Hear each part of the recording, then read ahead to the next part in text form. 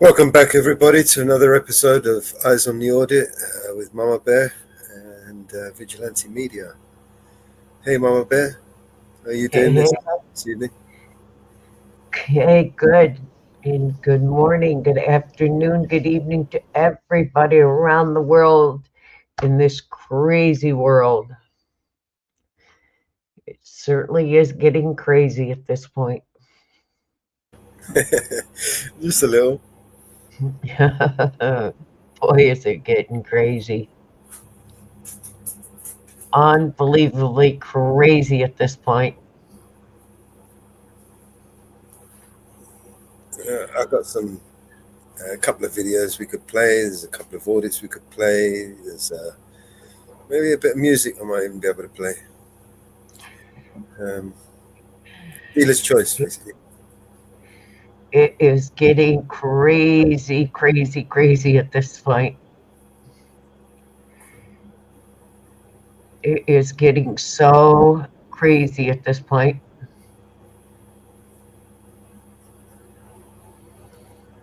I'll tell you right now, It's coming on here.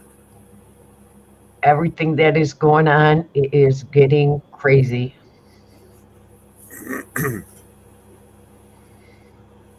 Unbelievably crazy. Okay. Do you want to see a Unbelievable. video? Shall I put up a video for us? Get us in the mood? Yeah, go ahead. With everything going on, Oh, nobody knows which way it's going to turn.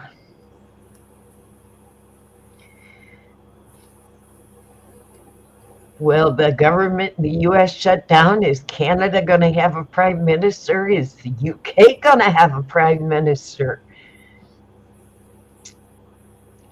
It is just on the loom all the way around. hey, Barbara. Welcome to the channel. Hey, Barbara, how are you?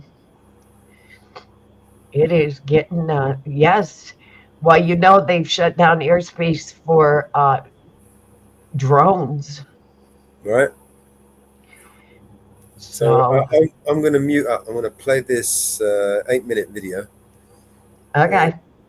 and then I'm going to talk about the drones.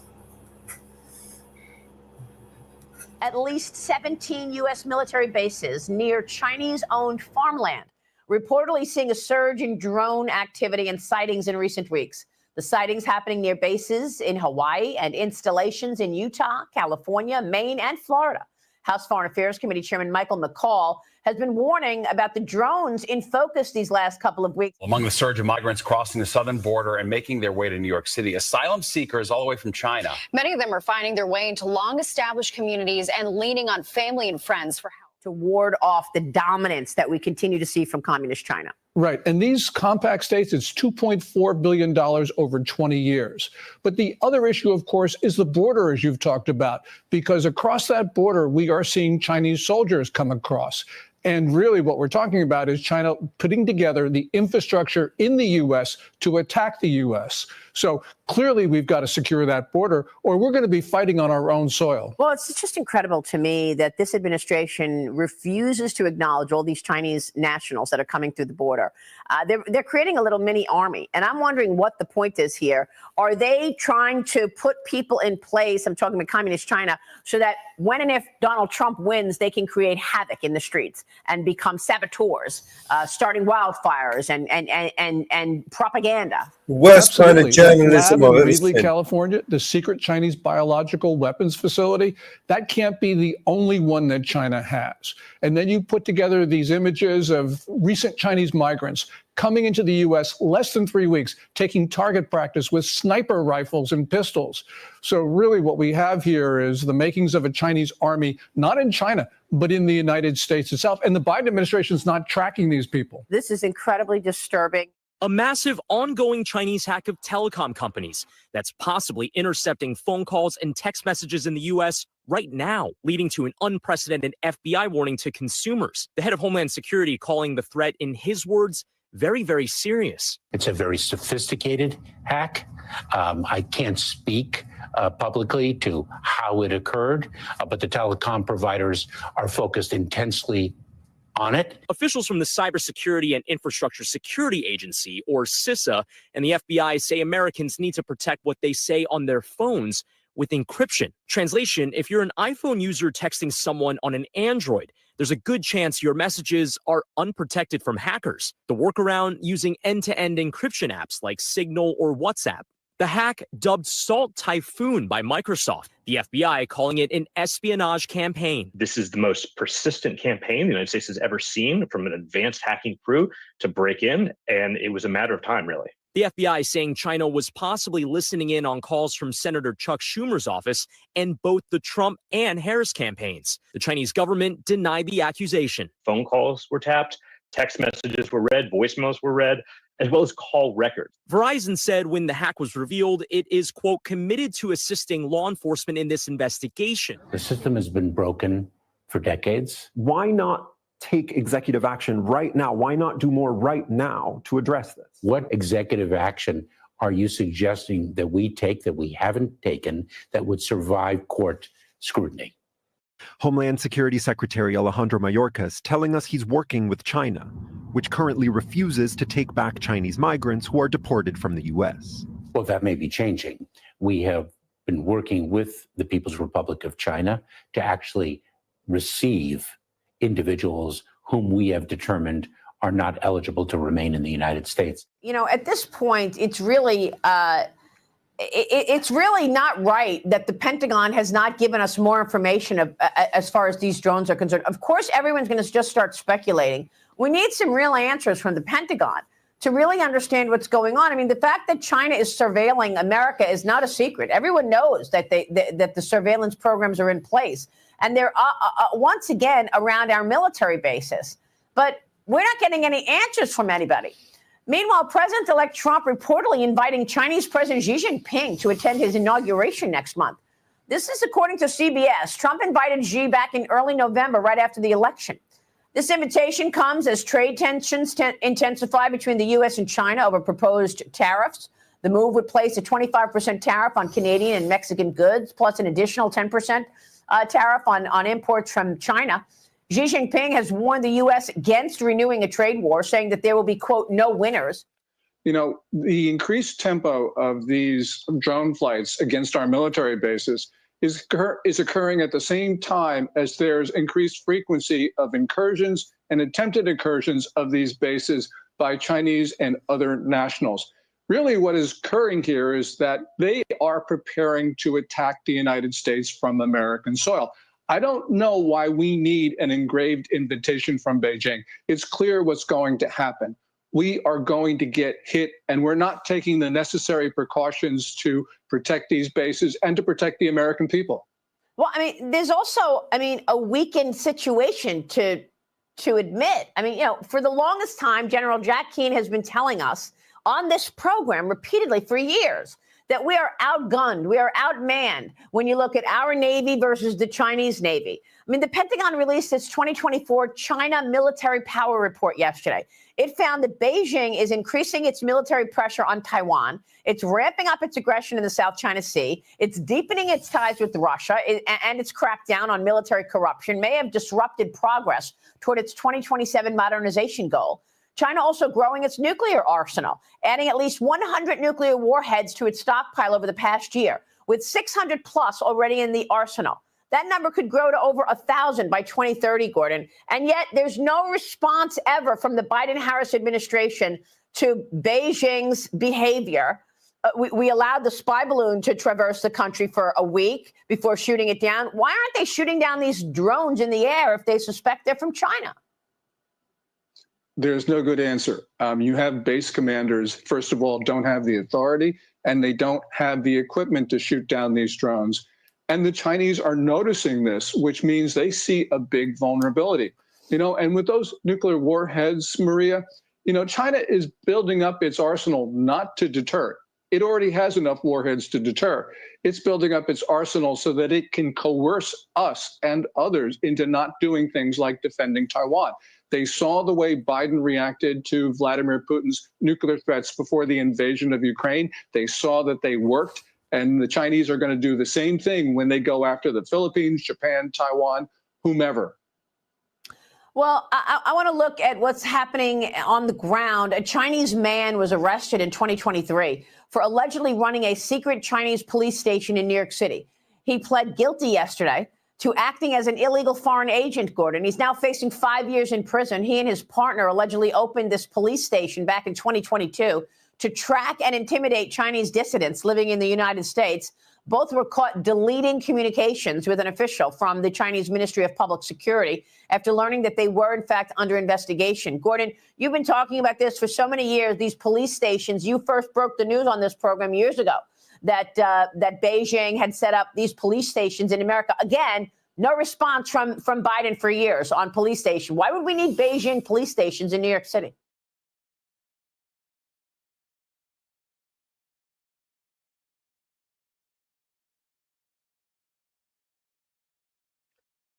I remember when they arrested them. So now they're Chinese drones, right? Hey, Barbara, Bear, Inferno, how you guys doing? Yeah, so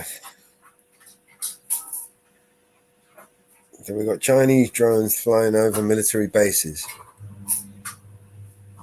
according to Fox.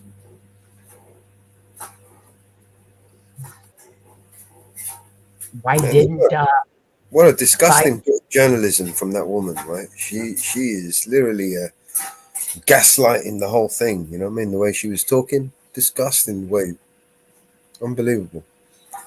Hey, money. Why didn't Biden give him a free pass too? He gave so many of them free passes. Give him a pardon. Huh? I pardon thee. I pardon you. I pardon him. I pardon everyone. I'm going to pardon the other. Tonight is for the pardons. Inferno, I pardon you. You are pardoned. Yep.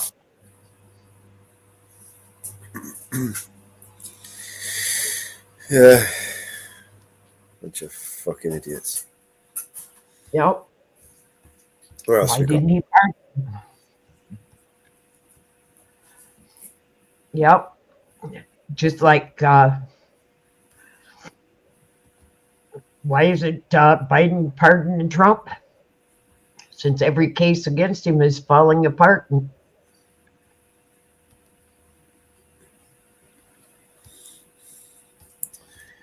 right, so I've got here the part 2 to NH Press.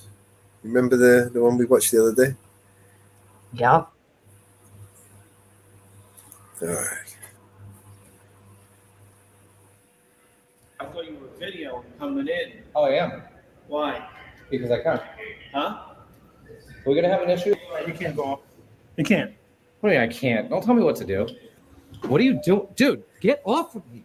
What the are you doing? I asked you if there was a restricted area and then you put your hands on me, you piece of shit. Are you the supervisor? Yes, sir. Can I talk to you somewhere else other than from where he is, please? So I need to go to number 3. Give me 1 second. I don't need 1 second. I don't have time for this. I need to go to number 3. I'm busy too. Dude, stay out there. Stay out there, dude. Stay out there. Stay out there. I'm talking to your supervisor. What's up? We got a live wire here. He's videoing everything. Sir, you were in my face. Oh, whatever. You don't want to know what's in your face, dude. You don't want to know what's in your face. I'd like to file a report for a simple assault or whatever the statute is, okay? You've been advised. You've been briefed. Just act accordingly, and this will go as smoothly as possible. You fell for it.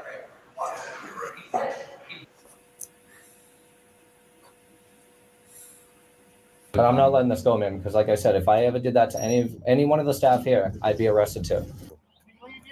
No, I got to grab your info. Yeah, I'll give it to you. I'm good. All right, I've got all his information. I'm going to go document the report. Before the doors open, I said you can't step off the elevator, so restrict the floor. You can't tell me where to go. Nobody has a right to put my hands on people, man. No, seriously. There's no but. I'll go over to the courthouse, give him my information, filing this complaint against the security officer, Sanchez, over at the City Hall Municipal Building here in Vineland, New Jersey. I'm calling to let you know that the 33-4C charge, no probable cause was found. The 33-4B charge.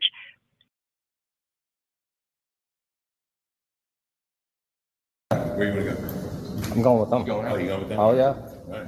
Yeah, they're doing their As long as you have investigation. that, the municipal. You don't need the physical report to make the complaint. Okay, You they'll, can make they'll a find complaint it. and then it'll be available later. And they'll find It's it. just, I have to type it, it has to be approved, and it has to just move through the channels of the department. I get that. That's fine. It'll- But I'm not letting this go, man, because like I said, if I ever did that to any one of the staff here, I'd be arrested too. And they would not hesitate on filing charges. So you're gonna gather his information? Yeah, I'm gonna find him right now. Yeah. Jimmy, where's Jimmy, which key? Right here. Where you gonna go? Yep. I am. I'm not bothering them. I'm not bothering them. Do you know where the court is? I don't. I can find it though. I'm gonna be documenting this whole situation at this point. No problem. They're going to walk out that office. No, it's security.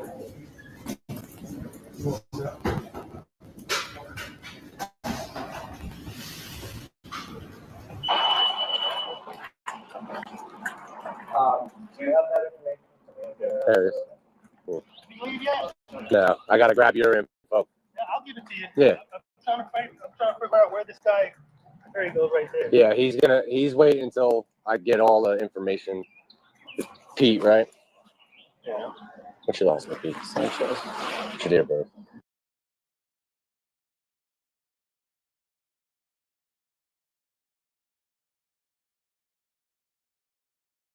So let me tell you what happened. So the guy comes in, he's recording. Right? That's how everyone. This guy's coming in recording, right? Just to get everybody ready. Right? So then there's a guy that has an appointment on the 6th floor. He's coming in. Can you just give it so I can get his side of the story? I can't make him go. I understand that. So he's coming in. To go upstairs. Right? So he's trying to get on the elevator to get it to go up. He can't work it. Right. So I said, where would you like to go, sir? He goes, I can go anywhere I want. Don't talk to me. I know what he's trying to do. Right. I'll walk away from him. So then this guy that has an appointment on 6th floor, he comes in and he goes beelines right into the elevator with him. So I'm trying to tell him to step off to get away from this guy. He finally realized that the guy's recording. So this guy steps off because the elevator's not moving. He steps off, and then that other guy, he steps back on, wanting to go upstairs. Well, he hit 6 so he can go upstairs. This guy gets in an elevator. That other guy steps out because he realized he was being recorded. Gotcha. So it's already activated to go You're going to up. the 6th floor. I can't, it's restricted floor. Right. 6 restricted. So I'm going up, he's agitating me, trying to get me to go. Before the doors open, I said, you can't step off the elevator, it's a restricted floor. You can't tell me where to go. Please don't get off the elevator. What is that a restricted access to what? What is that? I mean, is that restricting somewhere? Like, do you need a key card to go where? Is that like a restricted floor that I need to know about? What is that? Starts to get off the elevator. So I assisted him back onto the elevator. And I told him, you can't get off this floor. What are you doing? Dude, get off of me. What the are you doing? You're not allowed up here. Why is that? Oh, you assaulted me. You can't touch me. I said, I asked you to get off the elevator. Right. It's restricted floor. Am I not allowed to go up? No. Why? Why is that?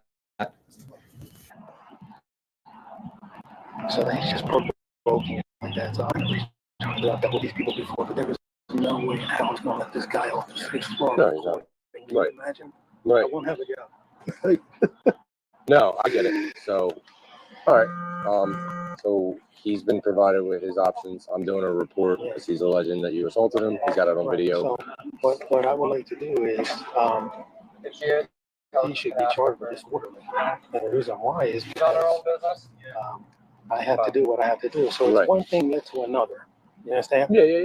My actions led to his actions, not taking the command, right? Not stepping off the floor. What is that restricted access to what?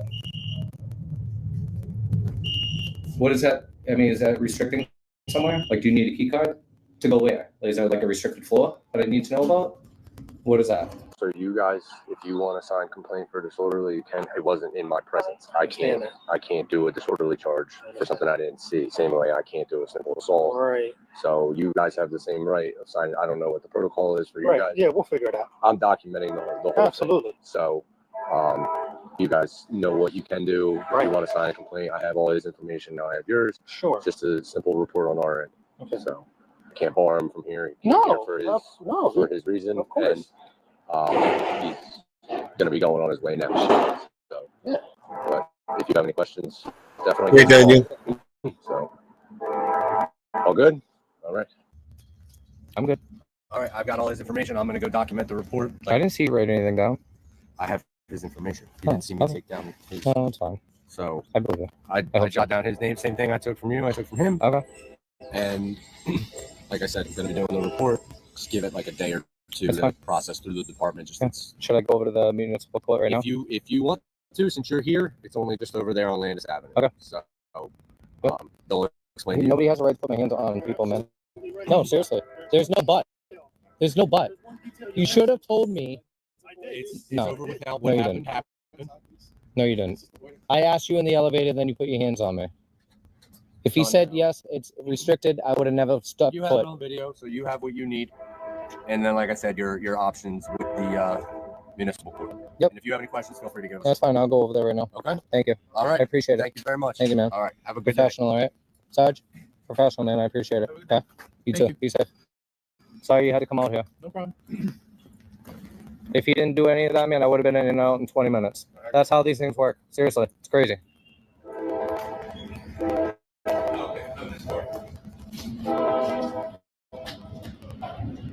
I want to file that report right now with the courthouse. Unfortunately, I had to identify myself because of the situation, but that's the only way to get this done.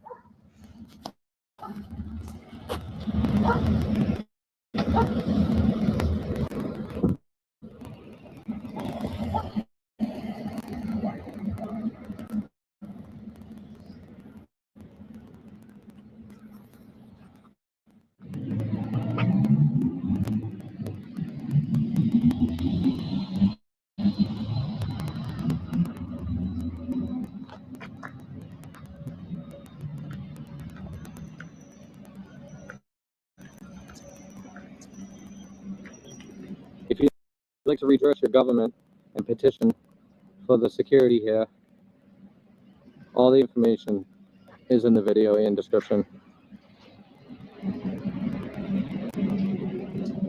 Right, everybody. So we're gonna go in here. Hopefully they don't give me too much trouble with the recording and documenting my time in filing this complaint against the security officer, Sanchez, over at the City Hall Municipal Building here in Vineland, New Jersey, for the assault and harassment that he did unwanted physical contact on myself. We are over here at the Honorable Frank J. Testa Municipal Justice Building to file a complaint. Let's do it.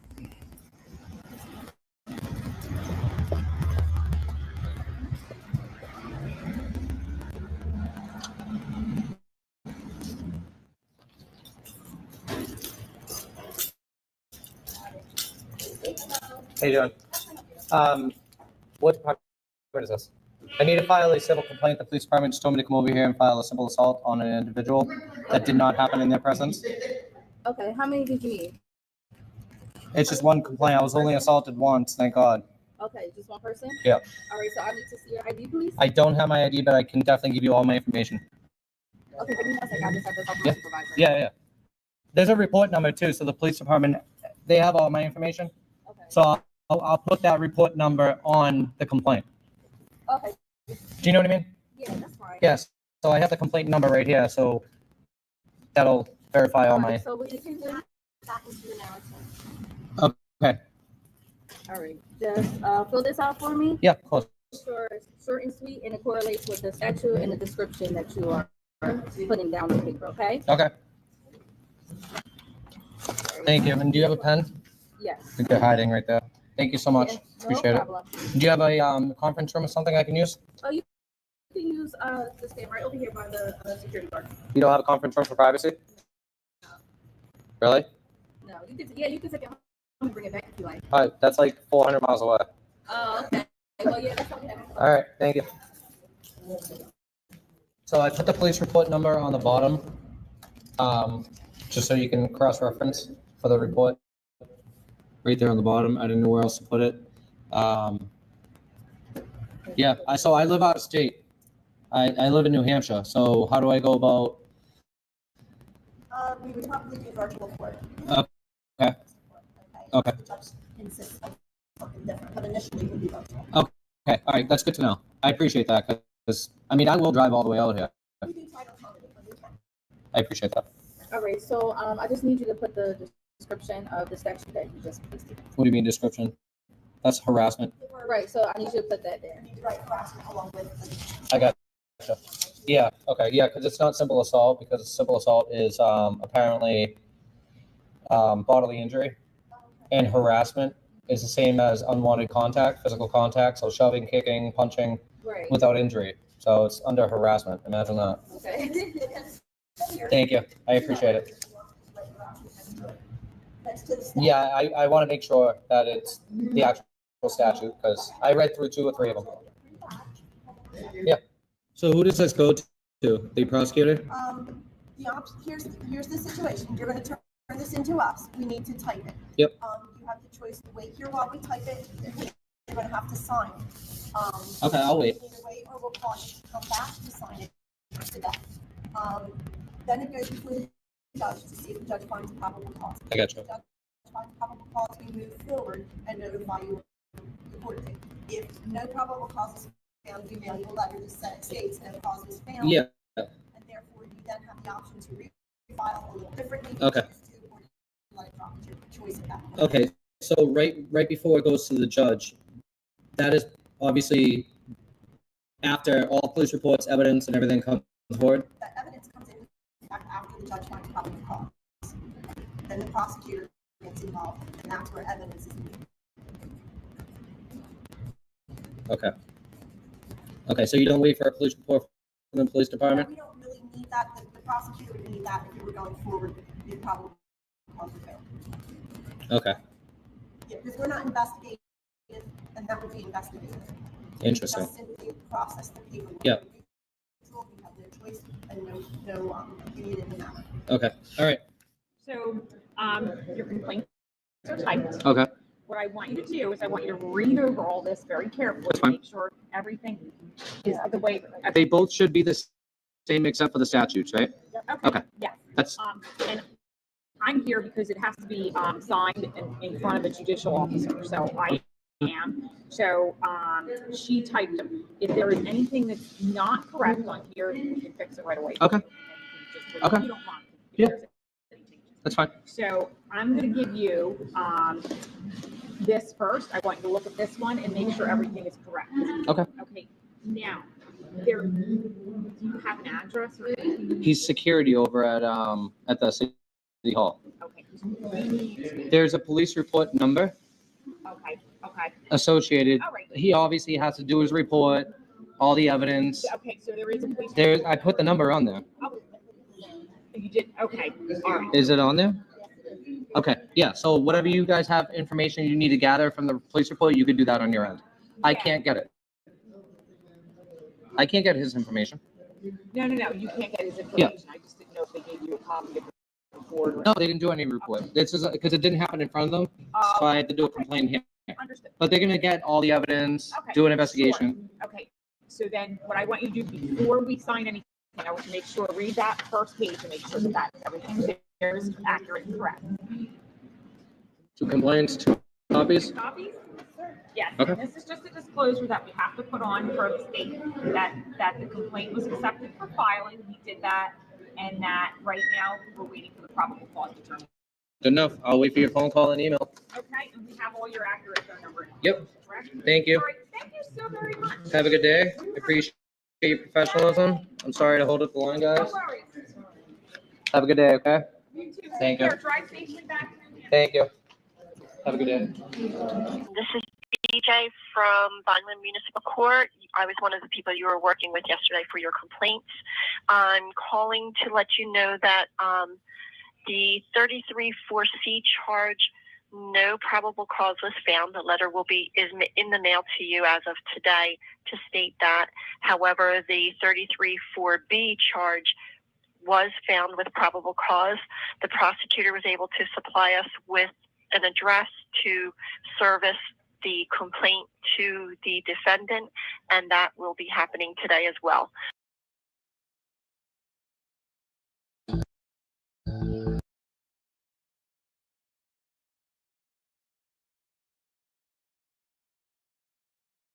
Wow. The charges filed. Let's see what happens, right? Yeah. And you have to do all of that yourself, right? Physically, you got to, go and make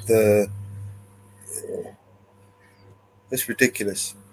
The hoops that you have to go to, right, to seek justice. Hey, Howie, how you doing, mate? Daniel, Inferno. Yeah. Guys, anyone want to talk? We've got an open panel. Let me just drop the link again. It's getting ridiculous. Cops don't do their job.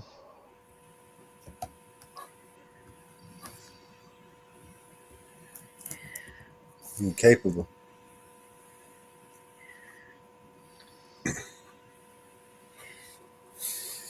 So, yeah. Where else we go? Let's see. They don't file anywhere. They file nothing anymore.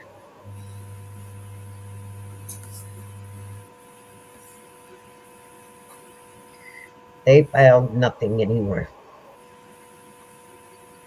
Nothing at all anymore. They do nothing anymore. Nothing at all anymore.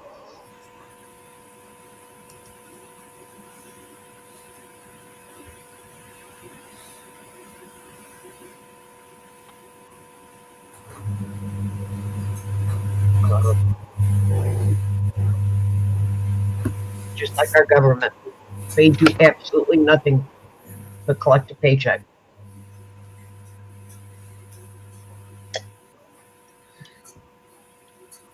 Collect a paycheck.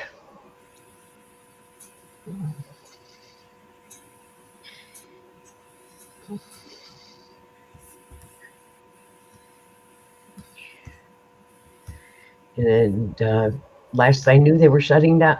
Looked like they were possibly shutting down.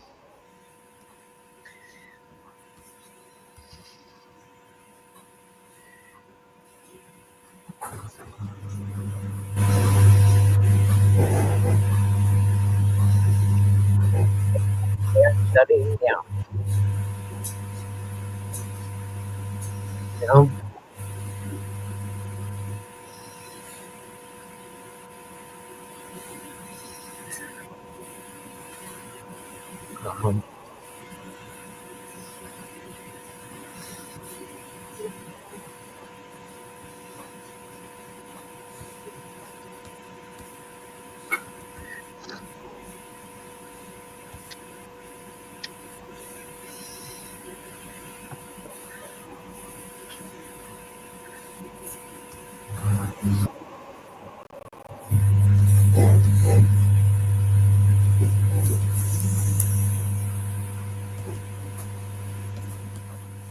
Let's see what else is happening. I'll play Here's the Deal one.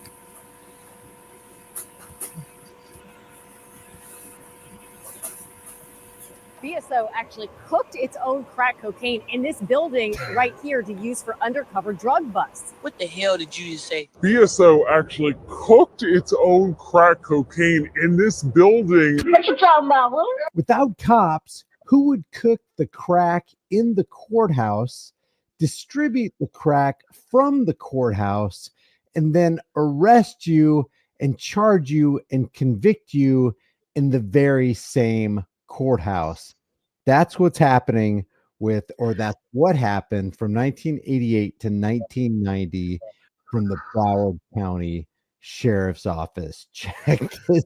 Now, drug arrests dating back decades in Broward County are finally being cleared. Those accused of buying crack made by law enforcement could soon have their records vacated. Local 10's Janine Stanwood is live to explain. Janine. Wait, crack made by law enforcement. Hey, what's the problem out on the street, boys?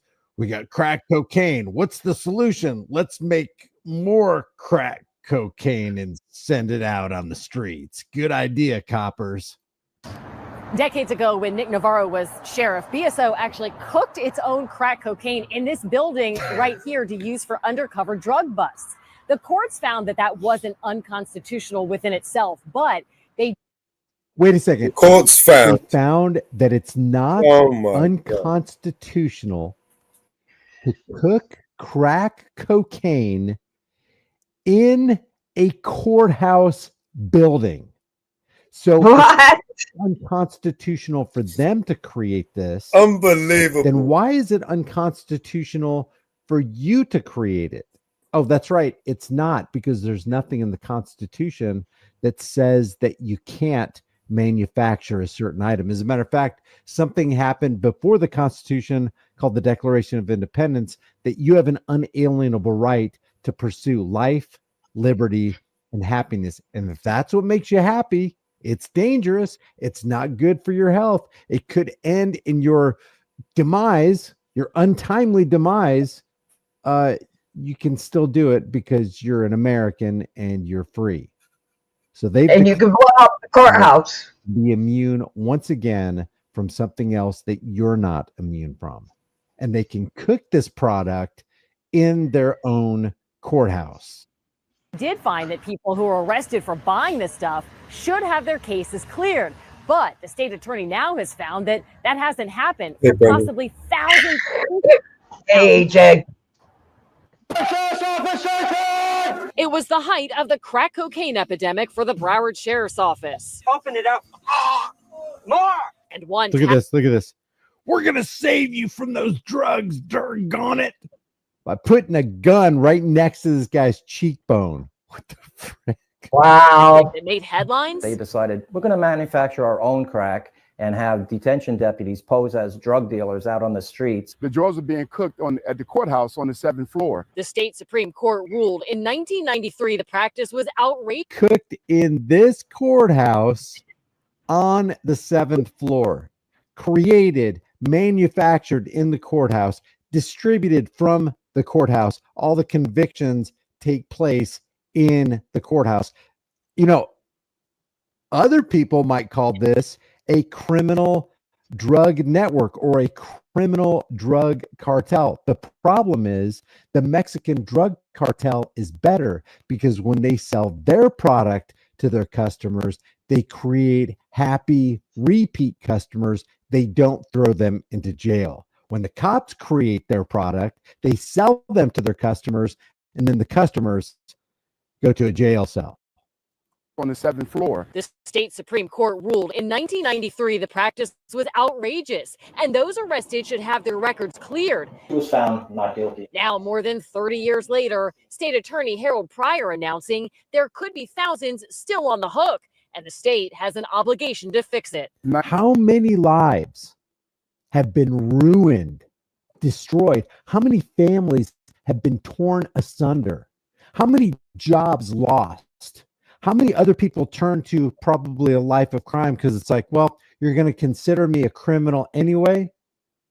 You know, how much criminal activity did this kind of drug making activity in this courthouse actually spark on the streets of Florida? You know, it appears to me that when cops get involved in this kind of thing, they exacerbate things. They make things worse. Criminal activity increases. It kind of reminds me of the prohibition back in the 1920s, from 1920 to 1933. Not only did cops and politicians make matters worse, instead of eradicating crime, They increased crime, gave rise to major criminal operations. Alcohol cartels began to form. Police officers were on the take because they became basically it was a protection racket for the cartels. So when the cops had their hands out, they were on the take. The cartels were paying them to, help traffic or just protect the operation or eliminate competition. 1989, 1990 is when I actually started going out, selling crack cocaine. What the hell is wrong with you people? Raymond Hicks says he was one of those detention deputies turned undercover dealers. Arrest him. He was one of the ringleaders. Arrest this guy. If you're going to arrest all these other people, and I'm not saying that doing this kind of activity warrants an arrest and throwing a guy into a cage as long as he's not harming anybody, threatening to harm anybody, or damaging people's property and not repaying it. But this guy is admitting that he was a drug manufacturer. He's admitting that he was a drug trafficker. He's admitting that he was involved in a drug cartel. It didn't sit right with me because, working in law enforcement, you're saying, how could a department manufacture their own drugs and give it to us to be sold in the street? Funny enough, it didn't put a dent in the crack problem. Attorney Ed Hogue represented men. Not only did it not put a dent in the crack problem, it exacerbated the crack problem because now you got more drugs out in the street. See, what they say their problem was in this right here, it says they didn't have enough confiscated drugs, so they began making their own. It says right here, a Florida prosecutor says he will seek to vacate as many as 2,600 convictions of people who bought crack cocaine manufactured by the Broward County Sheriff's Office for sting operations between 1988 and 1990. The Florida Supreme Court ruled in 1993 that people couldn't be charged in cases where the sheriff's office made the crack cocaine and undercover deputies sold it to buyers who arrested and charged. It's never too late to do the right thing. It's just one example of how crack cocaine epidemic in the 1980s and early 1990s led to harsh police practices and heavy criminal penalties. Some people may have been convicted for serious felonies because they bought drugs within 1,000 feet of a school. Conviction under that law required at the time that defendants be sentenced to at least 3 years in prison. Says they were arresting people not for selling, but for purchasing. This guy says they had detention deputies posing as dealers. They would sell it, and these poor people who were addicts were buying it. And the cops were selling it within 1,000 feet of schools, so the penalties would be greater. The cops knew the penalties were greater, and basically they became predators. These cops became predators of people he knew were addicts, so they would make sure they would sell it within this particular zone so they'd get heavier charges. The sheriff's office said at the time that it began making crack because it didn't have enough of the seized drug to use in its sting operations, and because it didn't have to later test the cocaine content of crack made by the sheriff's office chemists. So there wasn't enough crack cocaine on the street to the point where the cops are like, you know what? We got to get some crack cocaine out on the streets over here. So what would you feel? How would you feel if in your neighborhood there wasn't a drug problem and then the cops made a drug problem so that they could apprehend otherwise innocent people and make sure that the charges were as stiff as they could possibly be? That's criminal activity. Many of those arrested. For 30 years now, these people have been convicted felons. So anytime they go to apply for a job, anytime they try to vote, they can't vote. It's not clear how long it might take to clear arrest records, but current Sheriff Gregory Toney is on board, telling Local 10 in part, "I find the actions of my predecessor to be a miscarriage of justice. Law enforcement officials must never become so desperate in our pursuit to apprehend criminals that we compromise our own integrity." Wait a second. So if this sheriff is being honest, and if he really is sensitized toward justice, and he feels like the actions of his predecessors are a miscarriage of justice, in other words, they engaged in criminal activity, then is he going to seek out and find the people who committed the criminal activity within the Broward County Sheriff's Department and bring them to justice and throw them into cages because I don't hear him saying that. And when you hear cops talking like this, you know dang well that they have no intention of going after their own Thin Blue Line members. I think it's a great thing that he's doing. And I'm hoping and praying that it bring these people some closure. The state attorney's office says there could be as many as 2,600 cases that need to be cleared. We wanted to know, how does that process happen? We did ask for request an interview with the state attorney. We're told at this point, no, they are still working on the details, and it could be a very long process.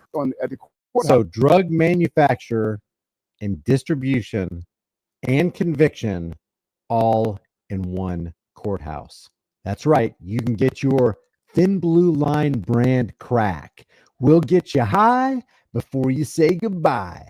Before you take a puff, you'll be in those metallic cuffs. You can find about this for the world and global thought police in the comment section below. If you haven't done so already, subscribe to the channel, hit the bell notification icon, give it a thumbs up, share it with everybody you know, become a channel member, subscribe to my email list or my website, highimpactflix.com, if you want to support the channel further.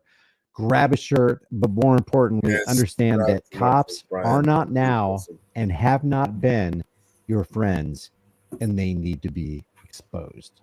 I will see. Definitely. That's hilarious. Thank you, friend. That is hilarious. Unbelievable, right? They manufacture the crack in the same house, in the same. Fucking hell, man. These people are unbelievable. Right? And this was like fucking 30 years ago, right? Yeah, 1990. How many 90. thousands of people's lives have got destroyed from it? You know? Yep.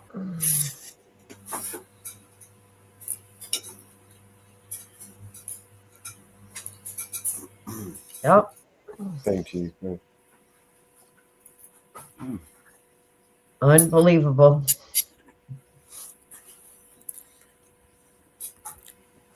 You know, and that's just one place, right, where they've done this sort of stuff. You know, you remember when they had that? They set up that prison, that little place where they could just unlawfully detain people and take them to this little and torture them there and then let them go. Do you remember that place? A few years ago.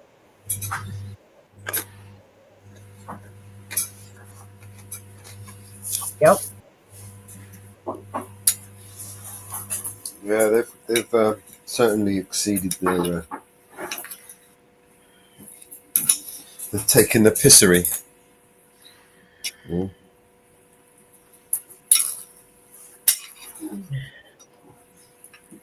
Yep, they certainly have.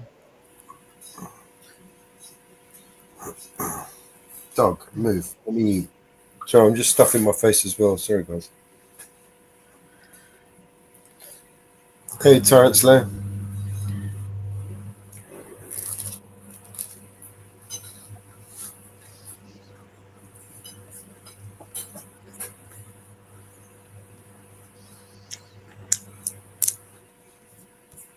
All right, so there's loads of new ones, but I don't want to play any of the new ones. Start playing some of the old stuff.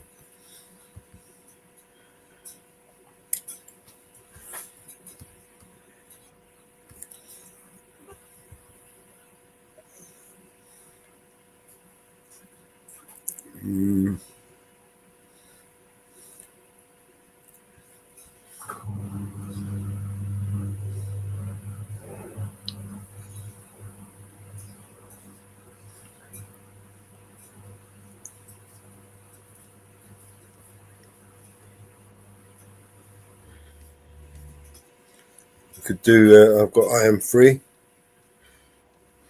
And do this one from 4 days ago. Yeah. Let's bring that one up.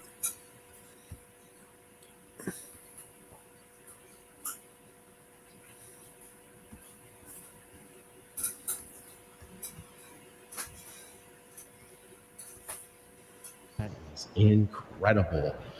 The state treasurer's office is out of compliance now. Holy moly. You're really informed, so I know you know that rulemaking is very time consuming. It is, yeah. Right? So as it stands right now, we're working on it. Somebody told you I might be coming in to inspect the index.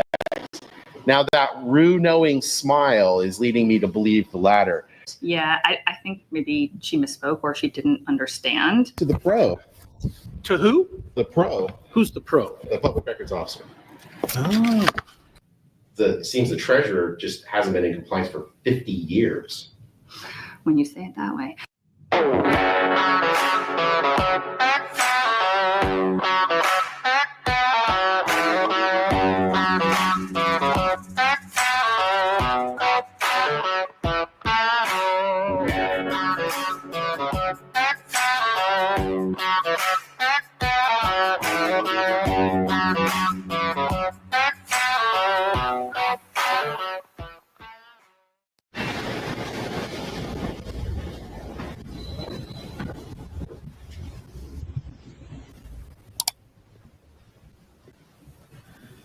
Welcome in. Hey, how you doing? Good. How are you? Not too shabby. I am here to inspect the public records index for the state treasurer. The Public Records Index? Correct. Will you hold on one moment? I'm not familiar with that term. Sure, you bet.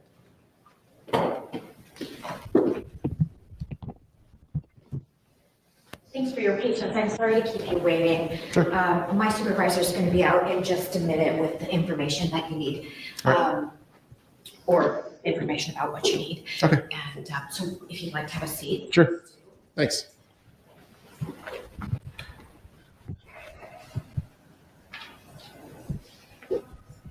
Hey, how's it going? Good. Danny Colo. Steve. Very nice to meet you. Likewise.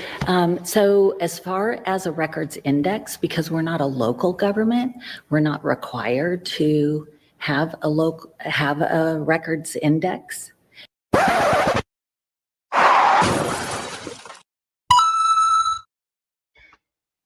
I want to explain how not only the Washington State Treasurer is out of compliance with the Washington State Public Records Act in a significant way, but how a significant cross-section of the Washington State Executive Branch is as well, going as high as the governor's office itself. That will be in another story released soon. Back in 1973, then Governor Evans signed into law the Public Records Act as found in RCW Title 42, Chapter 17. The Records Act back then had Section 260 as the Records Index section. However, all agencies were allowed to exempt themselves back then, to include state agencies. Importantly, this changed, as you can see, in the session laws of 1989. This change delineated between local and state agencies, providing a local agency the ability to exempt, but not a state agency. In 2005, the law was recodified from RCW 4217 to RCW 4256, but maintained the state agency requirement of creating and maintaining an index. As you look at the Washington Administrative Code for the Washington State Treasurer's Office here, they have not, by rule, established and implemented a system of indexing for the identification and location of the required records. That title is Title 470, Chapter 1, Section 80. But what does this all mean? Why is this rather boring sounding index so dang important, such that I've highlighted it almost exclusively on my channel and in stories over the last several months? The answer is, it's about transparency. I was able to go to the Washington State Healthcare Authority and retrieve the teleworking policy in about 10 minutes and did not have to submit a public records to do so. It was just simply available as required by statute. I'm here to inspect the public records index. Oh, okay. Perfect.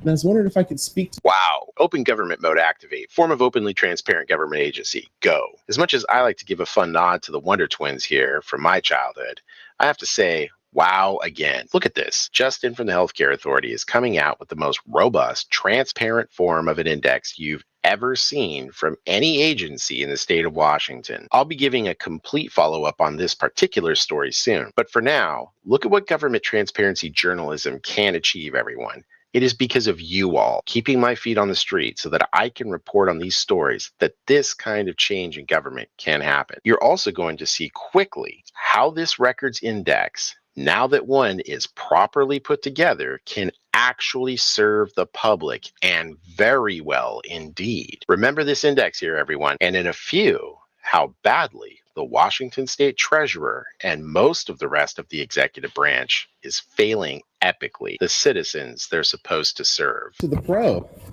To who? The pro. Who's the pro? The public records officer. Oh. Now that's what I'm talking about. Look at you guys. Yeah. Either you're one of the oracles at Delphi, and you're a very old person, having come from ancient Greek times and are a diviner. Okay. Or somebody told you, I might be coming in to inspect the index. Now that Rue knowing smile is leading me to believe the latter. Seriously, I don't want this to sound sarcastic because I know I've had some freedom disputes with you guys in the past, but I'm proud of you guys for getting this squared away. Seriously, this is what I expect from my public employees. This is fantastic. There it is. Oh, we found it. Is there any way, I don't know if they're allowing you guys to do this, but can I just get a copy machine copy of... Yeah, I think I can do that. I don't see there's a reason. That's it right there.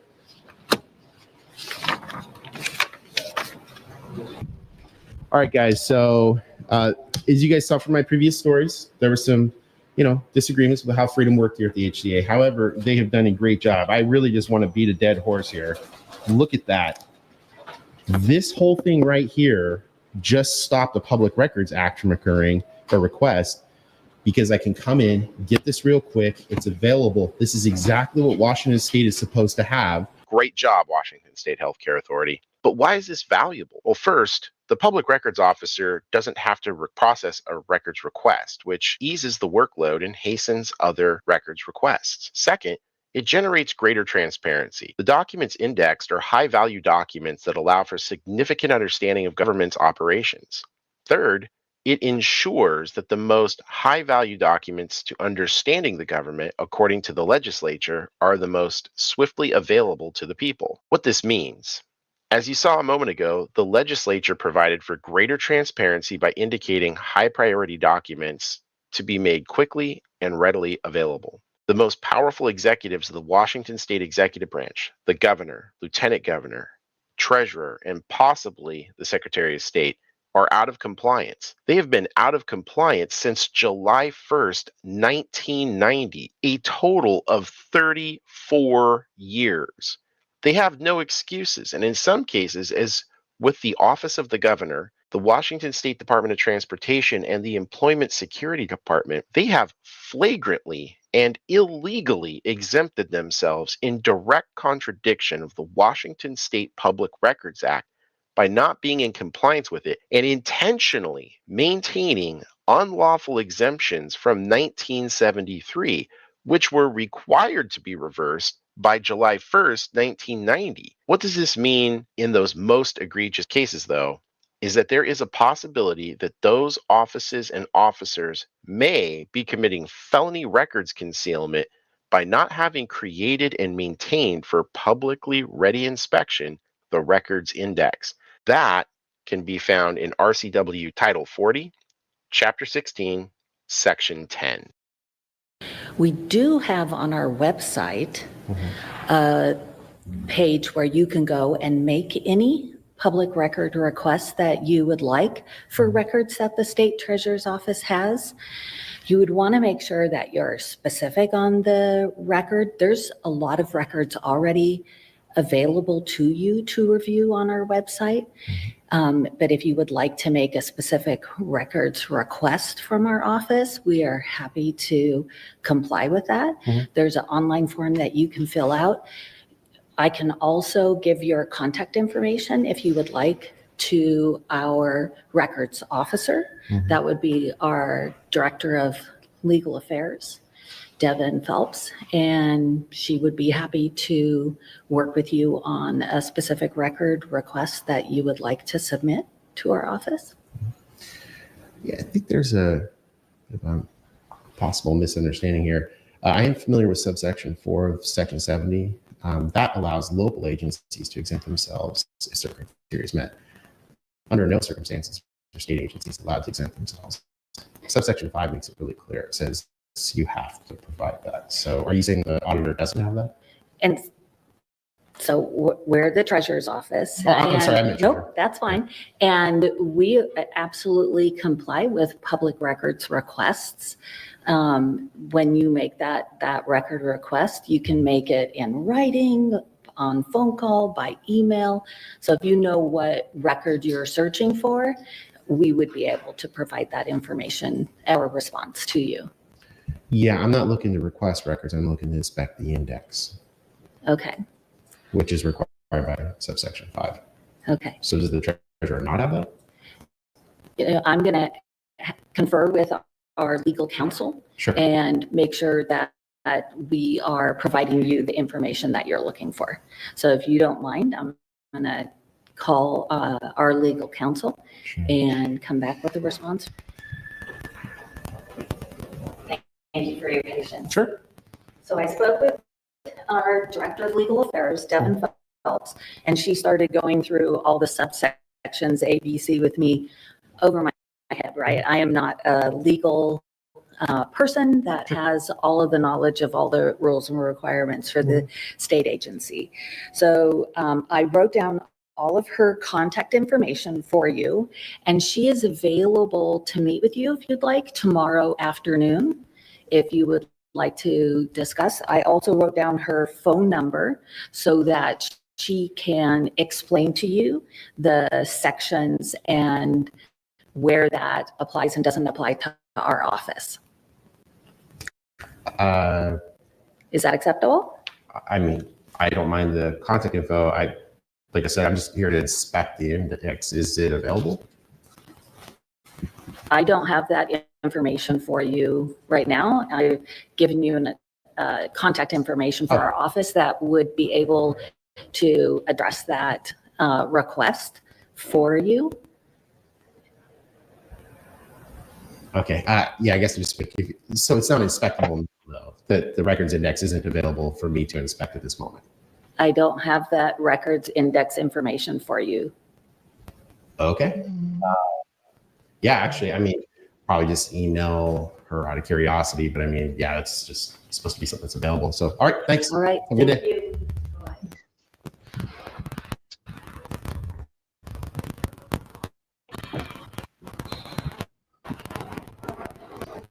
Wow, that is incredible.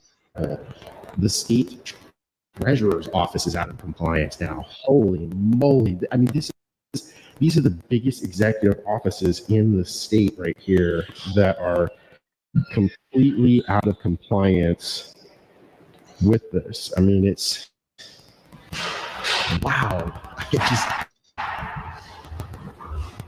It is really I corresponded with Devin Phelps, Director of Legal Affairs for the Washington State Treasurer, Mike Pelliciotti, subsequent to my visit to the Treasurer's office on November 20th, and scheduled an interview with her on December 4th, 2024, at the Treasurer's office. The following is that interview.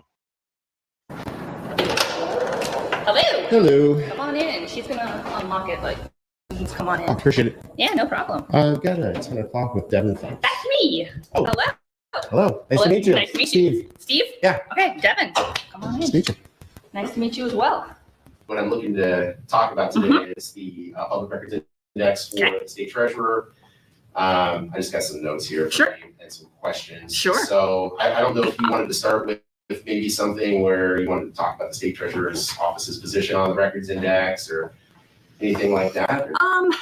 I mean, like, I don't think I necessarily have like a here's our position statement or anything. What I can say is we do have a records index. Oh, yeah. Yeah. Would you like me to show it to you? I Yeah, can, absolutely. Okay, cool. Yeah. I can pull it up. Here it is. So I'll show you where you can access it first, because this is the actual page. So when you go to our homepage, if you scroll to the bottom to get to public records, okay, and you click on public records, and then this is where, you know, you've probably seen this portal, everything. Yep.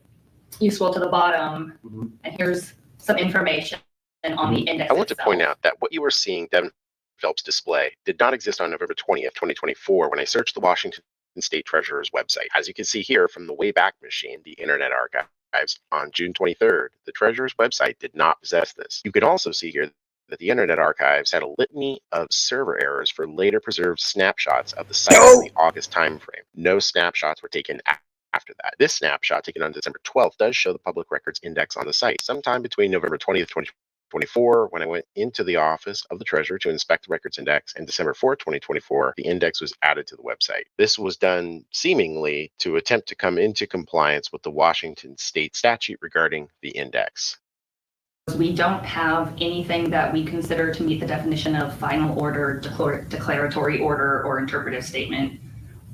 So we don't have any of those, but in terms of policy statements, for policy statements that meet the definition under the APA, the citation that's in the Public Records Act to go look at, we believe that we have the following policy statements, and anyone who would like to see them can do a public records request. Where would I find a teleworking policy for the Treasurer here? So we do not think that the teleworking policy that we have meets the definition of policy statement, and so it's not included specifically in this list. Yeah. Oh, okay. And in light of Title 34 for the APA, Administrative Procedures Act, why is it that the Treasurer believes, needs to be you, I'm assuming, that the teleworking policy doesn't fall within the policy statement? Sure. Let me open up the definitions that we look at. I am going to go to public records first, and then I'll get the link because I think I should actually have the APA up. Let's go to the definitions section. And here is the definition of policy statement. Written description of the current approach of an agency entitled a policy statement by the agency head or its designee to implementation of a statute or other provision of law, of a court decision, or of an agency order, including where appropriate, the agency's current practice, procedure, or method of action based upon that approach. So we're currently seeking guidance from our legal staff, so the Attorney General's office, but who's your assigned attorney general? So he's new. His name is no. His name is Mark Rachel. Yes. So he's new. So we are currently, having conversations with him and seeking legal guidance. And depending on what we hear from him, we may, end up updating our index if that's what he thinks is legally required. But as it stands right now, yeah, we have other, what I would say would be, informal type policies like the teleworking Chime in the policy. comments below, everyone. What do you think about Devin's analysis there? Here's my thoughts on it. As defined in the Administrative Procedures Act, a policy statement is a written description of the current approach of an agency entitled a policy statement by the agency head or its designee to implementation of a statute or other provision of law, of a court decision, or of an agency order, including where appropriate the agency's current practice, procedure. The governor ordered on March 3rd, 2014 and June 3rd, 2016, two executive orders, 14-02 and 16-07, respectively, regarding teleworking. It gave the state agencies the ability to implement teleworking, but left the implementation of that largely up to the agencies. How is it that when the governor issues such a set of orders and an agency, the Washington State Treasurer's Office, responds by drafting policy on how it will implement that order, that isn't a policy statement? The easy answer is that's because it is a policy statement. We know this because when it is written in the definition of policy statement that the current approach of an agency is regarding the implementation of an agency order, i.e. the governor's executive order, it is crystal clear. This hybrid work policy is a policy statement. From my experience thus far with the Washington State government, the teleworking policies are in fact very guarded from being seen by the public, as indicated by my now months-old refusal of a response from the Washington State Department of Transportation for their teleworking policy. How would such a significant policy that instructs a significant amount of the employees to work from home be informal, especially when the treasurer's response was in relation to two of the governor's executive orders? records. That just doesn't seem informal at all to me. Comment below your thoughts. That we currently don't think fits this description. Okay.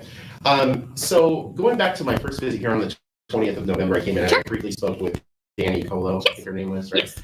So when I met with her, she had stated to me, and I can play the video if you want, but Yeah. like I was, So as far as a records index, because we're not a local government, we're not required to have a records index. I think the paraphrase will probably work. I thought so Essentially, too. she had said that because the state treasurer's office is not a local agency, that the treasurer can exempt itself. Now, what's confusing to me is I'm now seeing all this information, but when I came in to inspect the public records index, effectively the implication was there is no index because we've exempted ourselves. Yeah, I think maybe she misspoke or she didn't understand. Okay. So I think she was probably referring to the Public Records Act, like I think it's subsection 4. I can pull it up just so you can be sure. 4A is the one. 4A talks about local agencies, Yeah. and I think maybe she was thinking about that as opposed to subsection 5. And I will say that because this public records index, because our website is a work in progress, I'm not entirely sure if she was up to date on where we were with the process because it was not published at that time. We were working on it. Yes, correct. Yeah. We were working on it, but it wasn't up yet. So what I'm looking to see here is when I came in, it wasn't available. So is it fair to say that between the 20th and today is when you guys have put together this? No, we published it. We Gotcha. published it. Yeah. So correct. out of curiosity then, I've got some questions. Sure, I can do my best to answer them. You bet.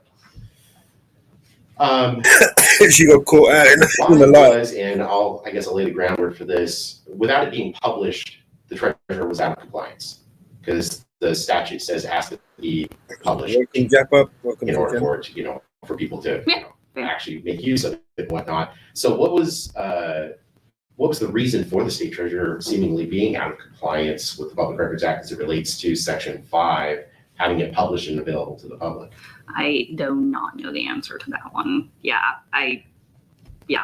Sorry. It's fair to say though that is it your agreement with that the treasurer's office was out of compliance? No. It wasn't. So where would a member of the public have been able to find that at the time, like prior to the 20th? Right. Find an actual index, like a specific. I don't think they would have been able. So a good question here for everyone watching is, how could the treasurer have been in compliance and yet not have a published index? Comment below your thoughts. So is it the treasurer's perspective then that he was in compliance by not having it published and available to the public? I mean, I can't go into legal advice that we've received because then it breaks attorney-client privilege.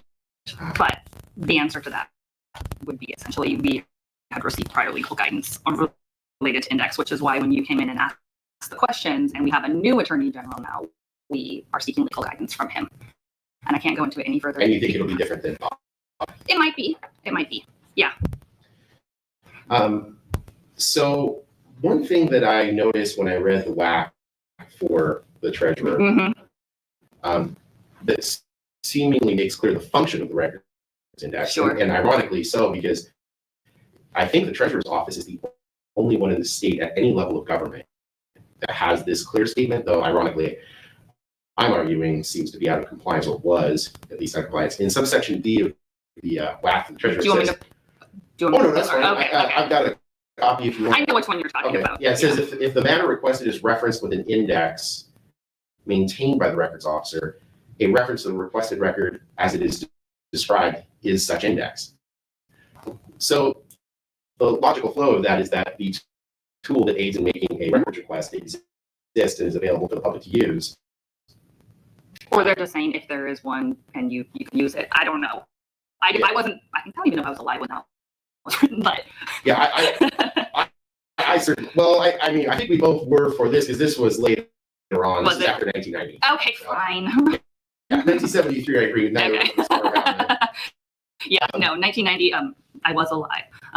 But I don't know what their intent was when they wrote it. I don't know if their intent was like, we have one or if we're going to have one. I'm not sure. If they did have one back then, I'm not aware of it now, or if they did intend to do it, or I just, yeah. I'm curious about this, and again, I appreciate your time. When I looked at the WAC for the treasurer in section 80 of the WAC, it states that in accordance with the laws of 1973, agencies prevent unreasonable invasions of privacy, protect public records from damage to the organization, and prevent excessive interference with essential functions of the agency. It goes on to say a request shall be made in writing to get a public record. Sure. And then it goes on indeed to cite what I just if the matter is requested. So the idea is that when you look at the session laws from 1990, it says, give me a moment here. It says by July 1st, 1990, each state agency shall, by rule, establish and implement a system of indexing for the identification and location of the following records. So if they're going to meet any of those 5 subsections we talked about, right? Like declaratory orders. Yeah. Right. In this case, it's talking about the availability because obviously it's shall establish and implement a system of indexing for the identification and location. And obviously the context of the Public Records Act is that the public can gain access to records. So in that vein, why is the Washington State Treasurer gone to the extent of being the only executive to make clear that an index is not a record to be requested, but rather a tool available to aid in making a records request, yet has not produced the records index at least of the 20th of November? I love your question, but I can't answer it because I don't know what the intent was when they wrote the rule, right? And nobody who works here currently was there then as well. So I don't know what their intent was when they wrote the rule. I can guess that, like, I know Treasurer Pelliciotti is like really into transparency, which is why he has the transparency portal, which is why when you came in and asked the question, it made us think, okay, maybe we should reevaluate and get legal guidance on what is required and see what we can do to make it easier for people to access the information. If I'm going to guess, which I shouldn't do, but I'm going to do it anyway. Sure. If I would guess that previous employees here thought that our office maybe didn't have any of those 5 subsections of records. That would be my guess. I don't know if that's true or not. Again, like I said, I was not here, haven't been here that long, so I'm not entirely sure what, I can't read people's minds from prior history, but I would assume that was probably what was going through their minds. Okay. So in that vein, my next question is, the state treasurer seemingly has taken no steps to update the request for public records section of the WAC since July 30th, 1974, and I'll give you a copy of the WAC. So even if there's a misunderstanding or disagreement as to compliance, transparency, and publishing of the records index, how come the state treasurer's office never made an update or even acknowledged the change in the session laws from 1989 to update formally in 1990, July 1st, to comply with the law? Because at this point, basically, it seems the treasurer just hasn't been in compliance for 50 years. When you say it that way.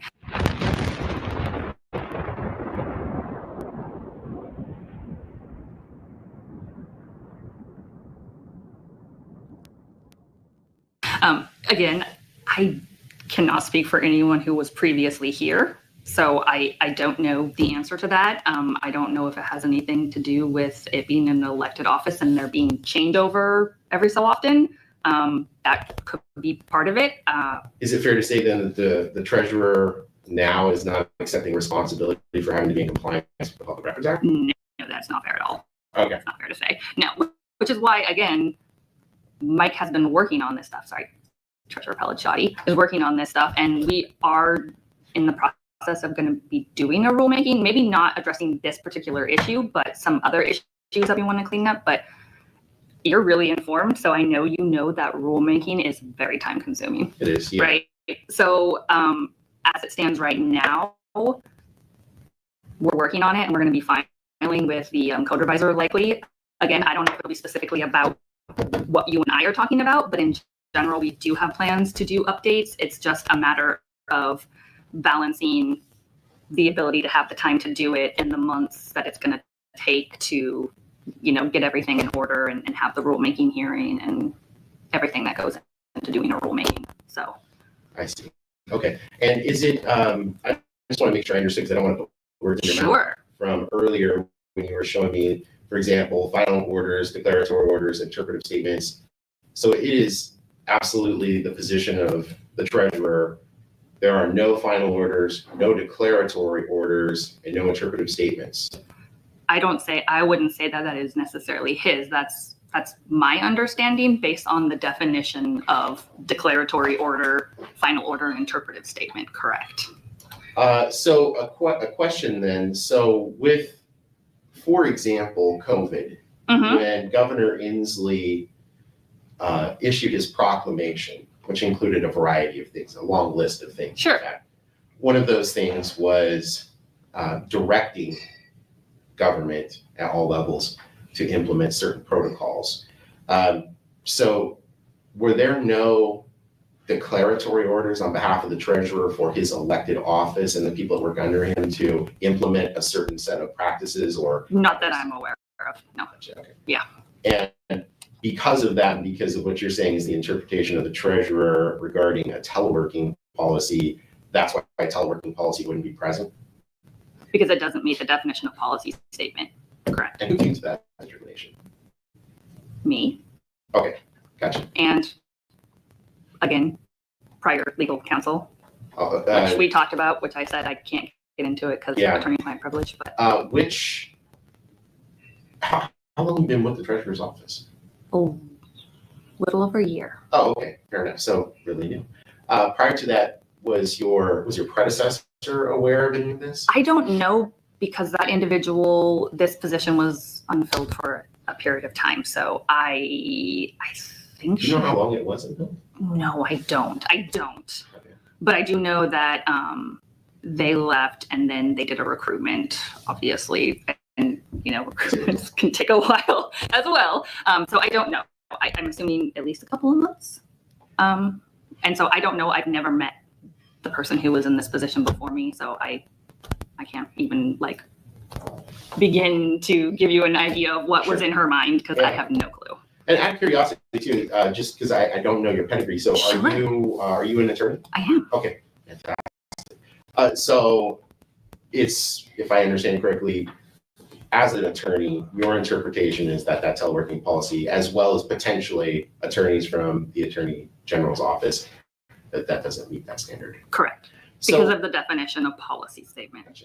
Is there a time I might be able to get a statement from the treasurer as to some of these questions regarding why it's seemingly been out of compliance for 50 years? Because like I said, it didn't have it available. Sure. And obviously this is a tool, I think specifically based on the language of the treasurer in subsection D, that it is a tool meant to pre-exist the request so that the efficacy of the request I hear what you're saying. whole. Let me grab the I think The treasurer? No, well, he's not here. I was gonna say, I wish, right? No. Let me grab the is Aaron's card in that little box? Could you grab me Aaron's card, please? Well, I think that answers all my questions for today. I really appreciate your time. Is there anything else you wanted to tell the public? Oh no. I wanted to say thank you for being willing to come back and have a conversation with me, because I do think that we're obviously all not perfect. And if we can get better at our jobs and get better at doing what we're doing to make it easier for people to get what they want, to be more transparent, all of that, I'm all for it. I know Mike as well. And it would be, it's always helpful to hear from people, because sometimes when you're in this job and you're just so focused on your duties, you don't think about it from a different perspective. And so it's nice to hear from people who have a different perspective, like, hey, here's what would be helpful to see. All right. Have a lovely day. Thanks. You too. Take care now. Thank you.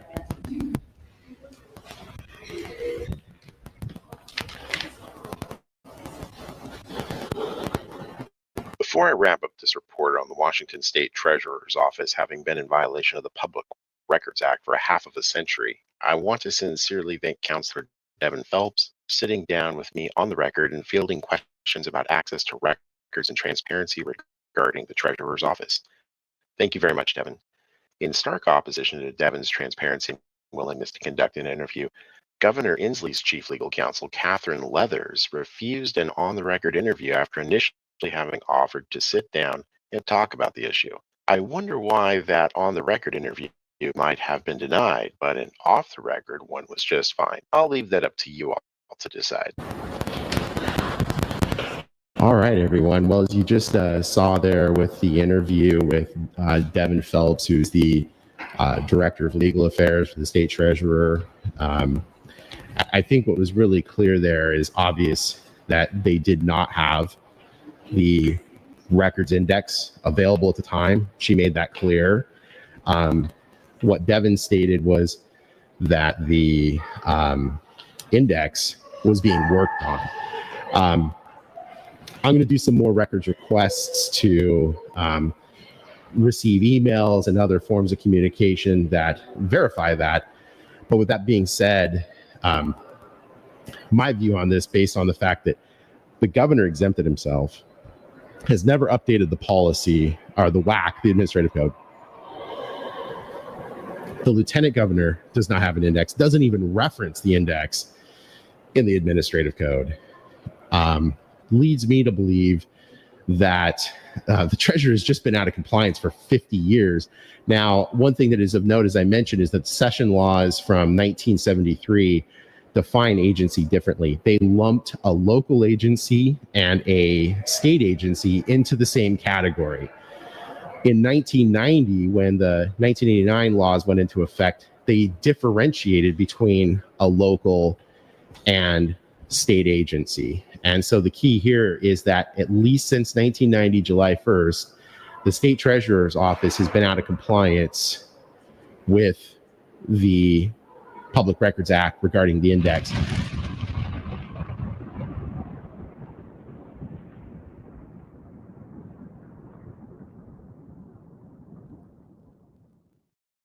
And the thing here is, I've had many of you asking, what's the whole point of the index? It is just what an index does. It lays out taxonomically what documents, which are required by the legislature to have available in an index, so you can quickly reference it and request those. It hastens the process by which you get your records.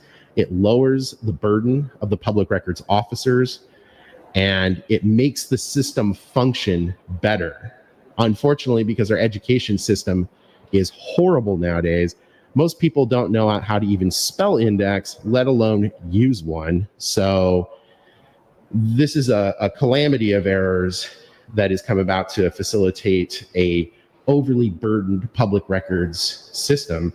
And that's where we're at now. But I am definitely exposing that the Washington state government is just horrifically out of compliance.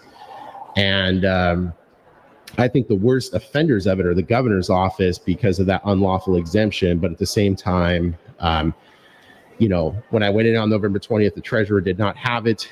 The lieutenant governor does not have it, at least as of the 20th when I was in, as well as the governor, the Employment Security Department, the Washington State Department of Transportation, the Office of Women's and Minorities Business Enterprises, and more. So that's it here for the treasurer's office for today.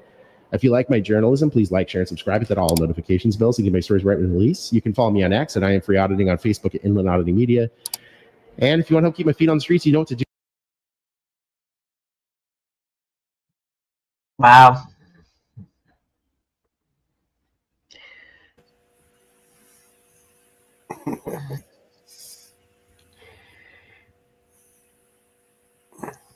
Since the pandemic, there is so many governments that are corrupt, and it's coming out. Pandemic gave them an excuse, the ability to lock people out of government buildings and give them, you send them to the internet, and go and deal with the brick wall, Yep. Call this number that whatever answers, and when you do, you speak to a machine, and then go online and go round and round in circles looking for something that isn't even there. Yep. And we're within 11 hours of the government shutting down. Yeah, they're shutting down. I can't agree. Yeah, we're 11 hours, less that than poor- 11 hours of a possible partial government shutdown. All that money, right, that they've just they're not going to be able to spend. You know, they want they want billions of dollars. Like a fraction of that money is actually, you know, going to be useful, and then the rest of it is just all just ego stroking. You know, greed, pure greed, useless, pathetic, like projects that'll never, you know, they're just useless projects that'll never take off. You know,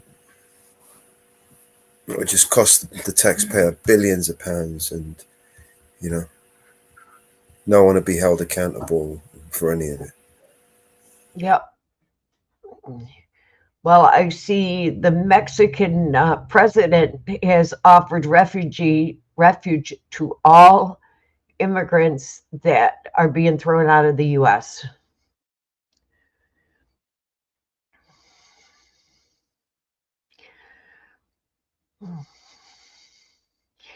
She has said that she will accept all.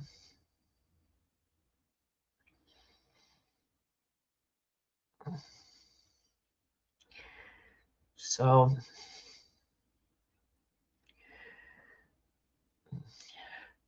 I also see that the individual that supposedly shot the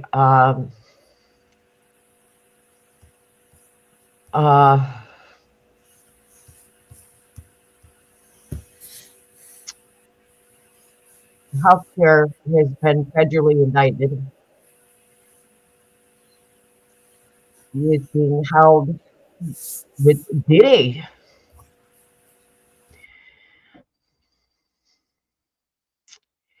He has been federally indicted. Yeah, there's more charges or something. Yeah. He is being federally indicted now. Could you remember that video we watched the other day about the Erie County one where they got the SWAT involved and they dragged those people out of their innocent family out of their home? It had nothing to do with what was going on. They didn't even fight. Do you remember that? I hope they sue the shit out of him. Yeah. Well, this is the council meeting, so this should be interesting. Hey, Nurse D, how are you? Hey, Nurse D, welcome. Yes, it is snowing. Yes, it is snowing.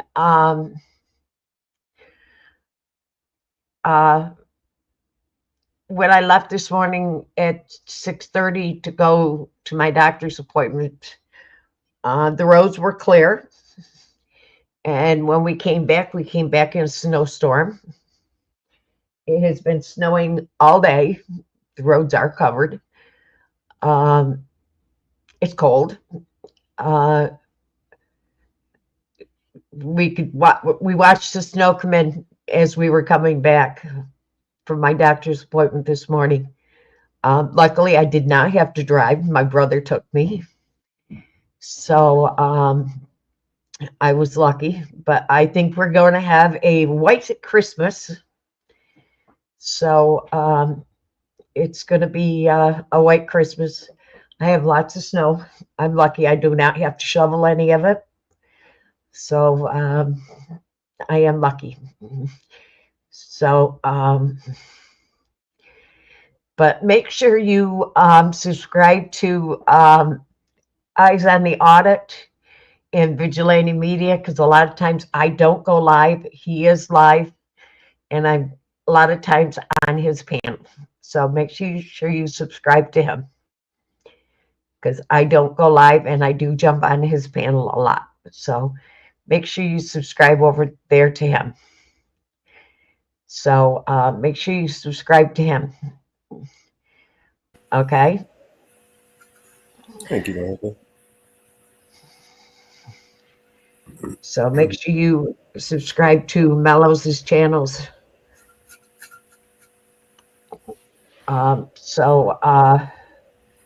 Subscribe and over to Eyes on the Audit and to Mellows. Okay.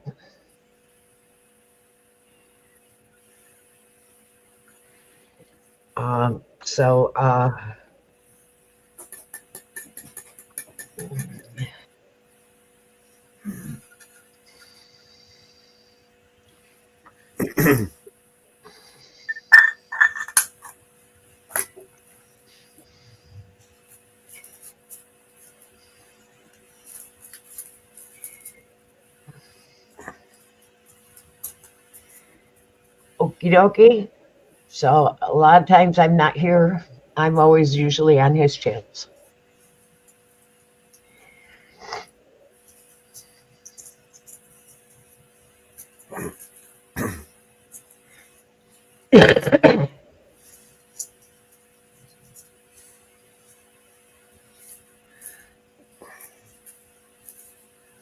So let's let this video. Let's see what they said.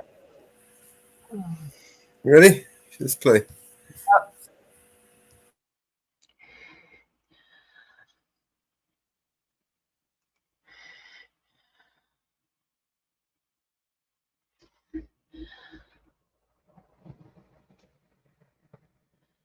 To swat an innocent family, they won't even speak forward. The neighbors won't speak forward because they're afraid of retaliation from you guys.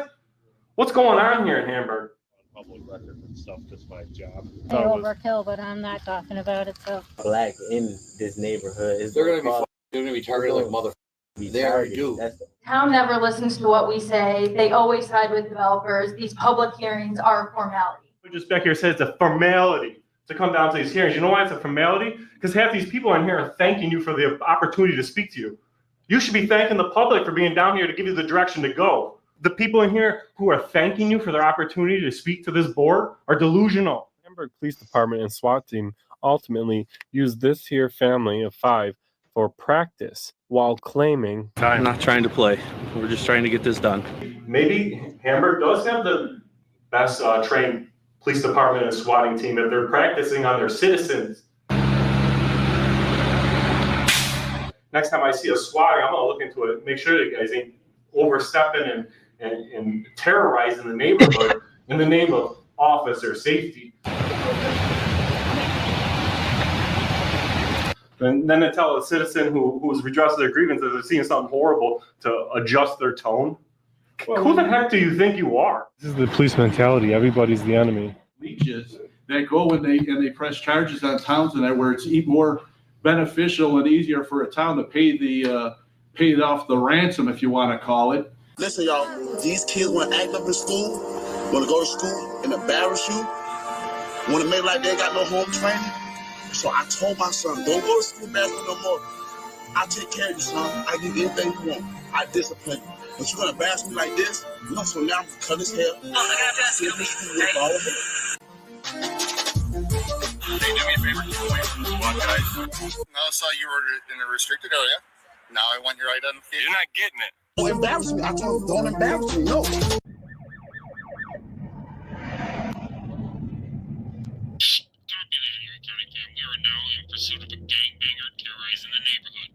Previously on Auditing Erie County, I covered a swatting done by the Hamburg Police Department where they got a call of a gentleman who alleged to have threatened somebody with a gun. After they cleared that whole apartment, then they went ahead an hour later and pulled in a Bearcat and swatted an innocent family for straight up practice.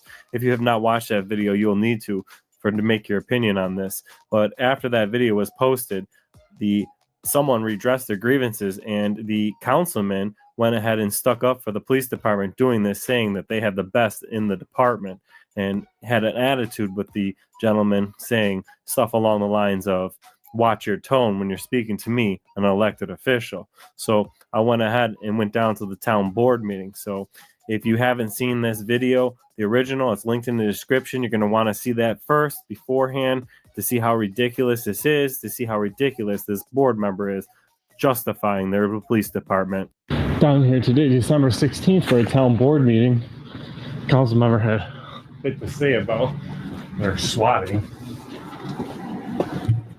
Of course, fam, we do strive on transparency here. So before we do get into the meeting, let me go ahead and show you the email chain that this council member, Dan Kozub, received and replied to get us to this town board meeting. This is a example of somebody redressing their grievances, their government, which is a constitutionally protected activity.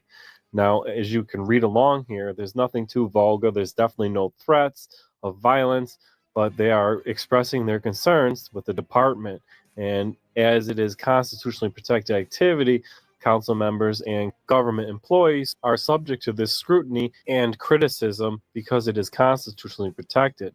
Councilman Daniel Kozub went ahead and replied, telling this gentleman to watch his tone. And you can see in his arrogance in his email that this guy is pretty arrogant and full of himself as a public official. And I'm going to personally address him and ask him who the hell he thinks he is on that note. Now, this Erie County family member goes ahead and responds to Dan, telling him exactly what he was talking about and gave him a link to the video. Now, at this point, you would have to assume that the councilman, having access to this video that he's getting ranted about, would have watched the video.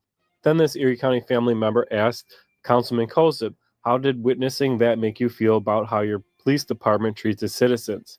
Do you believe the correct use of force was implemented? Do you believe the necessary resources were utilized? Do you believe your town allocated unnecessary funding to this overzealous department, in turn robbing your citizens financially and morally with these unnecessary displays of power? Now, I remind you, Daniel Kozub had that video at his fingertips and all those questions. And his reply is, Hamburg has one of the best trained and educated police departments in the country. I understand that some people try to go around and get officers to do something improper. Now, let's be honest, all I simply did is stood back and filmed these police officers and SWAT team pulling a innocent family out of a house. It's not hard to catch them doing something improper. As a matter of fact, they blatantly have no problem doing stuff like this on camera, fam. Dan Kozub goes on to say, I also know that these leeches make money off these towns where it's cheaper to pay them off, these leeches, than to go to court and fight them. These leeches make money off these videos on YouTube by selling advertisements. So Councilman Kozub, who swore an oath to the United States Constitution, freedom of the press, feels that people who expose their corruption or their misconduct are now leeches because they can make money off exposing their corruption. Let that sink in. Now, I'm not entirely sure, but it would also seem like Councilman Kozub seems to think that if a police officer or government official violates somebody's inalienable rights that they all swore an oath to protect, and your only recourse for justice or accountability is to file a lawsuit, Councilman Kozub thinks you are a leech. Councilman Kozub is a jerk off. He backs his police department doing this to his own citizens, innocent citizens. Let's go ahead, fam, and together, let's go address jerk off Councilman Kozub. And don't worry, fam, our family member did go ahead and advise him not to get so emotional and to really watch the video and quit being such a thin-skinned councilman. Hey, how are you? My fellow coaches. How's it going?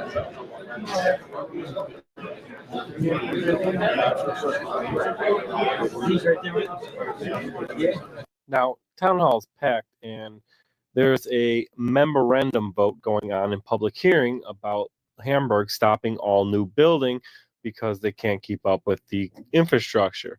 Well, as you can see, all these people here pissed one way or the other. This town board has already failed their citizens, not only in the fact that their police department and SWAT team run rampant, they failed their constituents in being in this mess in the first place. So we already know this town board is a mess, fam.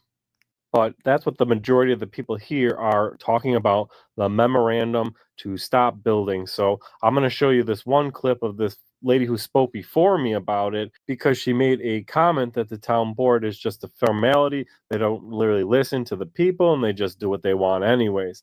And I'm going to address that in my speech. So let's go ahead and listen to the first speaker. Hi, everyone. Thank you for giving all of the residents the opportunity to speak. First and foremost, what I wanted to share is I was speaking with a lot of neighbors, looking in our social media groups, seeing if people were going to come and express their concerns at the meeting. And the overwhelming consent was the town never listens to what we say. They always side with developers. These public hearings are formality. Now, personally, we're not all here for this memorandum, but since we are here, I'd like your guys' opinion on what you think about a town putting a memorandum in so that new buildings or complexes, such as apartment complexes, can go up or can go down. But take a listen to what this lady has to say about it, and then I'm going to address it one more time, then we'll move on to my part. We're going to come and express their concerns at the meeting, and the overwhelming consent was the town never listens to what we say. They always side with developers. These public hearings are formality. And I think that's pretty disappointing. You represent the people, so people need to know that their concerns are being heard. And unfortunately, I've been to a lot of planning board meetings over the past year. And like was just mentioned, I feel like we're screaming and nobody's listening to us. And it seems like the builders are just constantly favored and whatever they say goes. After conducting a lot of research, it just seems that with overdevelopment of multifamily units, there are a lot of negative consequences. There's an increase in traffic and accidents. There's a strain on infrastructure, decrease in property values, decrease in green space and air quality, and overcrowding in schools. And I think there needs to be this pause to study the impact of all these negative consequences and report back to the residents. And while I'm happy we're talking about moratorium now, I almost think it's a little too late. So I sat through a lot of these comments on this public memorandum about stopping building. And all I hear is people who own houses learning that the property next to them that used to be woods when they bought their house is now becoming an apartment complex.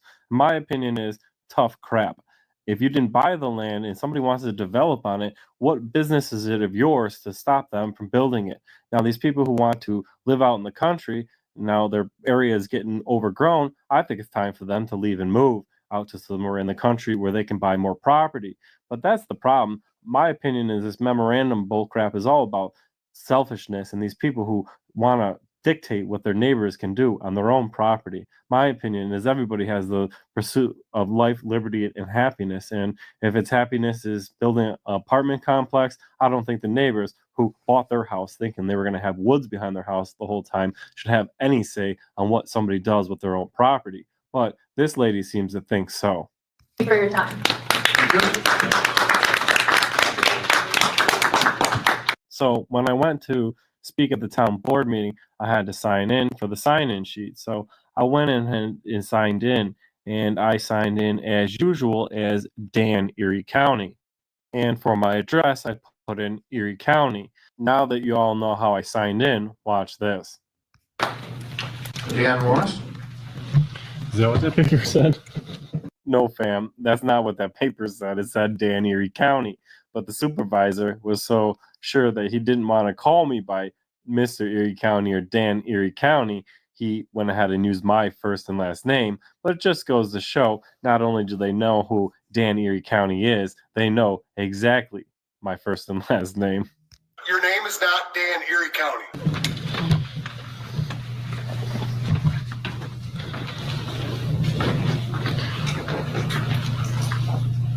So I'm down here to talk about the police department. I'm not sure if this is a public hearing for everything right now, or if there's public comments later in the. I seen a guy dressed up, snowbank, so I figured I was good to go here. If you'd like to. I'm here to address the police department doing a swatting on a call where there was a call where somebody got threatened with a gun, and I was all about it until the suspect that was supposed to threaten somebody with a gun was in handcuffs, and the whole down partner was taken into custody. Then they pulled in a Bearcat and practiced swatting on an innocent family upstairs. And then, Dan, somebody redressed their grievances to you today, and you say that the Hamburg Police Department's got the best trained Hamburg Police Department in the country. Yes, I did. How can that be? I mean, the best trained police department in the country don't shoot people in the legs twice, then in the chest. Shooting where the Hamburg police officer shot a 36-year-old woman in a house. They shot her twice in the legs and once in the chest and killed her. So they can't be the best. Secondly, if you watch that video and you're ready to defend the swatting of the upstairs apartment of the apartment of a family of 5, ranging from the age of 13 and up, how are these people going to sleep at night worrying about swatting? That's ridiculous. And the fact that you would call that, you are the reason I'm here today for that email that you sent, talking about how it's the best in the department and leeches. You want to talk about leeches? We can start talking about some government officials leeching in some of these police departments, leeching money to get these government approved militarizations of the police department. And then we're going to practice. Maybe Hamburg does have the best trained police department and swatting team that they're practicing on their citizens. That's ridiculous. You guys ought to be ashamed of yourself, and you really ought to look into that. Next time I see a swatting, I'm going to look into it and make sure that you guys ain't overstepping and terrorizing the neighborhood in the name of officer safety. Bunch of scared little babies, the police department. If they can't knock on a door on a call, they're going to pull in a SWAT team and SWAT an apartment full of family. It has nothing to do with something. And you know what? And if I got any of the facts wrong on that, it's your own police department's fault, because I contacted them to ask them some questions about it, and they did not get back to me. So anything that is incorrect on that lays on you guys. So I'm done with seeing the militarization of police departments and swatting a house on a mere thought of a gun, because I'm pretty sure no gun was even found at the house. Then, to go further, I was in Amherst. They swatted a house for a guy who was alleged to have just murdered somebody. All right, we're all for this swatting when dangerous people, but to swat an innocent family, they won't even speak for it. The neighbors won't speak for it because they're afraid of retaliation from you guys. What's going on here in Hamburg? That's all I got to say. But I would love to debate you, Dan. I'm not here to debate anybody. I'd love to debate you. What I said in the email basically was that leeches that go and they press charges on towns and that where it's more beneficial and easier for a town to pay off the ransom, if you want to call it, rather than take it to court because it'll cost more money. And then go on YouTube and sell commercial advertisement. Yeah. To expose government corruptions? Would you say the same thing to Channel 4 News when they run commercials, that they're making advertisements so their news isn't worthy of news? You understand the First Amendment? You took an oath to that, Dan. I understand the First More than Amendment. once, as far as I believe you're military service, if I'm not mistaken. Absolutely. So, and I'm proud of it. And then to tell a citizen who's redressed their grievances or seeing something horrible to adjust their tone. Who the heck do you think you are? And another thing, where the problem is somebody just back here said it's a formality to come down to these hearings. You know why it's a formality? Because half these people in here are thanking you for the opportunity to speak to you. You should be thanking the public for being down here to give you the direction to go. Like, the people in here who are thanking you for their opportunity to speak to this board are delusional. And that's the problem with this country. We need more people like sheepdogs to stand up and tell you guys the way it is. Because this swatting was bull. And if you want to defend it, I'd love to debate you on that one, Dan. I'll have to watch. Thank you for your time, Mr. Warren. Do we have anybody else signed up? Ms. Robertson, could you take a quick? Councilman Daniel Kozub seems to think we're leeches because we expose the corruption in government. If you don't go with his narration or what he wants, you're nothing more than a leech, fam. What do you all think? Make sure you leave a comment in the comment section. But before we go, I do want to show one last thing that I'd like to expose. In the last video, there was a scene where we panned over and we seen this girl here, and you can see the shiner on her eye. People are like, oh my God, how did that happen? Yeah, she's in the house right now, dude. If they're yelling over bullhorn, come out, your hands up. We got the fucking whole street blocked off, dude. The motherfucking street blocked off, man. Fucking tackle here. They're here for him, dude. He's done. The house is fucking surrounded. Listen, he beat the bride up last night. The one black girl beat her up fucking bad. That's right, fam. That's what happened to our friend's face here. Jay beat her up bad. So, Erie County fam, I want you all to be aware of this slime ball. He's a woman beater. Be aware, keep your distance from this man. He's not to be trusted around your women or any women. He's a woman beater. Well, Erie County fan, there's your town board. We're going to reach out to Dan and see if he wants to debate their decision to swap that house and that family. And they think that's right. And they think that they can talk about monetization on YouTube. That's commercials. That's how journalists make money. All right. That's how all of them do it. You never hear this guy complain that the New York Times put an ad in their newspaper. No, this guy's ridiculous. So hopefully we'll debate us because I'd love to talk to him some more. We live in a society now where people want to record how they discipline their child. People that might get mad with this video is the people that probably already embarrassed their.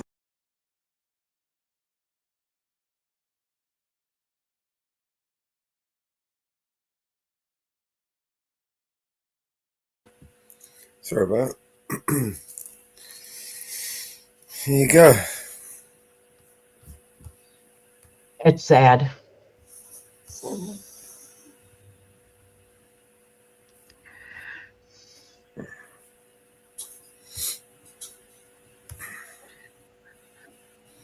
So sad.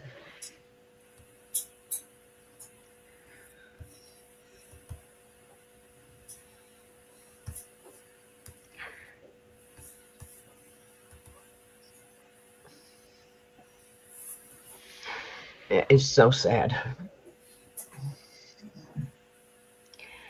The departments need to be accountable.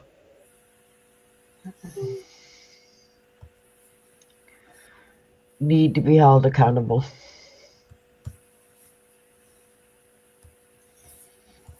I've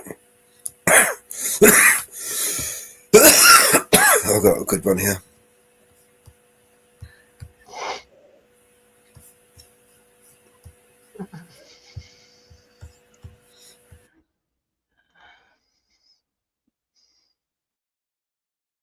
Here where this pathetic fraternal order of police president is crying about the fact that they could lose police qualified immunity, which is that silly legal phenomenon that actually protects cops in their criminality.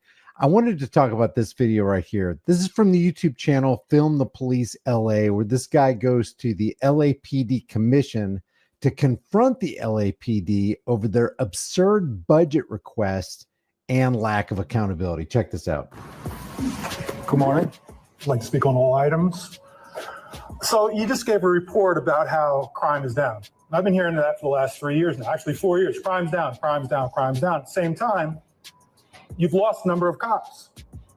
So crime is down, the number of cops are fewer, and yet you're asking for a large increase in your budget. Last year, you asked for $100 million. You got almost all of it. And in the process, we've defunded our city. We've cut aging funding by $5.1 million to give you guys more money. We've cut street services by $15 million. We've cut public works. We've cut the fire department. We've cut animal services. We're defunding our city as we give you guys more money and more money. But you're telling us that crime is down. Now, you, Chief, you said the other day that you don't actually believe crime is down. You think people are not reporting crime.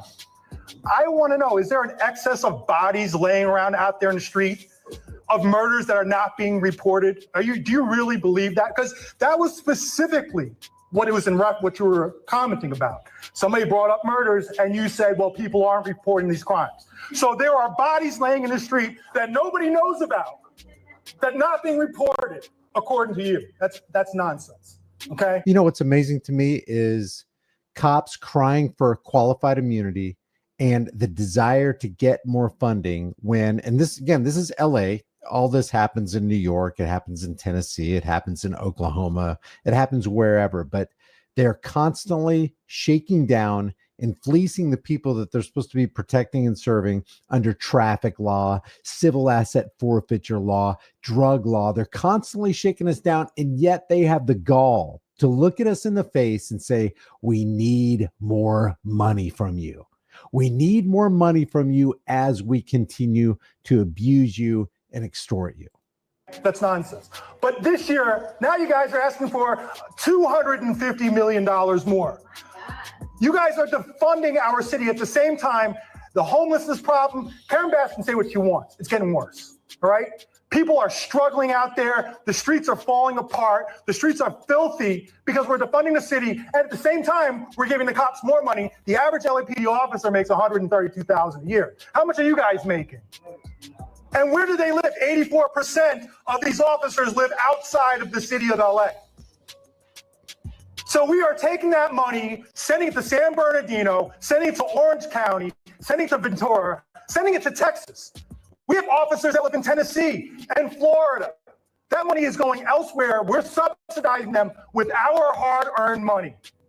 And it's not right. Now, I look at the makeup of this commission, the Civilian Oversight Commission right here. You would like to see this commission represent the people of the community. I don't see that. I see an ex-police chief right here. I see an ex-prosecutor. Where are the bakers? Where are the school teachers? Where are the store owners?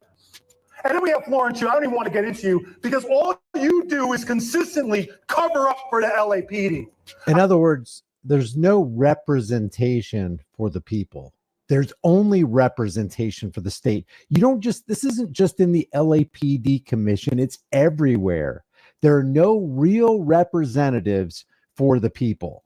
I dealt with you not so long ago where a cop stepped on a man's head. It's all on video for everyone to see. And you guys came back and said it did not happen. And you said the guy did not even complain about having his head stepped on. And you can clearly hear it on video of him complaining about having his head stepped on. Shame on all of you.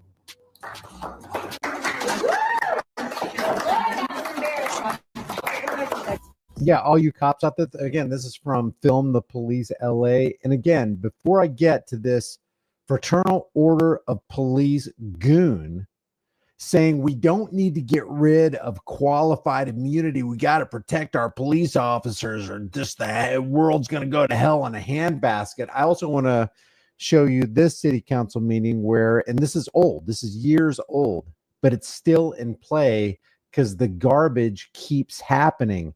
This is people, concerned members of the public, going to a city council meeting in protest for the actions of the Fullerton Police Department who beat down and killed Kelly Thomas. I'm sure I speak for the entire Fullerton City Council when I say how shocked I am by this incident, said Mayor Richard Jones. As a parent, I can't begin to imagine the pain the family of the Kelly Thomas has experienced over the loss of their son and brother, and my heart goes out all to his family.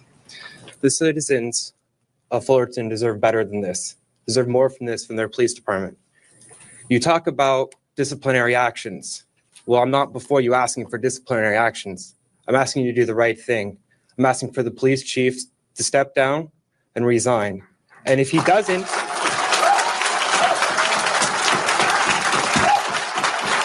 I personally think this is pathetic right here because criminal activity was foisted on Kelly Thomas that led to his death, and people shouldn't be stepping down and resigning and losing their jobs. They should have all of their assets liquidated and given to this poor family, and the people who committed the crime, I don't care if they're wearing a uniform or not, should be thrown into jail. When we saw the pictures of this person who was killed, obviously the way he looked in his face, I would have expected to see that in some kind of photojournalistic portrayal of Gaza or Guantanamo, but not here in California, not here in Orange County. I've been a member of this community all my life, and I think it's ridiculous what has happened. I demand that Mr. Sellers is taken off the force. The chief needs to be removed. We need to stand for what's right for Kelly. We're here for justice for Kelly today. This is ridiculous what's going on. Mr. Mayor, this is the first time I've heard you speak, and I want to know why. Have you ever heard of a press conference? We need to feel safe in our community, and you are not making us feel safe. For this to have happened is unfathomable. It's a disgrace. And when we look at something like this happening in the military, it's either a breakdown in a lack of training or a breakdown in discipline. And I think it could possibly be both. So I would say this is a lack of discipline in this department. It's a failure of leadership from you, sir, and from your police department. And it's disgraced the city that I love. I thought it quite amusing listening to, as I said, babbling rhetoric about the poor city's having a difficult time. Well, yeah, it's the citizens of the city that are having a difficult time. I could care less about you folks.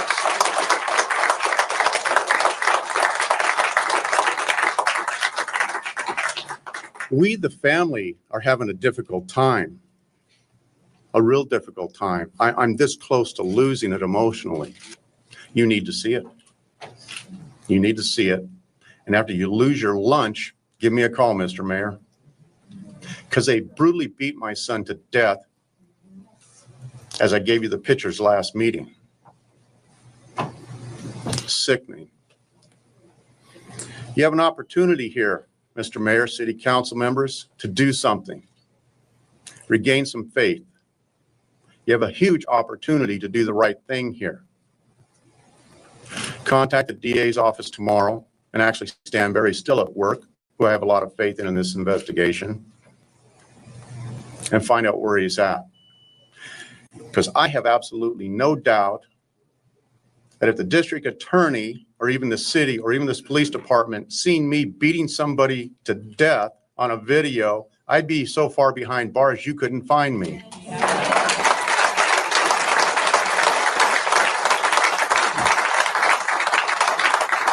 You know, it amazes me with all the criminality, brutality, deception, extortion, and just outright evil inflicted on us daily by law enforcement. Why do we need cops making our lives more difficult? And if the problem with the world is that they're evil people, why do we give some of these evil people a uniform, a badge, and a gun and authority?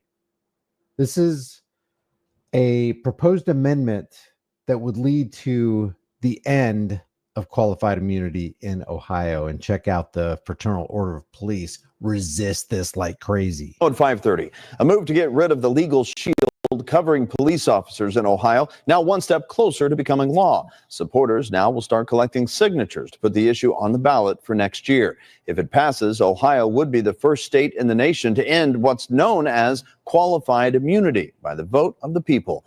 WCPO 9 News reporter Jay Shakur examines what's at stake. Ending the special protection government workers have at the people's expense. It's almost impossible to sue your governments when they violate your constitutional rights. That's why. That's so interesting. The servants, the public servants, the people who are supposed to be looking out for your rights are the ones who get the extra protections. The rights that you have, the unalienable rights that you have, are supposed to be the extra protections that the servants are supposed to be protecting. Kyle Pierce believes government employees in Ohio shouldn't have a legal shield that protects them from lawsuits. Pierce, executive director of the Ohio Coalition to End Qualified Immunity, is pushing for a state law that gets rid of that. Don't you think that ought to be changed here in Ohio?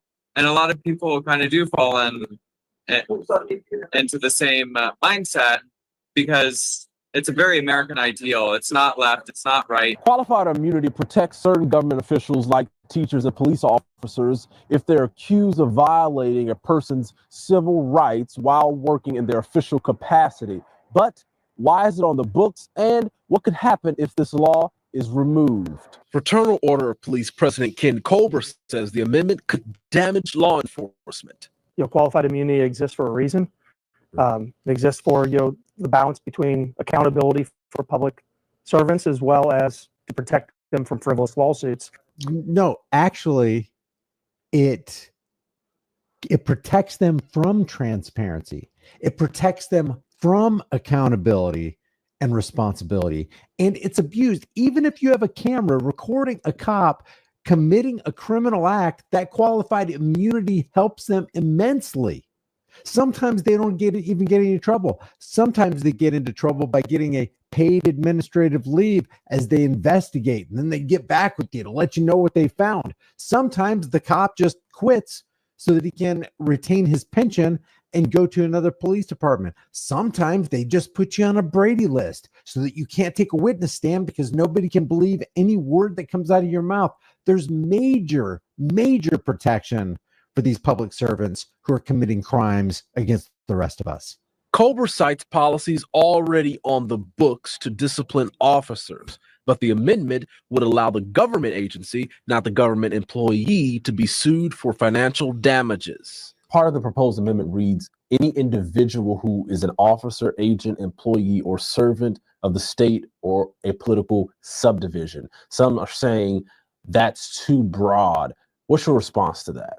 If the government isn't violating our rights, then there should be no issue here. You violate somebody's constitutional rights, or you violate a law in such a way that a reasonable person in that field would know that it's wrong, you already don't get qualified immunity. So these things are already in place. To just blanketly get rid of qualified. That's not even true. It's case in point. Look at Daniel Shaver. Daniel Shaver was murdered in that hallway of the La Quinta Inn, and Philip Brailsford, who murdered him, was acquitted.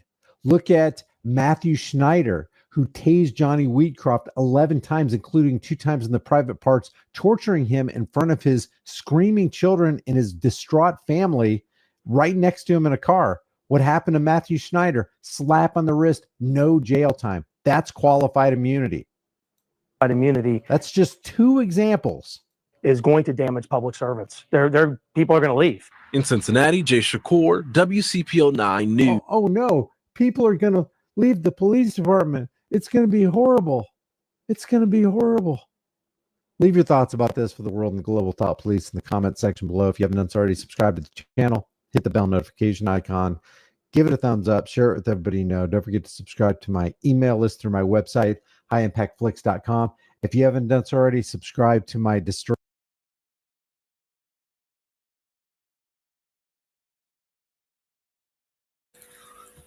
Yeah, and if you haven't subscribed already, you can get over there and subscribe. Yes. You know, they need to lose their immunity, just like teachers need to lose their, tenure. Nobody else gets it.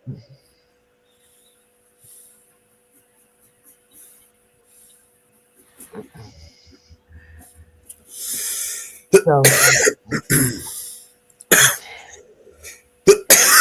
jump up.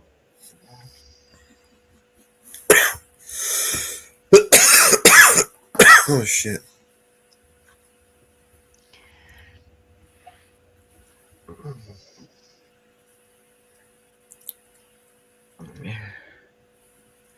All right, let's see if we can find something else.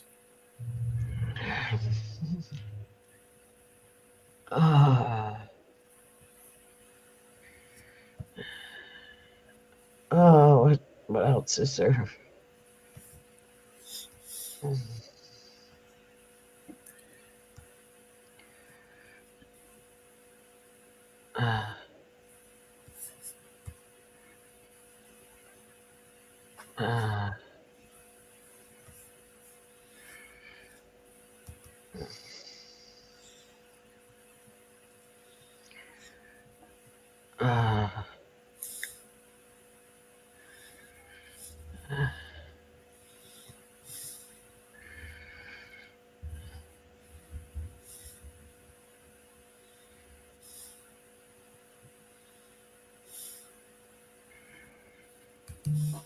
Oh yeah, I see. Nancy Pelosi broke her hip.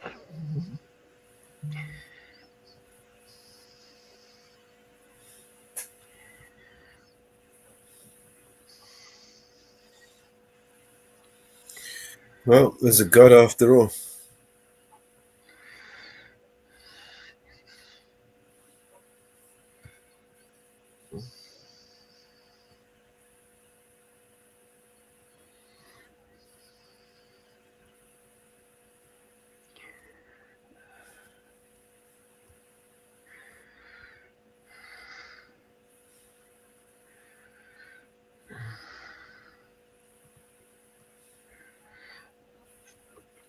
Delhi murder sentenced to 130 years.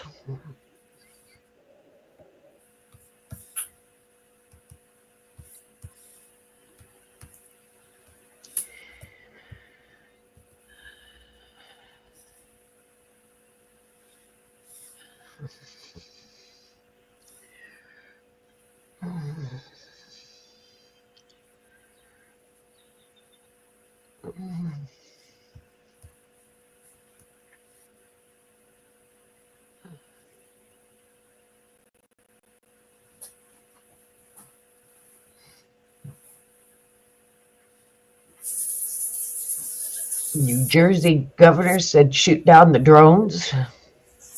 One of the police departments said shoot down the drones.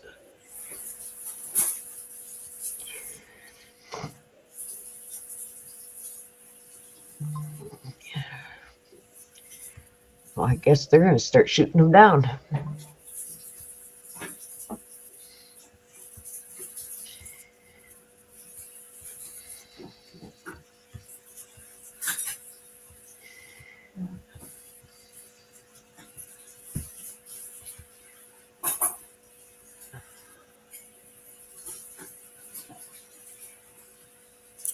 Why is Flight MH370 back in the news?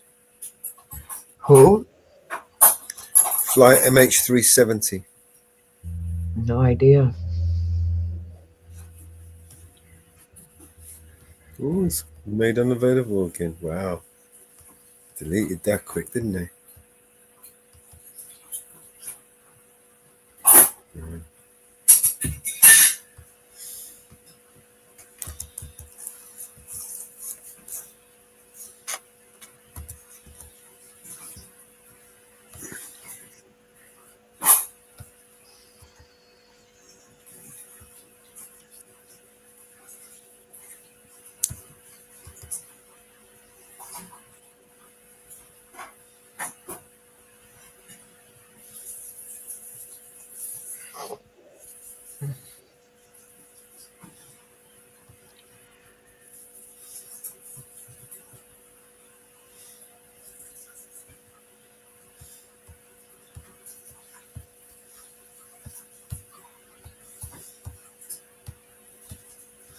Okay.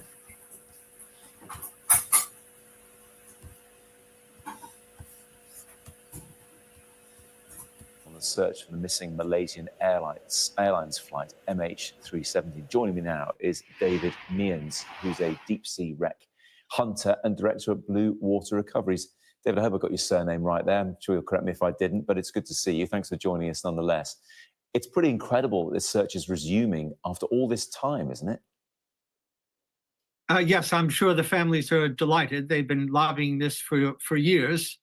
And so this is a very positive step that the search is being resumed, because without searching, the plane will never be found. Yeah, just remind people what happened then, because it really did just disappear, didn't it? Well, it did and it didn't. There are traces of it, electronic traces. That's where the search is based on. But yes, in terms of the fact that we have no real idea what caused the plane to crash and why all these people had died, that's a 10-year mystery that needs to be solved. Yeah, look, I appreciate some bits and pieces of it washed up, I think, in Madagascar in a few years back, but that really is all people have had to go on thus far. So are you surprised then that the search, a new search, has been sanctioned by the Malaysian government, which suggests something else has been found or is known about? Well, I mean, for years they've been campaigning. The last search was in 2018. And each year that went by, the families were disappointed that there was no movement. So this is definitely a positive development. There seems to be new political will to get to the bottom of this.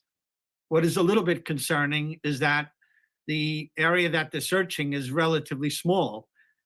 It's only 15,000 square kilometers, where previously 240,000 square kilometers of seabed have been searched.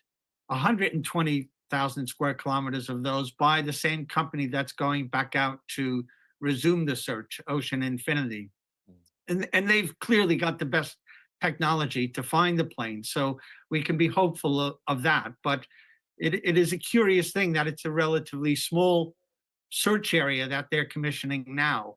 And personally, I'd like them to almost have a multi-year commitment to this, not just a small limited search, but something that a political commitment that we'll get to the bottom of this no matter how long it takes. When you say they've got the best technology for searching, what do you mean? How do they do this search? How can it be different from last time as well? Well, in years past, we search using sonar, various types of sonar, mainly side scan and multi-beam sonar, and you can deploy it two ways. One, you can tow it off from a long cable from your ship, and this is the way we did it in the old days. Now, more we're using autonomous vehicles. That's the removing of that cable to the surface vessel. So essentially, underwater drones, and that's just superior technology. It gives you much better imagery. It can find things, much smaller objects, and go very deep. And so that's the kind of technology that Ocean Infinity has pioneered for the deep ocean, and not just using one vehicle, but multiple vehicles, so they can cover lots of seabed very, very quickly. And I think they're aiming for an area where the previous two searches overlapped, where we had a combination of both AUV-based information and towed search. And we're getting the feeling that they've lost confidence in some of the imagery that they got from the towed search, where previously said the plane is not there, and maybe they want to go back over those areas that are problematic. I appreciate it's not an exact science, because if it was, they probably would have found it by now. But what is likely to appear if they did sight the plane in somehow on the seabed? Would it be apparent? Would it be obvious that that's what they were looking at, or would there still be quite a bit of analysis to do of the sonar picture, if you like? If the area that the plane has crashed, and this is where they're searching, is relatively flat, the water depth is deep, but the seabed is relatively flat, anywhere from about 4,300 to 4,800 meters.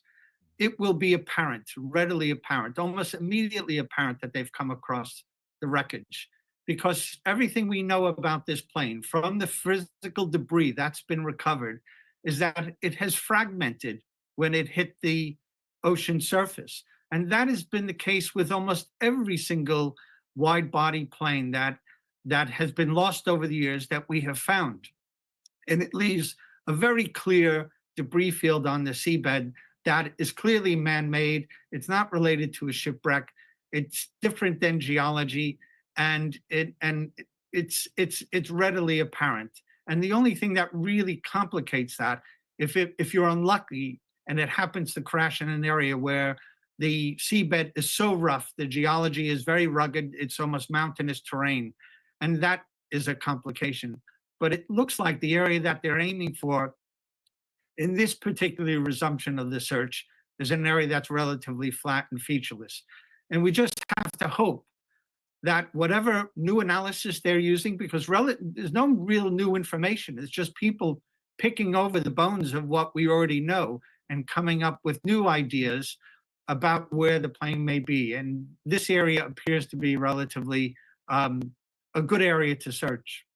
David, can I put you on the spot just to finish off? What do you think is most likely happened to this flight? Do you think, as some speculate, that there was intention behind it falling out of the air, or do you think there was some sort of catastrophe with the aircraft, or a plausible accident, for example? Yeah, well, I'm one very much against this speculation, because there's people that already believe they know what happened, and for that reason, there's no reason for searching. But I'll bring people back to an example I was involved with. I led the search for Emiliano Sala's plane that crashed in the Channel. This is the Argentinian footballer who died with the pilot David Ibbotson. And until his body was recovered, we didn't know that the cause of it was carbon monoxide in the cockpit. That wasn't on anybody's radar. And so until we find the plane, recover the black boxes, we don't know what happened to MH370. Malaysia will resume.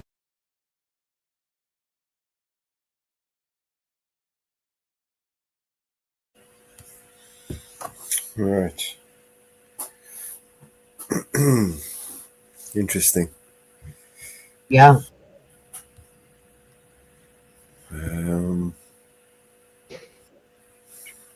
Got a Tyrant Terminator.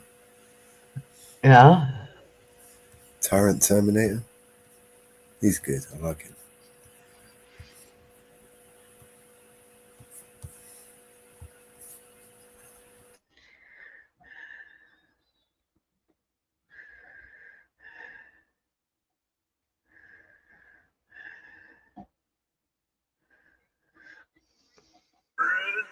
Terminator.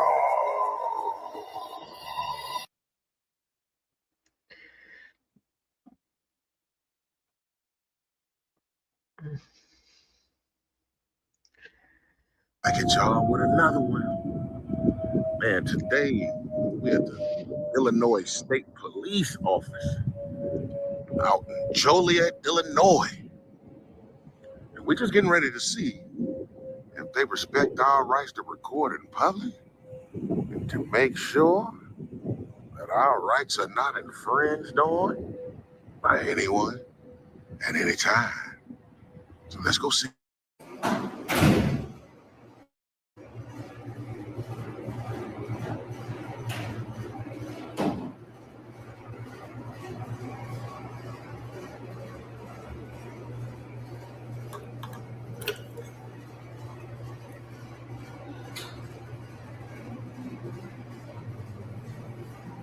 $53.98.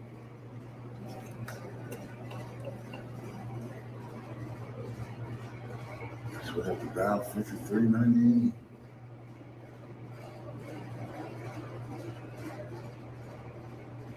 Okay.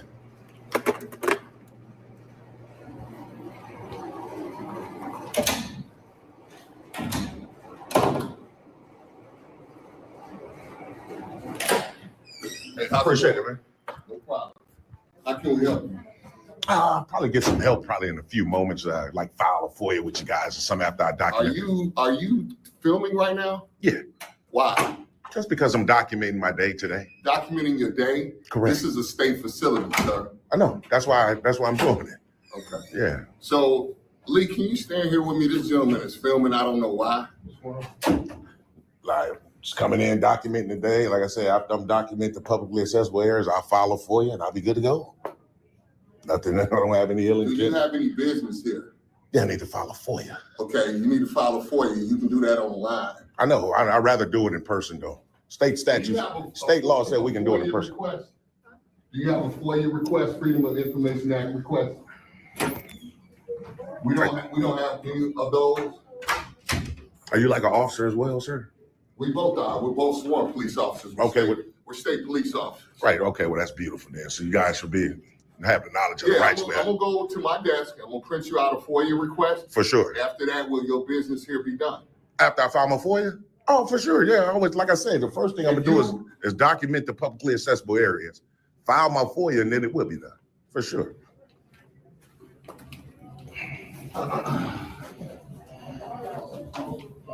not entirely sure. It seems like he's trying to escalate this thing for no reason, man. Yeah, he's trying to escalate, man. Yeah, he was proud to say they were sworn officers. Of course, you guys are sworn. Of course, and already just right away you're trying to infringe on our rights to record. That's not right. Nothing really too much to see right here, but did they tell you I was good to go? I'm telling you, I'm gonna get you a FOIA request and I'll be back. This is what I'm telling you. I know, I'm talking about in there. Obviously, you went in there and told them what I was doing. Did someone in there tell you I had a right to do it? Obviously so. It's crazy, man. It's just crazy. Oh, my living God, man. I'm sorry, ma'am? Yes, ma'am. Well, I'm just recording anything my eyes can see in the publicly accessible areas, not intentionally trying to record you, but if my camera just so happens to capture. No, the entire building, like just the inside right here. I know I can't go back there, right? I can stay right here. So that's what I'm doing. I don't see what's the problem today. But you guys just like dispatch, or I say, are you guys like dispatch? Receptionist, right? Yeah. So I don't know, man. The guy tried to escalate the thing, but that's unnecessary. But you know, It's not illegal. It's actually our right to record. We have a right to do it.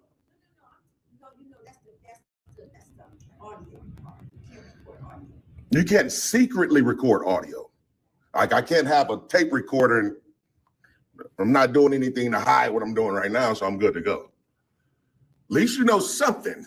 You know, this guy seemed like he didn't know anything. So, if by any chance, is there a way you guys can like how does it rank here? Is it like sergeants, lieutenants? He's a lieutenant. So who's over him? Would it be commander? Commander. Is any one of them, young lady or young man, available to speak with? Yeah, can you ask him for me just so I can have a dialogue? Appreciate it.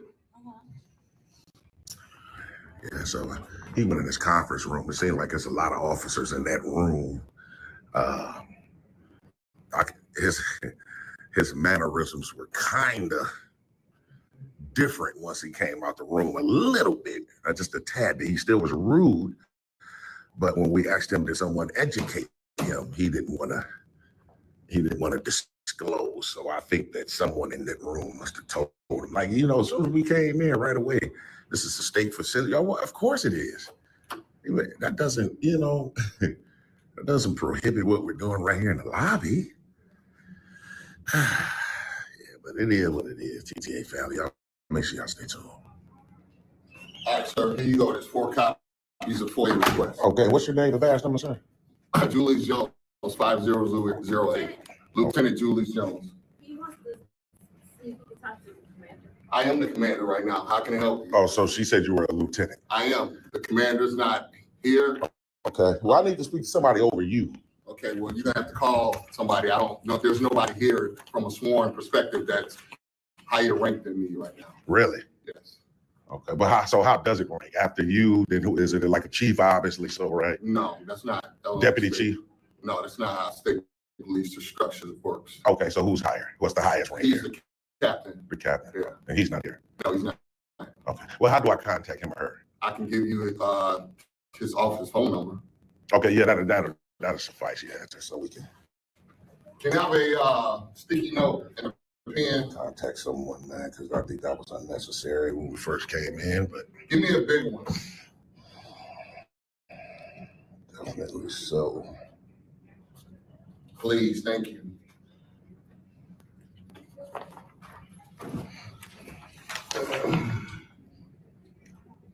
Then we'll fill this FOIA out, turn it back into the young lady. She'll give us a copy. We'll be good to go.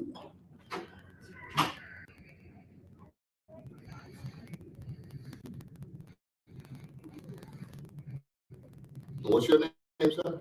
I'd just rather remain anonymous. I'm sure you would. Yeah, I just want to exercise my right. What you're doing is you just trying to agitate is what I you're doing. mean, that's sad that you'll say that you're a sworn officer, man. That's all you I'm supposed to protect the Constitution, man.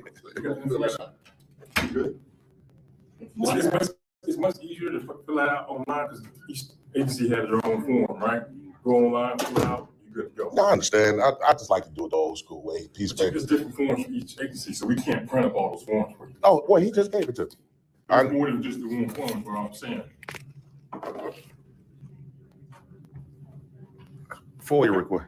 Oh, yeah. But you gotta put the agency and all the other stuff, wherever you're requesting information from. So I'm gonna request it from this particular entity right here. Yeah. But Yeah. you gotta do it online, though. You gotta submit it online. No, I can turn it in right there. Okay. Yeah. Okay. Yeah. What you're gonna do with it, we're gonna send it to for you. Exactly. That's you're supposed to forward it for sure. Yeah, for sure. Sir, what's your name and badge number, sir? You need anything else from me? I'm sorry. You need anything else? No. You good? Yeah. Your name and badge number, sir? Oh, you don't want to identify. Yeah, he a tyrant, man. Yeah, when they want to violate their own policy, man, y'all know how that go. We're gonna fill out this FOIA momentarily. We'll be able to book on out. So I guess the captain's name is James Rosa Nova. Hope I said his last name right. Y'all make sure y'all stay tuned on that.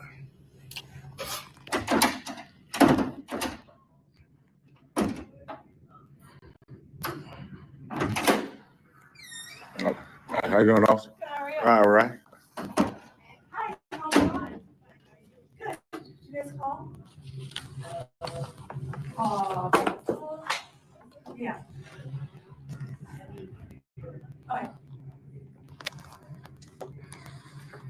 Okay. So I wonder, did they call you because of me? What are you doing? I'm just recording right here. Reason? Well, you never really need a reason to exercise any rights, officer, respectfully. I'm having a dialogue with them about that, but that'd be crazy for them to call the police, and they are the police. It's crazy. I don't know. I mean, I'm recording too. Yeah, for sure. I wonder if they're going to ask you to cut yours off. Oh, wow. I think it was more of a causing an issue or problem. Hi. Oh, okay. Lieutenant Jones. Okay, what's going on? He wants to fill out a FOIA request, Okay, and we're asking him to do that expeditiously, and we're gonna ask him to leave after he does that. okay, And for whatever reason, he's still recording as opposed to filling out the FOIA request. So okay. we have no idea why he's doing that and why he's filming us. I told him exactly why I was. What did you say? Because I have a right to film, and I need to file a FOIA, which it's an additional right. So that's exactly what I conveyed to the young man. Same thing like this officer's doing. You have a right to record. That's correct. So, exactly. I'm gonna disagree with you. I'm the other unit. Oh, that's somebody else who's coming. I just heard them. Oh, so what do you, so they want you to fill this out, I guess? Yeah, I was just, to be honest with you, I was just filling it out until I seen you came in, and I had to, Oh, yeah. you didn't even start it yet. Yeah, I just sat down to fill it out, but when I seen you, I had to have a dialogue to see if the police called the police, and they actually did. So, So you just want him to fill this out? And leave. Okay. I'm definitely going to, but I mean, there's laws that protect what I'm doing here. First of all, the First Amendment protects it. A FOIA request. So Yeah. we've asked him to do that. He told us that he was gonna do it here anyway. Yeah, we have a right to do it in person. Well, sure, but you can get the results. No, of course not. I know this has to be forwarded to their public information officer. Yeah, I know that. I know exactly what I'm doing, officer. I do these all over, man. So. Well, I guess they're just curious, well, if you fill out paperwork, what do you fill it for? Well, when I first came in, I explained to him that I wanted to document the publicly accessible areas, which this is one, and file a FOIA. So it's two different things I was trying to do. Obviously, he had a problem with both for him to call additional law enforcement for something that's not illegal. If somebody starts filming inside their building, they're curious. Well, this is the people's building, respectfully. There's only so much you can record. Exactly. I know I can't go past that door because it's restricted, or that one. Right, but like, did you get all your filming done or? Yeah, definitely so. Oh, I have to file a request for her. She's taking a personal video of us. So I just noticed that. So I have to file a FOIA for that as well. Yeah. So that's okay though. But yeah, I know, like you said, there's only so much you can do. Yeah, and I was just getting ready to fill it out, but I wanted to have a dialogue to see if the cops called the cops. So, they did. Oh. I mean, this is like basically like our town kind of like, so they're gonna call us. Yeah, it's our jurisdiction. Oh, okay. Well, Why don't you go and fill out your paper? definitely going to. Well, I was waiting to have a dialogue with you guys. I don't need to be rushed into something I know I can do.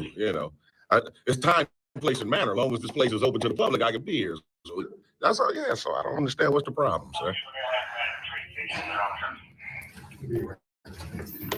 I know. It seems like they called cops called the cops. Wow. Officer, what's your name and badge number, sir? Eric, 327. Appreciate it. And you too, ma'am. Venus. Start number? 325. Appreciate that. What's your name, sir? You know what? You guys been kind of respectful. So I give you my first name, James. All right. Willie then. Kind of respectful. Well, the reason why you haven't been disrespectful, though. The reason why I use the word kinda is because it would have been beautiful if you guys would have came in here and told this guy that we had a right to do what I was doing. That would have been gorgeous. I don't know what the complaint was. I know, but now that you know. I didn't stop you. No, I'm just, I don't want to be rushed either, though. So even after I'm filling this out, when you guys leave, then I'll book all that. I will. What? Like once I fill this out and get a copy, and then you guys leave, then I'll be leaving. Because I don't want him to think that you guys made me leave. Okay. So let me see. Okay. Well, we definitely can do it anonymously.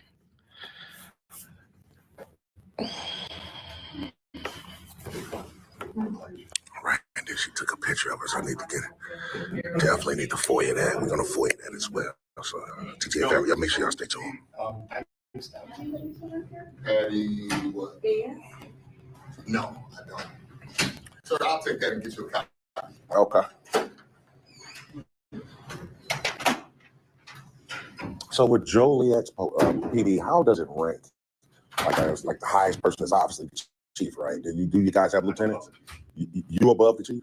I want you the mayor. He is kind of like the mayor. Like the mayor?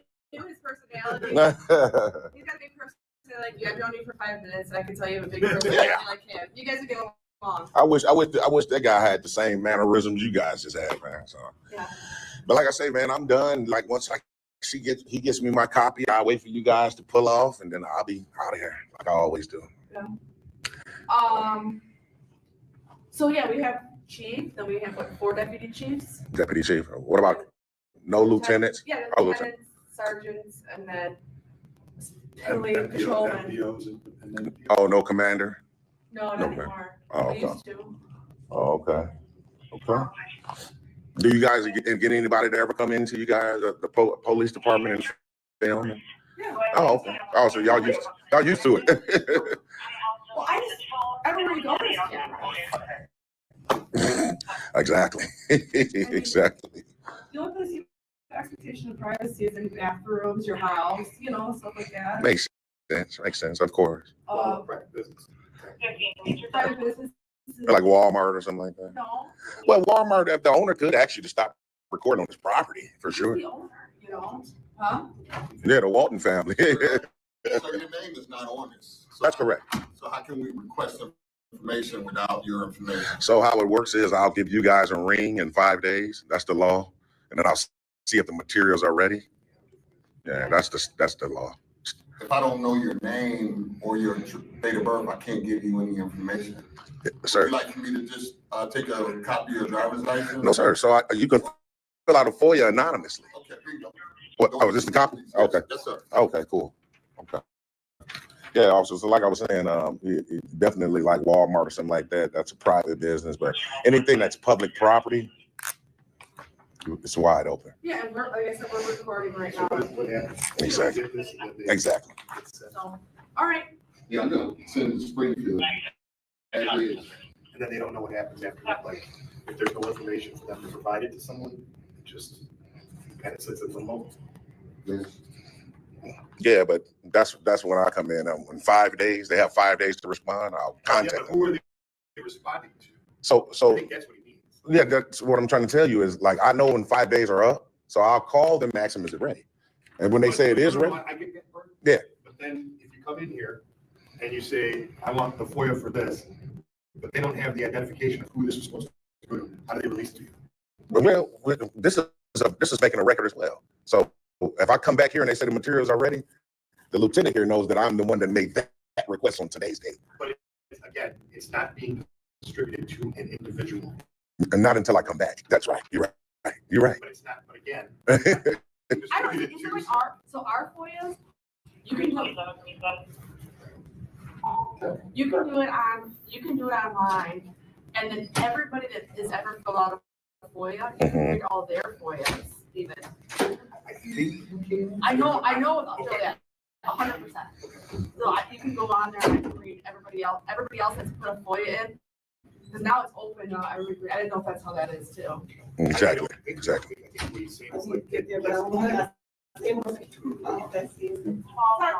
Yeah, like I say, you can fill out a FOIA anonymously. There's no identification required. I don't have to put my name and birth date or anything like that. I know people online, they want your email to email you back. Yeah, that's not necessary. That's unnecessary. All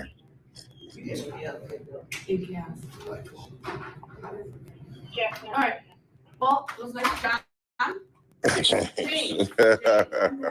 It's all good. It's all good.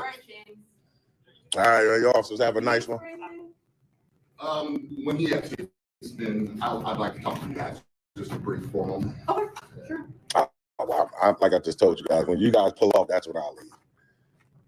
I mean, Sure. All right, have a good day. You too. You too.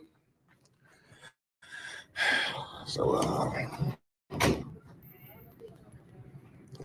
yeah, you know, we ain't going for none of that GTA family. Y'all already know, man. Stop it. So yeah, I guess they're still back there talking. Whatever, you know, whatever, you know. He's probably back there trying to tell them, you know, you guys can't make them leave. I mean, they can try to come up with something to try to force me to leave. You know, then that's going to just come down on them. You know what I mean? You know, just to be perfectly honest, I can't believe that the cops caught the cops. I can't believe it. I'm dead serious. I mean, I can understand, like you said, it's their jurisdiction, but this is the Illinois State Police, right? They got jurisdiction in every city, county in the state. They can drive everywhere, right? And enforce the law, right? Make arrests and things of that nature, right? So it's just messed me all the way up that the police, a lieutenant, called the police. Wow. Wow. So, but it is what it is, DTA family, man. It is what it is. Yeah, she took a picture of us with her phone, man. I'm glad I was able to capture that. And then I already know, man, they gonna, you know, my FOIAs, like I say, for a while now, they've been making me fight hard for my FOIAs, man, making me go through the PAC counselor to try to, you know, appeal they deny it. They've been denying them for a while now, almost everyone. Like they got my name up there, you know. When this guy sent a FOIA, denied, have them, you know, and then when they go to the PAC counselor, that's denied as well. So, but it is what it is, man. Y'all make sure y'all stay tuned.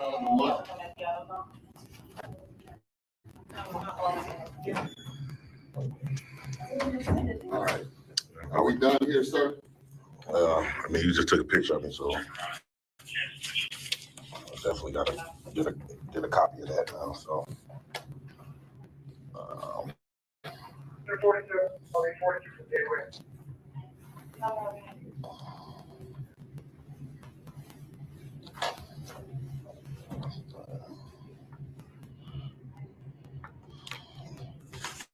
if I can get a copy of this, do I turn it in there? Sure, I'll give you a copy. Okay.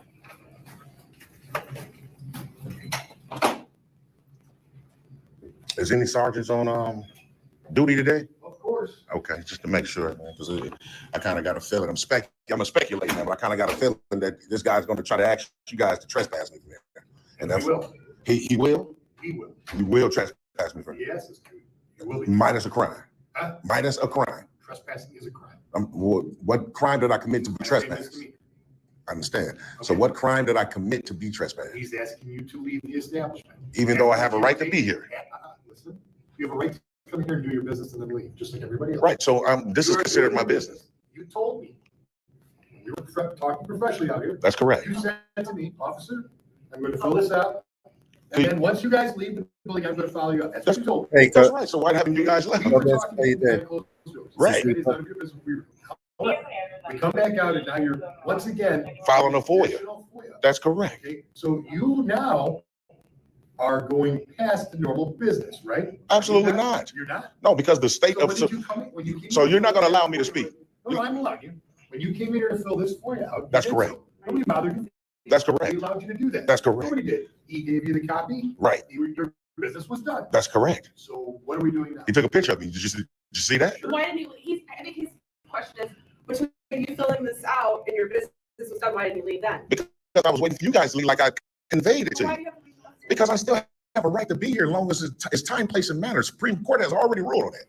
The Supreme Court I'm not doesn't saying- back anyone up to say, once you're done with your business, past a certain degree, you can't come Sir. in here. So why are you sliding waiting your for me to phone leave? in. Recording in public is business, sir. That's So why did you? Why did you journalism. want to wait till I leave? Recording in public is on the sidewalk.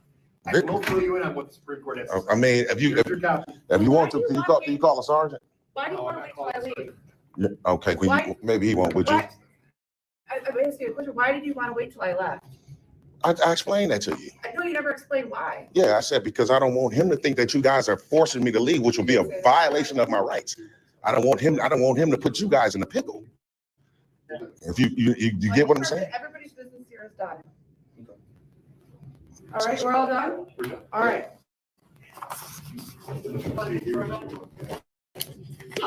We'll see you guys later. Thanks a lot. Appreciate it.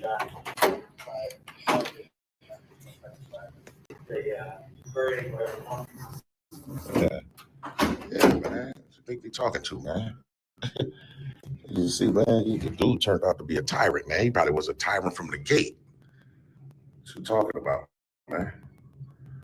They ain't asked me to leave this public building, man. Even if I'm done with FOIA, recording is still considered a business that I'm conducting. I'm still conducting business, recording in this public lobby. What is he talking about, man? You get a sergeant out here if we need. He didn't want to call one though. Go on, kick rocks around the corner, man. Goofy.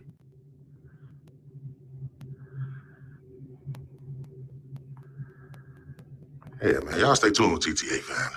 That Terminator is out there. It can't be bargained with. It can't be reasoned with. It doesn't feel pity or remorse or fear. And it absolutely will not stop. Ever. Man, go on, get on up out of here, man. Attaboy. Attaboy. So from the top, TTA family, from the top, came out here to the Illinois State Police out in Joliet, Illinois, to do what we always do. That's to record in public. Make sure that our rights won't be infringed on by anyone at any time. Soon as we came in, man. Soon as we came in, that lieutenant dude, man, you could just tell his authority went to his head, man. It went to his head like you wouldn't believe. Right away, man, this is a state building, you can't do it, what you're doing it for. You know, all this, more of the same. There you go. That's what we say now. More of the same, TTA family. So we tried to explain what we was doing, you know, which we really never really have to, you know what I mean? But we tried to explain. They just weren't interested, man. So another cop came in, another black guy, you know, he was kind of like, asking for kind of like, man, you standing right here like he was, you know, a little like they wanted to probably go hands-on. Dude wanted to try to stand behind me, the other dude. You know, all this is just because we exercising rights, man. Could you believe it? So, you know, we go through that right there. Then I noticed that he went inside of a conference room.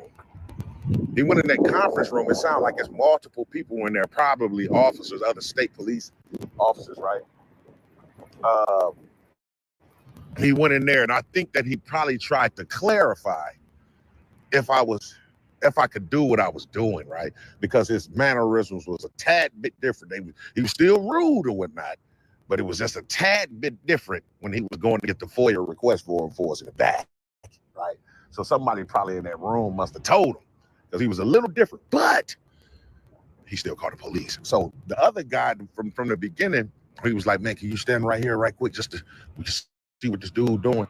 He came back out trying to explain stuff about FOIA and online and, you know, just more of the same. We know exactly what we're doing. We know exactly how we want to file it, period, right?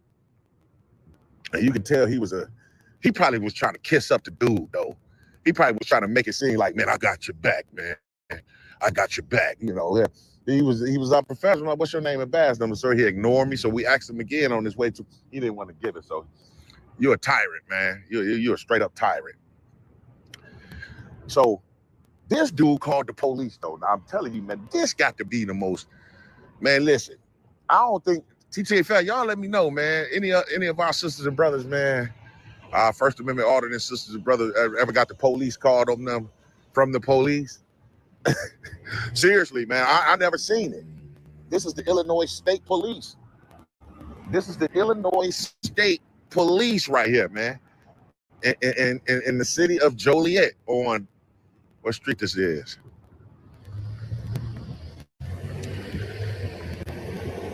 Chicago Street. On Chicago and Benton Street in Joliet. You see what I'm saying? He called the police, and he is the police.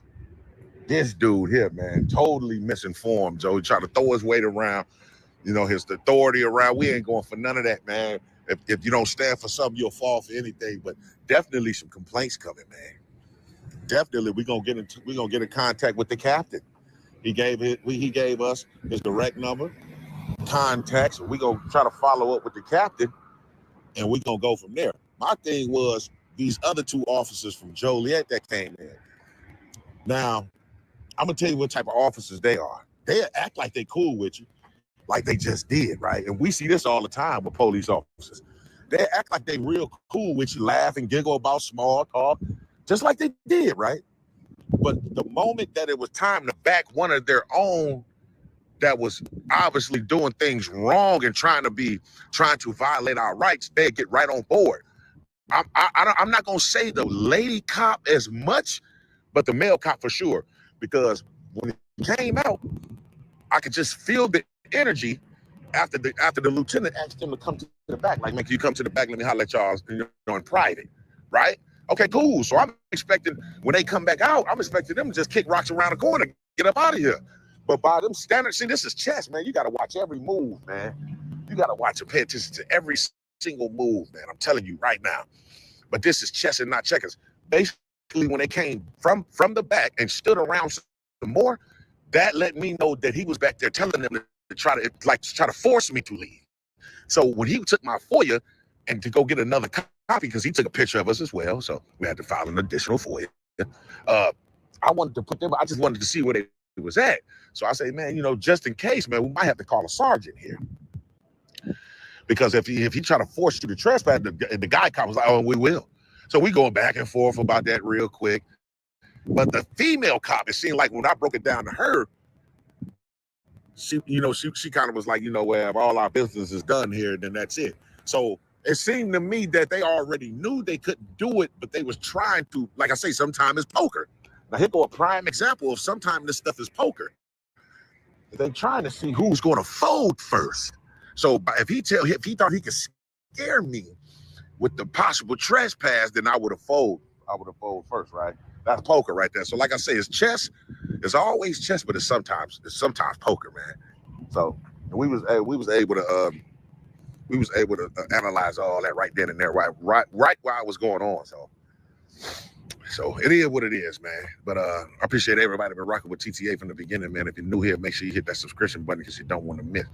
We still got a lot of stuff coming up. We got bangers, man. We got a banger that's going to end 2024. So you guys make sure you stay in tune for that. Hey, we back live too. We are back live, 2 p.m. Central this Sunday.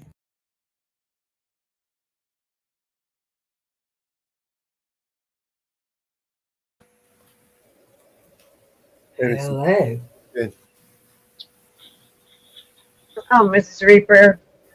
Hello, Mama Bat. How have you been? How are you? I'm good, thank you. I've been busy, but I'm good. I missed you. I see you have been on Northwoods channel. I have. I've been I've been sending them presents. I've been waiting for you to come up so I can send you a present. Well, I have been sick lately, so I have not been on much. Yeah, I know. Are you feeling any better? I'm getting there slowly. Good. Glad to hear it. I'm glad you actually on the mend. It's a slow process, but getting there. That's the main thing. Slowly but surely, every day's a new day, so it's a new day to get better. Yeah. Yeah. Well, I've missed you. It'll be a long road, but of course, with lupus, there's no cure, so. No, I've got a stepdaughter who was diagnosed with lupus and Raynaud's when we nearly lost her at 16. And it's the chemo that kills her. She has to have chemo every year because the blood freezes.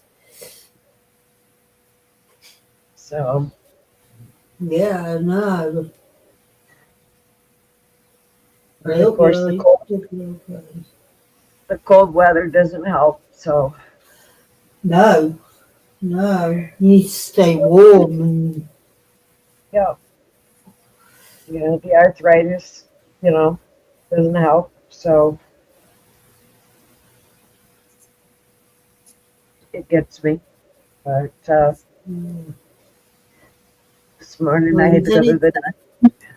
I had to go to the doctor's early this morning, so. Anything I can do, anything at all. You need anything, just give us a shout. We're sending our love. Just keep me in your prayer. I have a good support team here. Good. So. My brothers go to the doctors with me, and I got my nieces and great nieces and nephews. So good support team. You've got good support. That's what you need. Family. Yep. Of course, my kids don't live around me, so that that makes it hard. Yeah. Oh. That makes it hard, keeping them informed, but we FaceTime, so. Yeah. It's important to keep in touch. Yep. It's important to stay in touch with them. Yeah. So, and my house is all one level, so that makes it nice. That makes it nice. Well, it's nice to see you up because you have been missed. So, and everything is accessible for me, so. And if it ever gets worse, everything is fully accessible for me, so. Cool. I have a walk-in shower, and when I have my parents' forever home, and my home was put in when my mom was ill. So if I ever have to, there was a ramp on my one door for my dad, and we took it out after my dad passed. When I first bought the house, we took the ramp out. Yeah. And it can always be put back in. Yeah. If I ever have to have the ramp put back in, it can always be put back in. Good. That's good. So if that ever comes to it, we can always put the ramp back in. Cool. So that's, that can always happen. So that I'm not worried about. So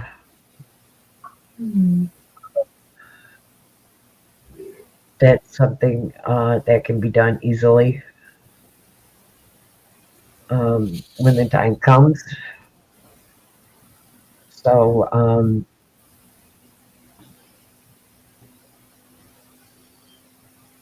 but that's down the road. Down the road. You know, I just hate going to all these doctor's appointments, and I have infusions 3 times a month. I have 2 for iron infusions and 1 my lupus infusion. Yeah. Well, so I know about lupus because of my stepdaughter. We nearly lost her. The blood was practically, as I say, she's got lupus and Raynaud's, and she has to have chemo to keep her blood from freezing. Yeah. It's took hell on a hell of her life because she was only 17 when she was diagnosed, and we nearly lost her. Yeah. We got a phone call, me and her dad, saying, my ex-husband, saying, if you want to see her, you've got, you need to do it now because the next 24 hours will be crucial. Yeah. It's touch and go whether she'll make it. So I do understand what you're going through. I do not envy you. So you're a brave woman, Mama Bear. You're a brave woman. So, you know, there's days I'm exhausted to no end, and there's days I feel great. And, you know, I was diagnosed 7 years ago, and just lately it seems to be getting worse. Yeah. Well, I'll have you in my prayers. I'll be thinking of you. So get you through.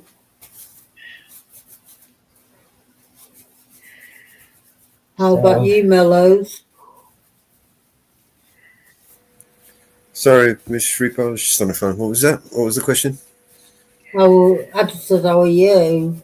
Oh, I'm fine. I'm fine. Mama Bear's getting tired talking. I can hear it in her voice. She's getting more tired as she's talking. So I'm giving her a minute to get a breath and break. Give her a break. And then she can tell me more if she wants to. Now I'm busy getting ready to move. Yeah, I am. I can't wait to move. Yeah. Get on the ground floor. Some central heating. That's my. You know, I don't ask for much. He's only got a week away. Sorry? Where are you going? To a faraway land. No, actually, it's not too far from here. Oh, that's not bad. Yeah. It's to the most deprived town in the whole of the country, but it'd be fine. It'd be fine. I've got a present for Mama Bear. Is there anybody on? Or is it people on? I can't see. I want to show you something. I want some Mama Bear and you something. No, it's just us 3 on the panel at the moment. Right, okay, so He's actually gonna be moving where he's gonna have. Oh, isn't that Mama Bear? That is beautiful. Yeah, I want to send it you, but you'll have to message Grim with your address so I can send it you. Well, there's nobody else on the panel and nobody. Well, everyone can see us on YouTube, so. Yeah, but you couldn't see my face. I did hide my face to make sure because the next one doesn't be going on camera. But I wanted Mama Bear to see that. I've made quite a few pieces, but yellow is a thing for love and friendship. Yes, it is. Yeah, and the heart is because I love you. So Yes, I have Grim's email. yeah, email it to him, and I will post it to you so that you get it. And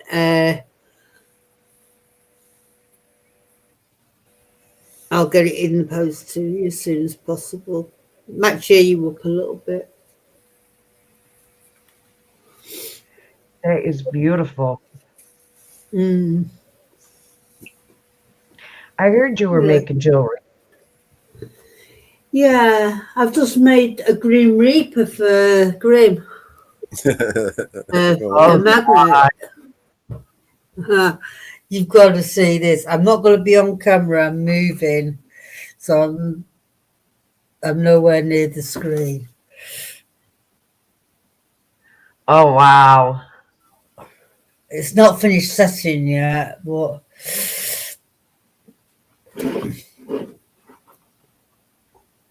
What got you into making jewelry? It's just a hobby.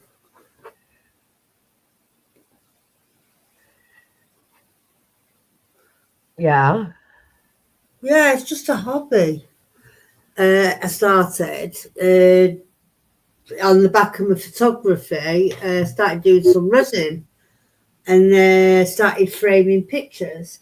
I'll get Grim to send you some of the pictures of some of the work I've done. At the moment, I'm doing a Chinese dragon. I've just made Grim a clock, a dragon in the shape of a dragon. So yeah, I've been busy.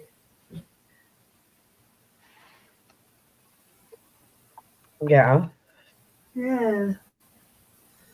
I've made some skulls for Northwood because he asked me to.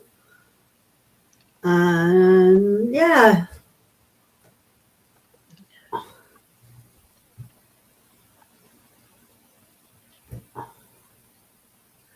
I enjoy it. I've come off the gaming. I don't game anymore. Really? Yeah, I come off that completely. I'd rather be on here talking to you guys or listening in. I wasn't enjoying it anymore. You got hooked on Just a little bit. Just a little bit. People like you and Mountain Girl and Northwood and that. I love it.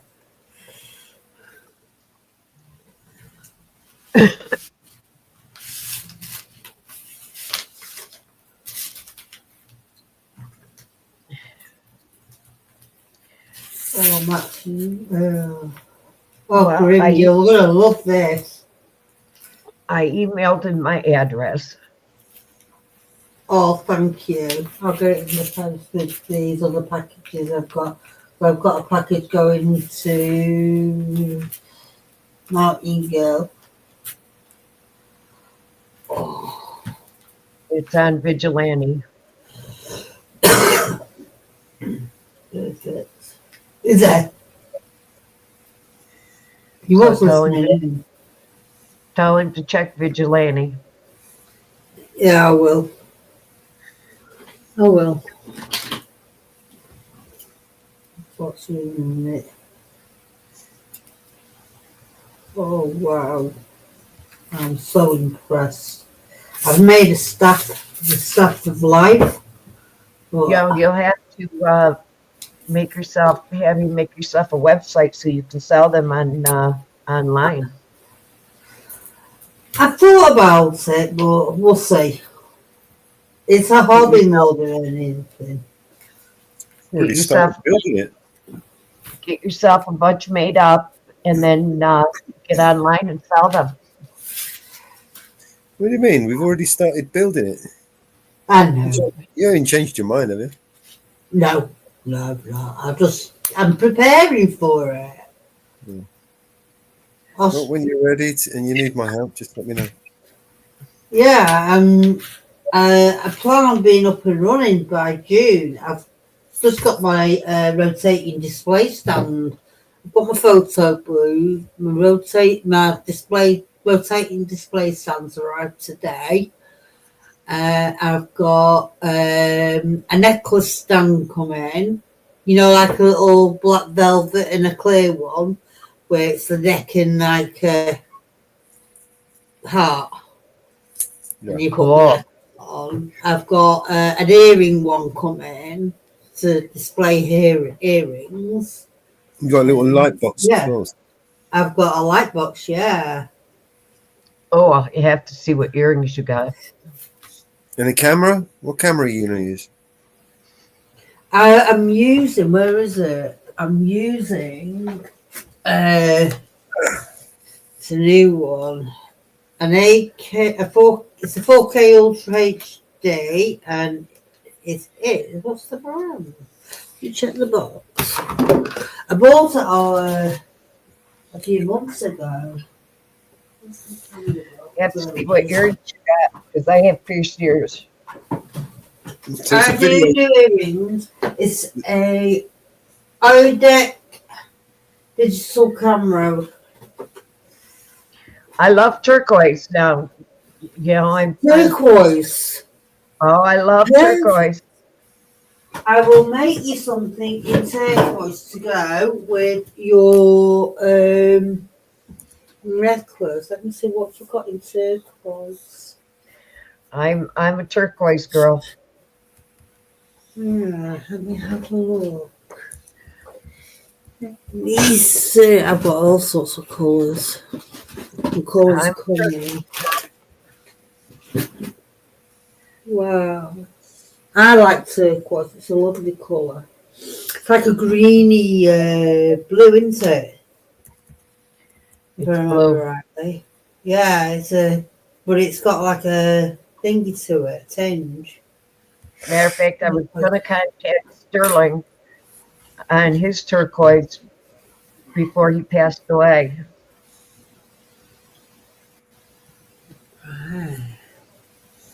Leave it with me, Mama Bear.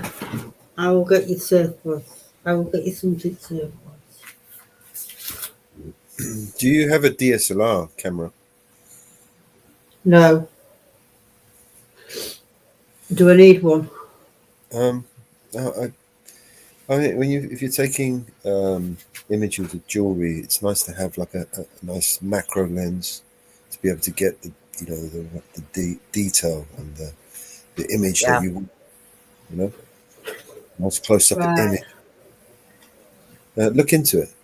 I mean, I could send you some stuff, some videos to how to whatever. Give you some tips on what to look for, what to do, how to get the best sort of image out of jewelry That'd items. be cool. But basically, Really nice. macro lens, it kind of zooms in and lets you focus on an image, on a small image in great detail. You know? Yeah. That sounds good. As I'm into photography anyway, another camera wouldn't do me any harm because I've got a photo printer. I've got an unprinter, but I've got a photo printer. I'm doing resin frames as well, but I don't know how to upload photographs onto YouTube. So You can't. It's designed for videos. Yeah, I don't really. So unless you was going to add an audio, for instance, I mean, one way would be to add an audio, add some music, for instance, and then add images in a slide, for instance. Yeah, I'll just get Grim to put something together for me. That would be the easiest thing to do. Is use someone else to do it. I'll just get Grim to do it. But I'll just send you him can't some upload photos just over. images to YouTube. They have to be videos, basically. Yeah. Even music, you can't upload music on its MP3s. They have to be in an MP4 format. So you'd have to create a video out of your audios in order to upload them to YouTube. Yeah.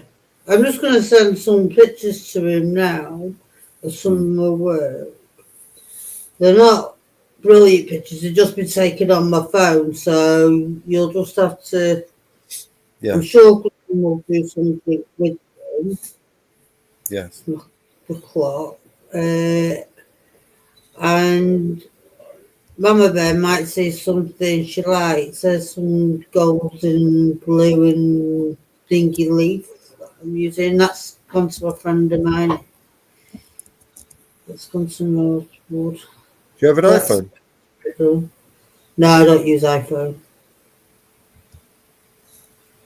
That was for a friend. That's something I sent a friend. Did you get a light, a cone, or a ring? Oh, do you mean it was a ring light? Oh, you mean on the photo booth? You said you got some equipment to take the photo, to take the images of the Yeah, I've got a square cube photo booth. And I've got a round little carousel thing that goes round, rotates. No. The back of that. And that's the picture. There. I just want to send something over for you to get an idea what I've been doing. The photos that you see in the frame, I print and prepare them and everything. I'll send these to Grim. Where are you? There you go. And hopefully he's listening and will put something together for me, for you guys to see.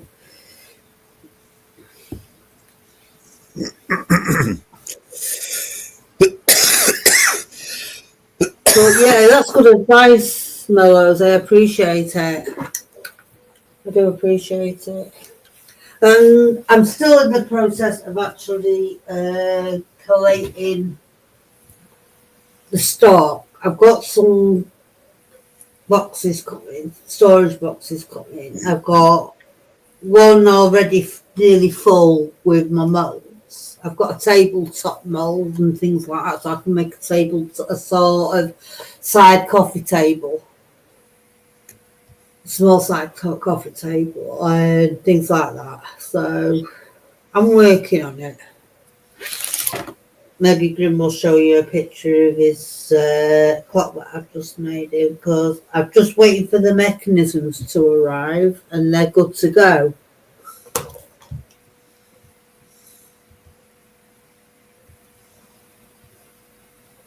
Yeah. Be cool. Yeah. Hey, Ariel.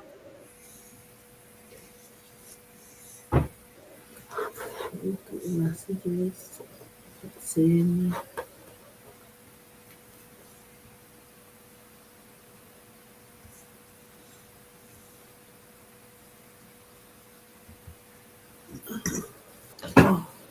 So I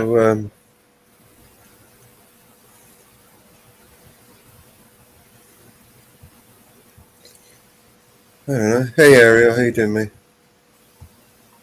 Did you see the changes they made to StreamYards? Me? No, I was saying to Mama Bear. Did you notice the changes? Oh. I didn't pay much attention to them. Well, they split branding into two sections: media assets and style. So you got an extra tab on the side there, and they've split it all. Yeah. Oh, yeah.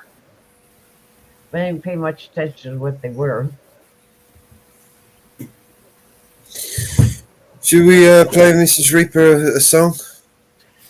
Yeah. Yeah. That sounds new cool. one. All right, let's find a nice, cool one. Something that she's gonna like, I think.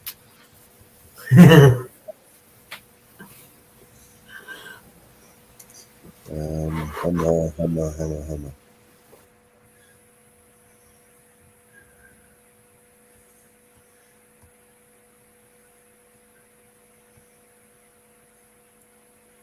Oh, let's see if see what you think of this one.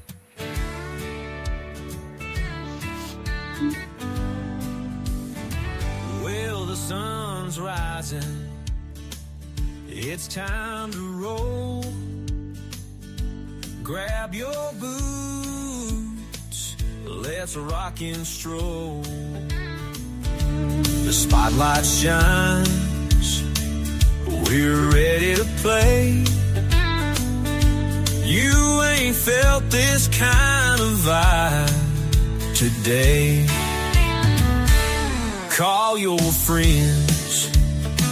Let's raise some hell. Feel the beat. You know it well. Twist and turn. Let your spirit fly. Welcome to the Mama Bear High. Good morning, good afternoon, all around this crazy world. Welcome, y'all. It's time to twirl. Feel the energy, let it show. Laugh and sing, come on, let's go. Welcome to the Mama Bear Show.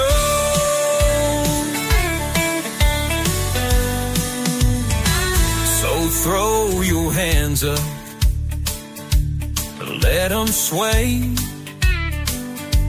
Feel that rhythm take you away. From the first note till the night is gone, we're living life. This is our song. Feel the love rising. Can you see? Music's magic, setting us free. Every smile, every cheer, Mama Bear's got the good vibes here.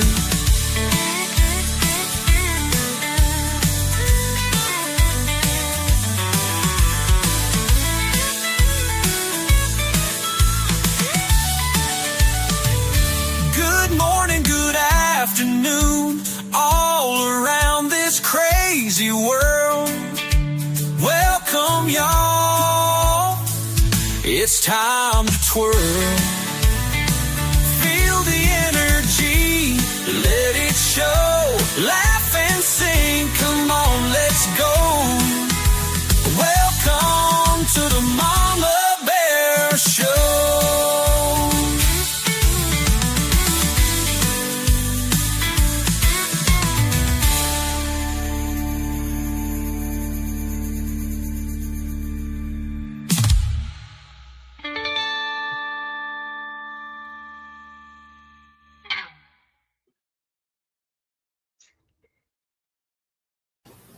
Wow, that was amazing. Yes, That was amazing. Yes, I think support and Mellows for that one. Yeah, More Mellows. definitely. Yes, I thank them for that. That was amazing. Yeah, no, it was brilliant. I love the beat, everything about it. It's just perfect for you, Mama Bear. Yes, yes, I think Mellows. Yes. Yes. Yes, I thank them very much for it. Hey, Greg. I agree. Hello.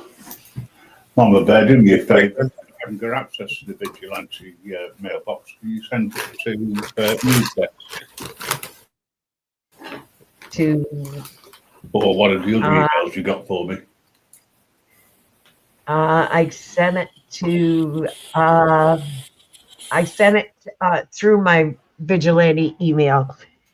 Yeah. You sent it to the Gmail Outlook. Yes. Yes, I did. Gmail. Yep. Okay, it'll turn up in about 3 weeks. It's all right. It'll turn. As soon as it comes through, I'll have it. That's all right. As long as I know which one it's gone to. I sent it to your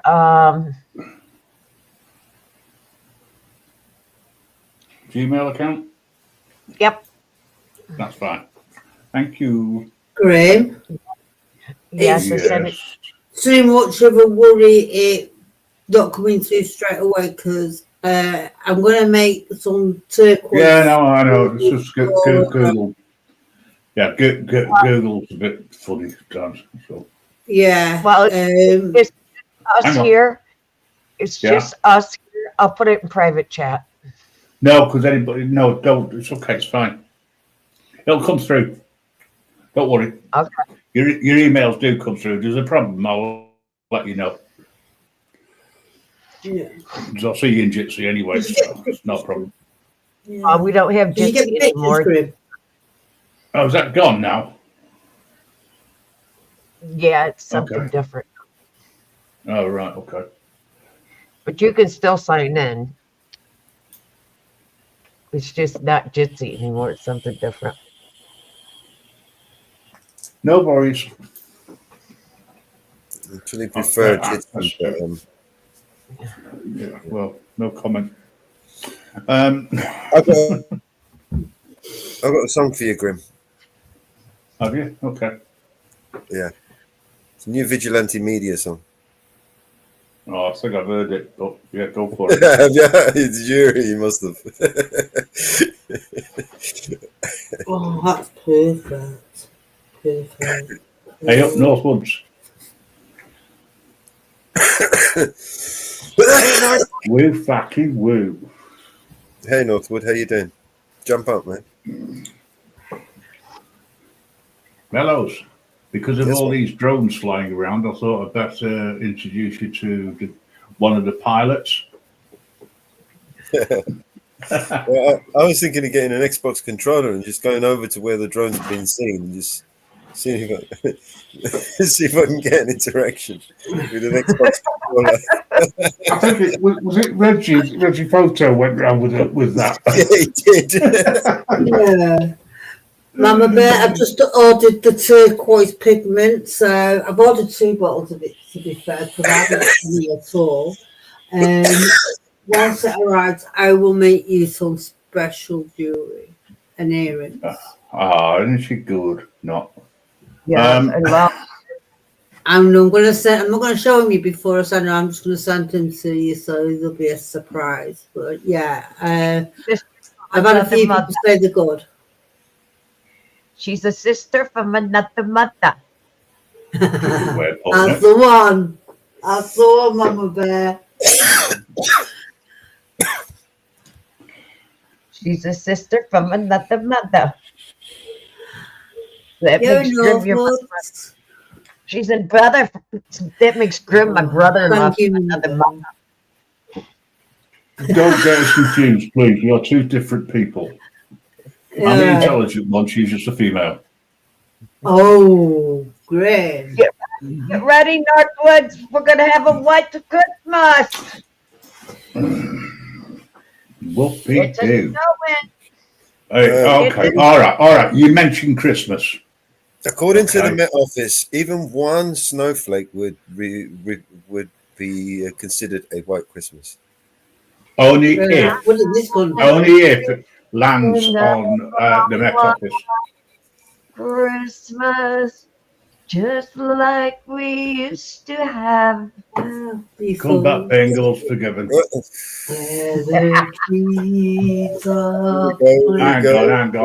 Hang on, shut off the lot. Oh, it was a humbug Christmas, the merriest of days. The stockings hung and wishes sung in jingling, jangling praise. The streets were lined with shoppers, their arms weighed down with loot. But Jacob Marley laughed aloud in his fine three-piece suit. Humbug, humbug, the cash tills chime. Jacob's making pounds and dimes. Gifts and glitter, joy sublime. Humbug Christmas, oh so fine. There were dolls for every little girl and trains for every boy. Golden rings and sparkling things to spread the Yuletide joy. But every single trinket, from the toys to mistletoe, came with Marley's markup. He charged triple, don't you know? Humbug, humbug, the cash tills chime. Jacob's making pounds and dimes. Gifts and glitter, joy sublime. Humbug Christmas, oh so fine. The carolers sang sweetly as they gathered in the square, while Marley sat counting his coins in his upholstered chair. Let them cheer, let them laugh, let their happiness abound. For every penny they have spent has surely come around. The people got their heart's desire, their dreams had come alive. But Marley's fortune tripled, oh his greed began to thrive. He toasted to the humbug cheer, his wine glass raised on high, to a season of goodwill and gold. Cha-ching, he cried, oh my. Humbug, humbug, the cash tills chime. Jacob's making pounds and dimes. Gifts and glitter, joy sublime. Humbug Christmas, oh so fine. So if you're feeling festive and your wallet's feeling light, thank Marley's cunning humbug ways for your Merry Christmas night. For though the spirit's shining bright and the tree's a lovely sight, a humbug Christmas fills the tills, good fortune Jacob's polite. Humbug, humbug, the cash tills chime. Jacob's making pounds and dimes. Gifts and glitter, joy sublime. Humbug Christmas, oh so fine.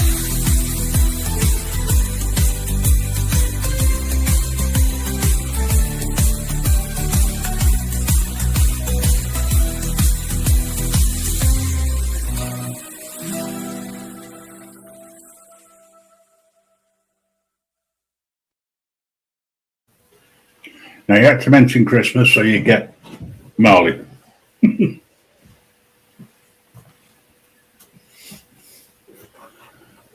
Ew, don't like that. What do you like? There you go. Well, it's all about making money, isn't it, Christmas? So you're thinking of it being a white Christmas, Mama Bear? Oh yeah. You only get a white Christmas here if a snowflake falls on the weather tower. I think it could be BT Tower, not sure. But that's what's classed as a white Christmas here in the UK. I mean, it can be snowing all over, but if it doesn't get snowflake there, Talking of snowflakes, Northwoods, are you coming up or are you staying offline?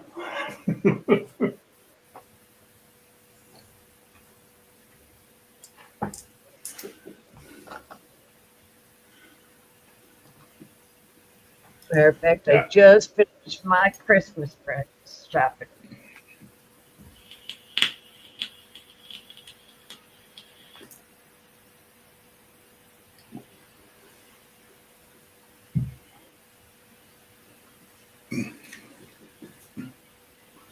You see, Mountain Girls listening, you see, I don't always nick somebody else's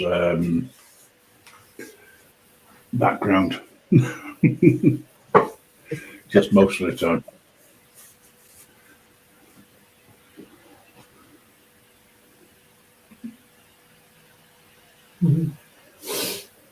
Perfect. I'm thinking whether I want to go buy my own Christmas present. Well, I just ordered my Christmas present. Some You guys bought your own. Some You bought your own Christmas- Sorry? You bought your own Christmas presents. You guys bought a car. No, I'll tell you what I bought myself.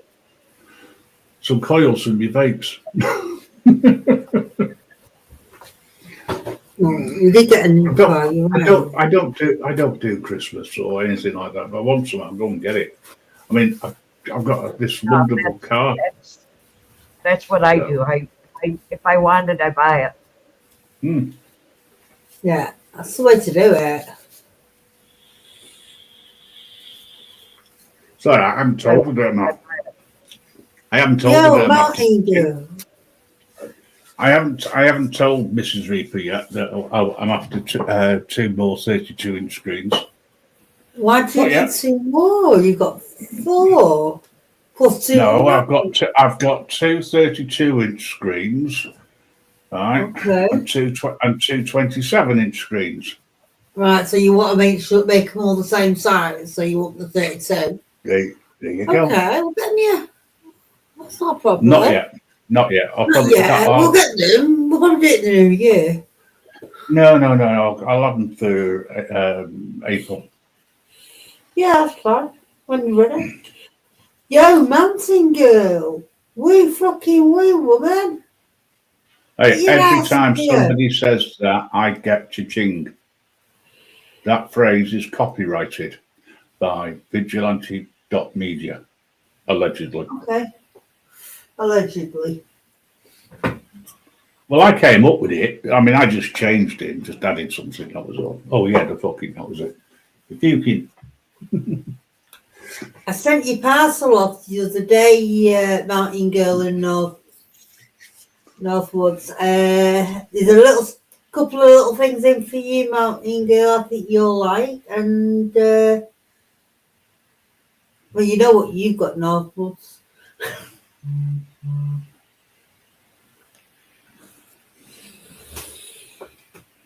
Bloody hell, your watch is telling me it's time to relax, time to settle down and go to sleep. I was up since about 1:30 this morning. And I think about 6 o'clock, my brain just shut off and I went, right, go to sleep for a couple of hours.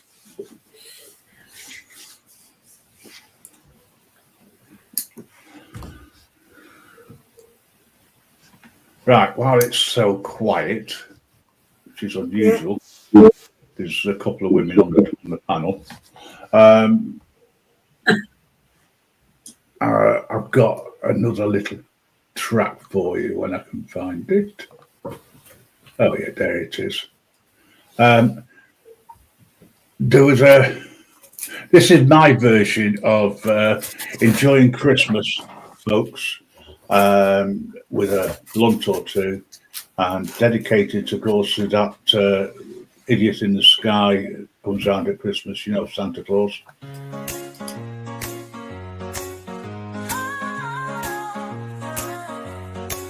It's Christmas Eve, the vibe is right. I spark a joint beneath the twinkling lights out in the yard. What do I see? Santa's sleigh and he's waving at me. He steps off the sleigh with a bag so fat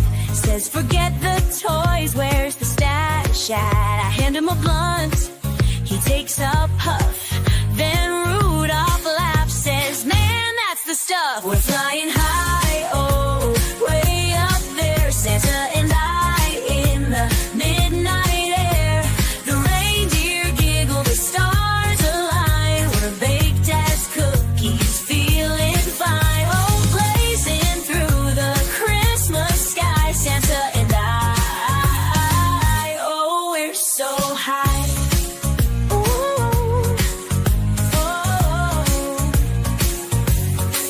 The sleigh's on cruise, the vibe's so chill. We're passing clouds, time stands still. Blitzen's munching on some brownies now, while Dasher's laughing, don't ask how. Santa says, man, this is the life. No stress, no rush, no holiday strife. Let's spread some cheer, let's make it loud with a little green gift for every crowd. We're flying high, oh, way up there. Santa and I in the midnight air. The reindeer giggle, the stars align. We're baked as cookies, feeling fine. Oh, blazing through the Christmas sky. Santa and I, oh, we're so high. Rudolph's nose is glowing bright from a puff of magic on this holy night. The sleigh's a party, the vibe's unreal. Santa's got the munchies, asking for a meal. We toss green gifts to those in need, sharing joy, love, and a little weed. From chimney to chimney, house to house, we're spreading cheer with a side of douse. As the dawn breaks, Santa grins at me, says, next year, same time, same tree. The sleigh takes off, he shouts with delight. Merry blazing Christmas to all, and to all a high night. Oh, we're so high.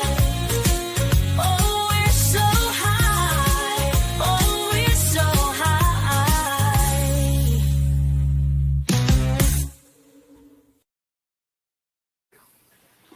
high. So you got them, light them, and smoke them.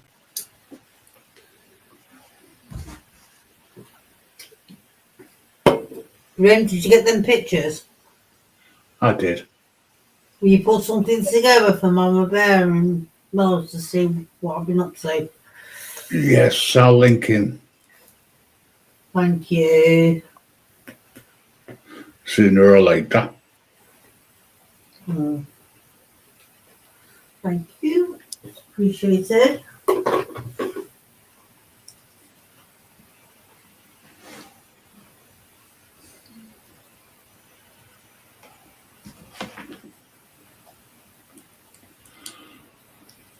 Right, I'm going to book it off. I shall see you all again soon. And have a good night, folks. Okie doke. Bye for now. Bye. Later, Graham.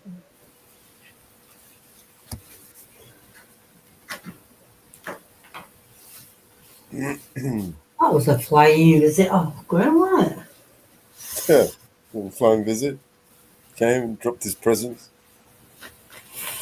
He's taking on Santa Claus job as well now. He's got to go off and deliver some presents. One of the two. I think he's enjoying the lumps of coal that he's delivering. Yeah, he would. He would. He would. Yeah. I'm just making some rice and I'm sat here listening and mixing and talking at the same time. But well, some new stuff coming this week. Well, some beautiful dried flowers that I'll have a go with and see how they come out.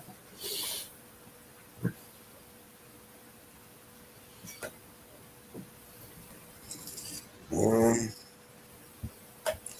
see. Any other videos we can play?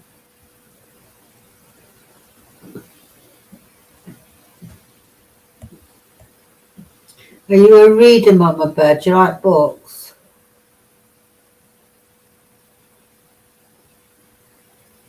Humbug all year round. Humbug all year round. Yeah, I know, Grim. I feel the same way. I haven't even put up a Christmas tree. I didn't do one last year either. No. We've got to celebrate Christmas.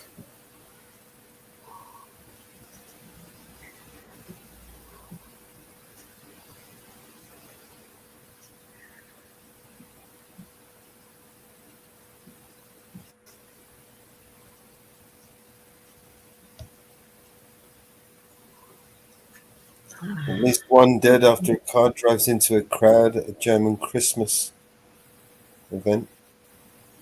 Oh. Yeah, it's too much of it in there. Bet he was drunk. Don't know. Let's have a look at the report. This time of year, chances are it's a drunk driver. We start this hour with breaking news from Germany. We're going to take you straight there. These are the latest pictures we have. These are the scenes of a Christmas market there in Magdeburg. Reports a car has been driven into crowds of shoppers there at that Christmas market. News agencies reporting dozens of people injured, at least one person killed. We are getting details from broadcasters in Germany, as well as news agencies as well. You can see the scale of the emergency response in these pictures. Ambulance after ambulance there, taking people away, presumably to local hospitals for treatment. Well, with me is my colleague, Samantha Simmons. Hi, Samantha. Just talk us through what we know so far about what's happened here. Yeah, about an hour or so, this news broke that a car had driven into a crowd at a Christmas market. This is in the eastern German town of Magdeburg, according to the German broadcaster MDR and other local media. Yeah, they said in the past few moments that the AFP news agency has said that this car incident is assumed to be an attack, according to the Regional Interior Ministry. And we've been talking over the past hour or so here on BBC News, discussing the fact that we don't know whether this is an accident or a deliberate attack. But the Regional Interior Minister is saying that they assume this to be an attack. There are reports that at least one person has been killed and several injured. That number is also ranging from several to between 60 and 80. That's according to the AFP news agency.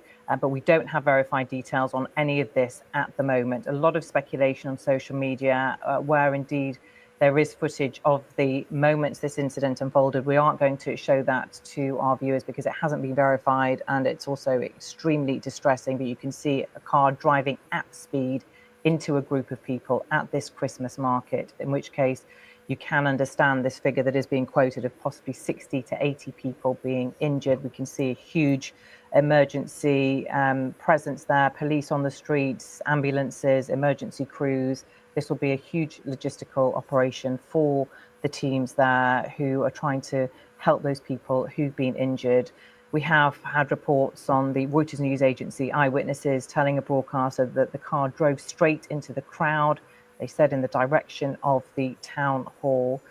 Police, local government spokespeople not immediately available to comment because obviously they have to deal with the unfolding situation. But just in the past few minutes, just to reiterate, the AFP news agency, citing the Regional Interior Ministry, is saying that they assume this to be an attack. There has also been one arrest, we understand. We don't know if police are looking for anyone else in relation to this. Samantha, thank you for that. That significant development there in the last few minutes, confirmation of the working assumption that it seems to be an attack rather than an accident or a driver losing control of their vehicle. That has been one of the questions that we've been asking over the last hour or so.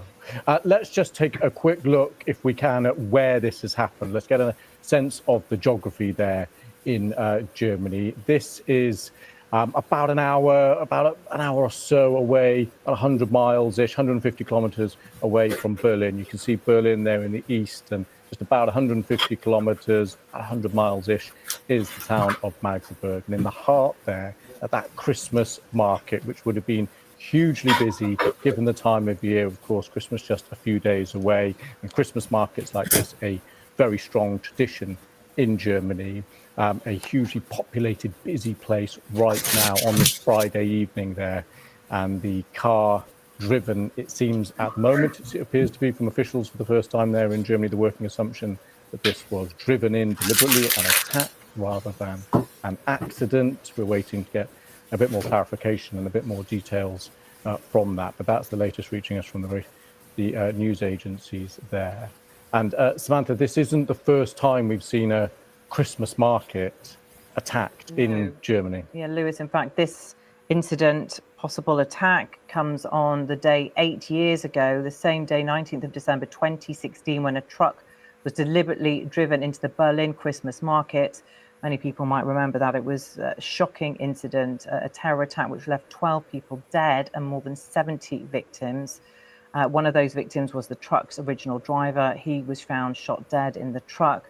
The perpetrator of that attack 8 years ago was a Tunisian national inspired by Islamic State propaganda. He was killed 4 days after the attack by police who found him in Italy, and this event was classified as a terrorist attack. There have also been several terrorist attacks in Germany just in the past year. In fact, there were two Islamist extremist attacks, one in Mannheim and one in Solingen, and there has also been a spate of, in fact, foiled plots in Germany this year. Back on the 23rd of August this year, a man attacked people at a festival of diversity that was in Solingen, and 3 people were killed, then 8 others injured, 4 of them severely. The German authorities arrested a perpetrator there. He actually turned himself in and claimed responsibility for that attack. On the 5th of September, an 18-year-old was shot dead near to the Israeli consulate in Munich after exchanging fire with police. In a joint statement, the Bavarian State Police and prosecutors said they believe the individual was planning a terrorist attack involving the consulate. And then just a day later, on the 6th of September, a 29-year-old conducted an attack against a police station in Linz am Rhein. So that's just some of the incidents that have happened in Germany in the past few months. We know that German security has also been tightened as a result of this. And in fact, Germany tightened its border controls. They did this, they said, back in September to curb irregular migrant inflows after a series of these Islamist attacks sparked public anger and piled pressure on the government.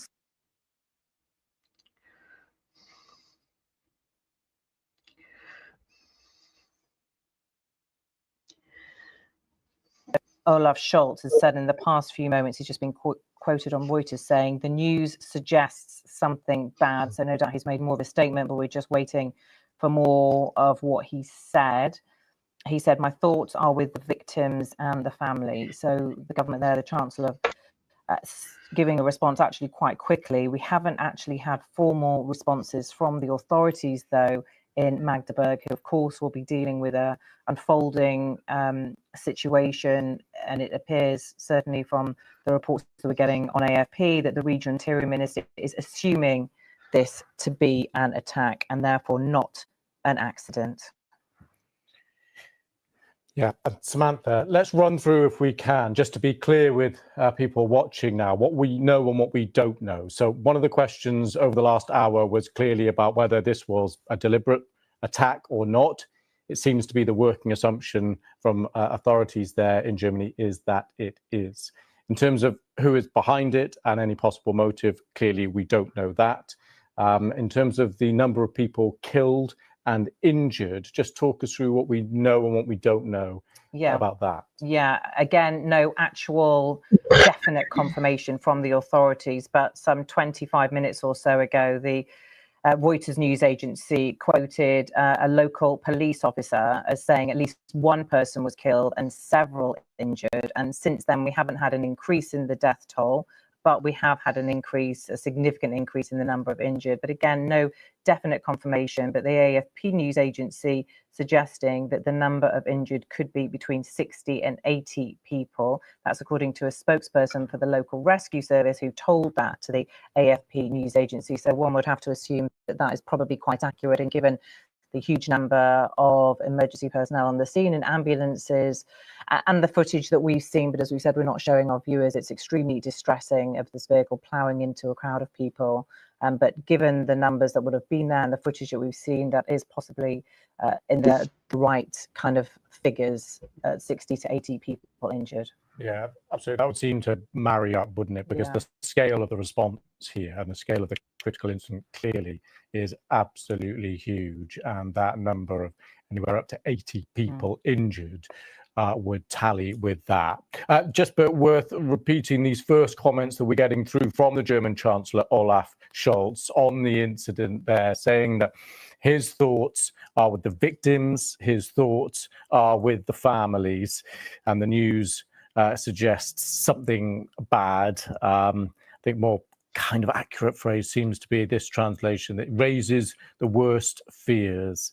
So Olaf Scholz there, German Chancellor, saying the events there at this Christmas market, quote, raises the worst fears. Thoughts there with the victims and the families. Yes, good evening. Emergency service.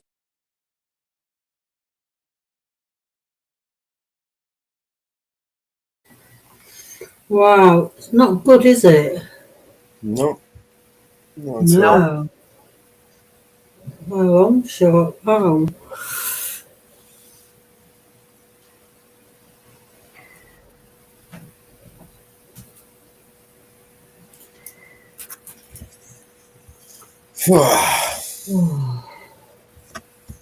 What else we got?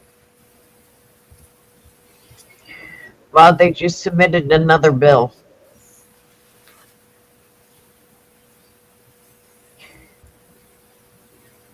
This one's 118 pages.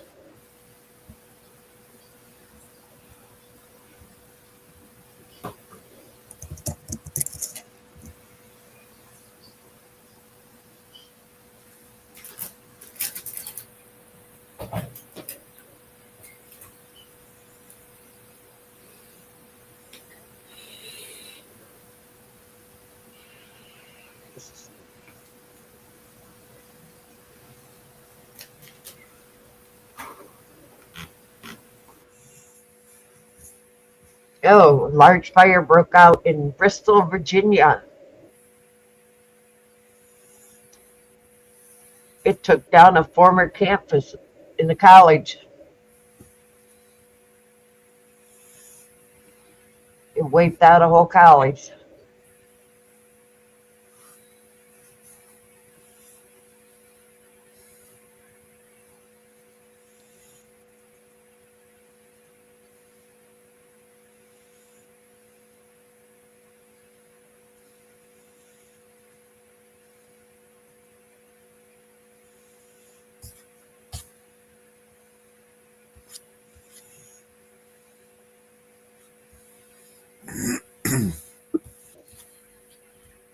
Oh, all right. What else we got? We got anything else we can play?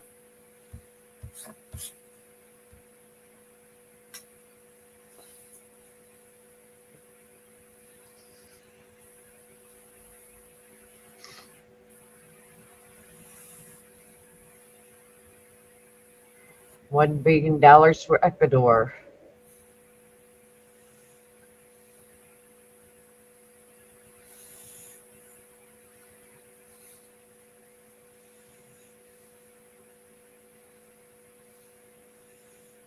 I'm so glad we're sending money to Ecuador. $1 billion for Africa, $1 billion to Ecuador, and $1.2 billion for Ukraine.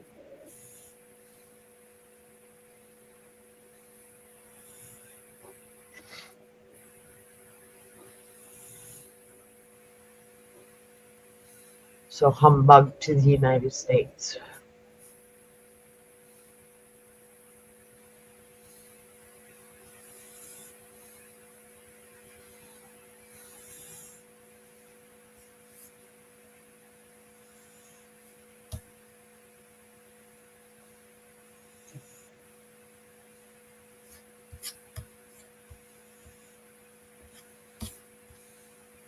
We have a confirmed shooting at Walmart in Knox County.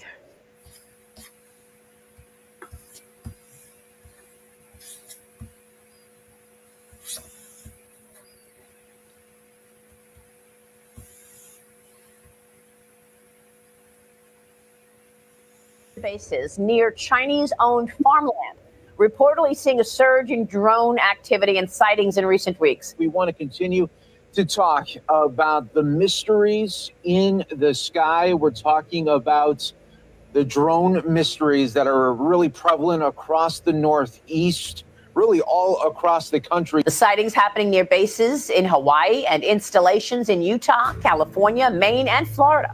House Foreign Affairs Committee Chairman Michael McCaul has been warning about the drones in focus these last couple of weeks. That can't be the only one that China has. Coming into the U.S. less than 3 weeks. So really what we have here is the makings of a Chinese army, not in China, but in the United States itself. And the Biden administration is not tracking these people. It's clear what's going to happen. We are going to get, and we're not taking the necessary precautions to protect these bases and to protect the American people. When we're shutting down Air Force bases, Wright-Patterson Air Force Base gets shut down for a while. When commercial airlines are interfered with, they can't do their flight patterns because of these drones. That's weird. You can't tell me the government doesn't know what's going on here. And the fact they will not brief us, they will not level us with us, they won't answer questions in public, there's something really strange that's going on. Senator, what I think you're saying is that Rosie could be right. They could be aliens. Anything is possible. Okay. If aliens are here, and I think throughout your hearings, we've concluded that something is here. What are they doing? And maybe more importantly, why haven't they made contact? Locally, one man has seen drones in the Metro East. Fox News' Patrick Clark joins us live with video you have to see with your own eyes. Patrick. Yeah, that's right, Mandy. It seems apropos that we would be at the Science Center. We have Tom Friedman's Looking Up sculpture over my shoulder here. That's exactly what one man in Illinois has been doing. He's been looking up, and he caught some video with his phone that he's still trying to determine what exactly he saw. Take a look at this video that a viewer shared with us using his Galaxy S21 cell phone camera. He recorded this outside his home in Macoupin County, Illinois. The man, who asked that we not share his last name, narrates his video to best describe what he's seeing in early to mid-October, and then as recent as Monday night. Whether these lights or drones are similar to videos that were seen from New Jersey is up for debate, but our Macoupin County resident says the UAPs would fly across the sky very fast in random patterns. He began recording and recounting what he's been seeing to his social media page, sharing with friends. The last videos I took, Patrick, were last night. I started seeing the strange lights in September. I live in a rural area. I just started seeing weird light configurations, lights tailing each other, just some oddball things. So I just started tailing. I just started following them around. No real optical equipment, just a cell phone. They were tailing each other, and I was seeing literally 50 different objects in the sky at night in October. It went from like early October till October 22nd, 23rd. Tom says when he was observing UAPs in October, they seemed to have almost a cat and mouse-like movements as if they were at battle. He stopped recording around November, but when he began watching the sky again in December, the drones or UAPs were more controlled in their nightly flights. It just depended, just different lights. What I'm seeing now is not near the activity. They're more stable. You do see them every night. I seen, I think, 7 last night. I videoed them last night. They're more stable lights. They're white as they hover. And then as they start to move, they'll fire up with colored lights. They're red and a aqua colored, like a light green, I would say. Yeah, so we as humans are learning more and more all the time. That term UFO is no longer used. It's UAP, which stands for Unidentified Aerial Phenomena, but that even has been changed because it did not include underwater items. And so now it is still UAP, but it stands for Unidentified Anomalous Phenomena. Whether you call it a drone, a UFO, or UAP, it's still some unanswered questions for you and me. But they have seen things they just cannot explain.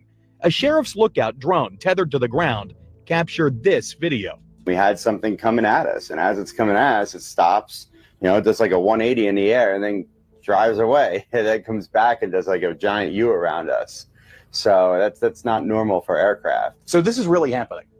We think so. It's definitely something that whatever we're seeing, we can't figure out what it is. It's about the drones over New Jersey. I saw this drone. There was one right over my farm. I don't want to sound paranoid that they were looking at me, but I looked at it. It looked at me, and then all of a sudden it took off. Anyway. Oh my goodness. The government is insisting, don't worry, it's nothing.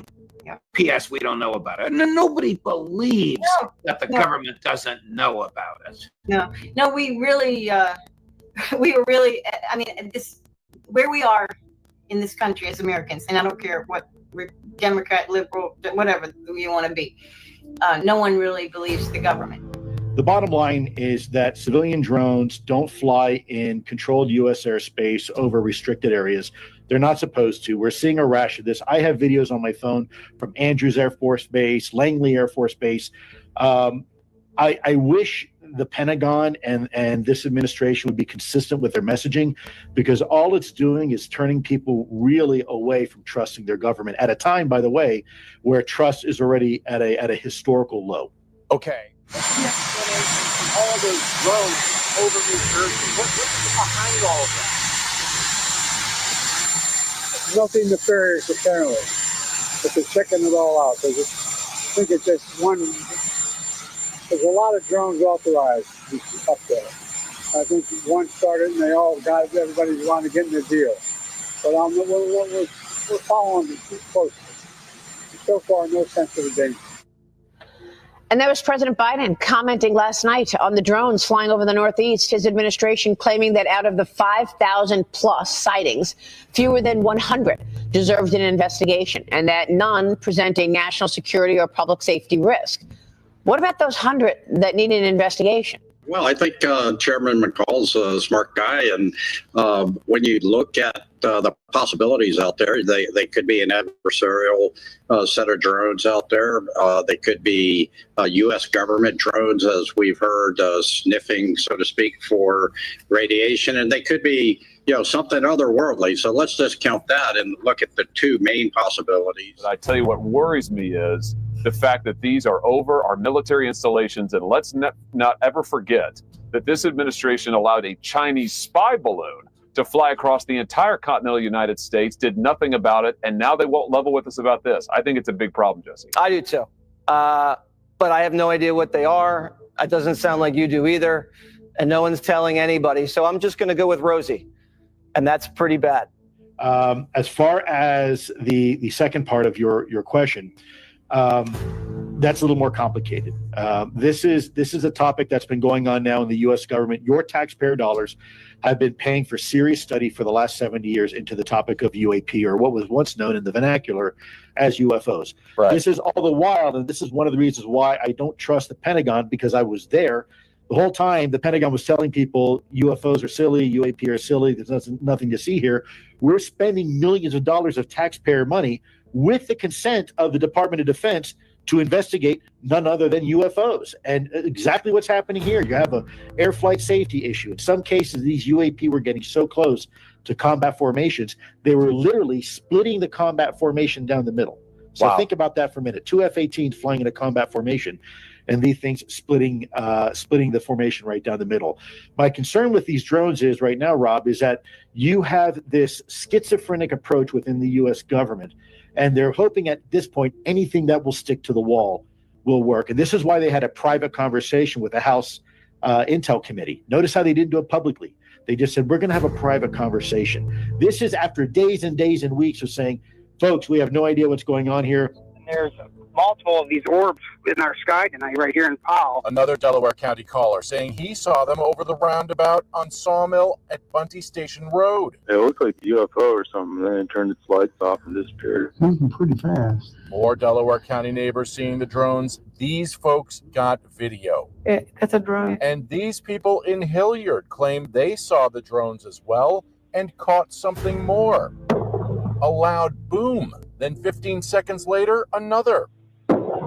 What is going on? Drone sightings spreading across the country now. Officials confirm that unmanned drones have been spotted recently near Hill Air Force Base in Utah. Now, information on the number of drones that were spotted, how close they flew to the base, hasn't been widely or publicly released. They're monitoring the airspace and working with local authorities to track the drones. Though they won't share details, they say appropriate safety measures are being taken. Hill Air Force Base adds drones are not allowed on base. Good evening. New unexplained sightings in Utah have led to fresh concerns here. Yeah, it's a question that continues to grow here about a series of sightings on the East Coast. News Specialist Andrew Adams spoke with a couple of Utah eyewitnesses and an expert as well tonight. Well, the people we spoke to characterize these encounters as anything from really weird to scary. And keep in mind, they happen at opposite ends of the Wasatch Front, West Haven down to Mapleton. There's 4 of them. And now in Utah, What are those? eyes are also turning to the skies with unexplained sightings of groups of drones from Mapleton to West Haven. Big, like, bright thing in the sky. Air Force brass confirming to us that small unmanned aerial systems were spotted between December 13th and 14th. None of the incursions impacted base residents, facilities, or assets. We are taking all appropriate measures to safeguard Wright-Patterson and its residents. But the Air Force is not talking about what the objects were or where they came from. We asked state leaders about it. Ohio's Attorney General didn't seem too concerned. Do our community members in Ohio need to be worried, right, Pat, even, closing their airspace due to this issue?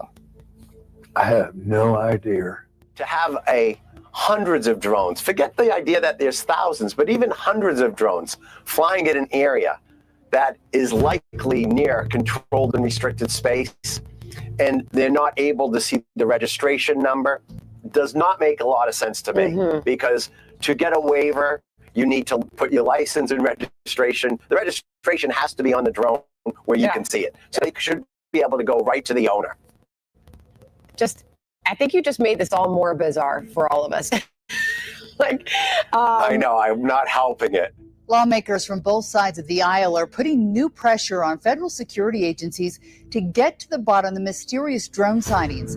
There was another sighting this morning in Texas. It's unclear exactly what this is, but it's causing folks in Southeast Texas to scratch their heads. I started seeing multiple lights moving across the sky. I've never seen anything like that. On an otherwise quiet Wednesday night, Cheryl and Dave Bowman spotted what looked like drones flying in their area off the coast of the Bolivar Peninsula. You can see the small objects' bright colored lights flashing in these videos they shared with us, moving toward the refineries and sparking their interest and speculation. We would be curious, what would they be doing in that pattern and flying that way and that far from the Gulf over into that, what we think is a strategic area. They weren't alone in that thought.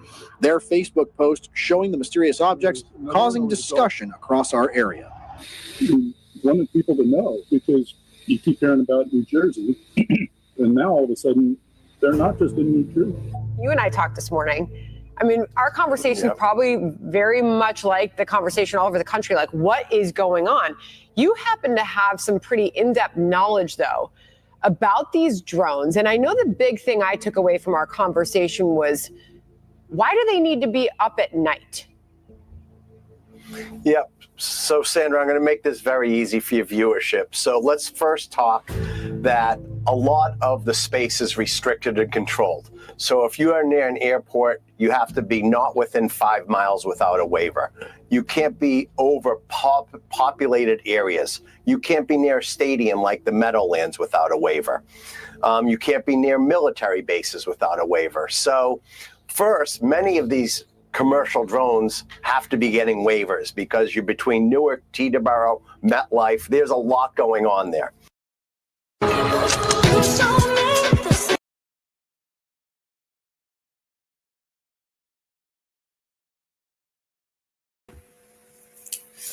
Well, it's little funny lights in the sky. Meanwhile, Christians are being slaughtered in the streets of Syria and nobody's paying attention.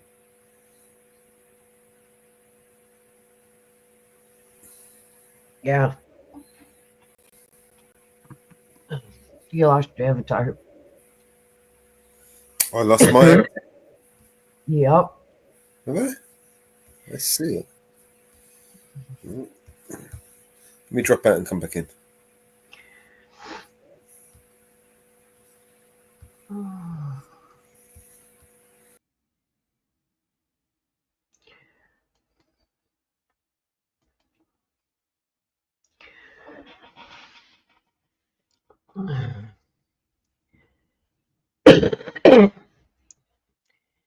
Good night, Mrs. Rupert. We will talk to you later.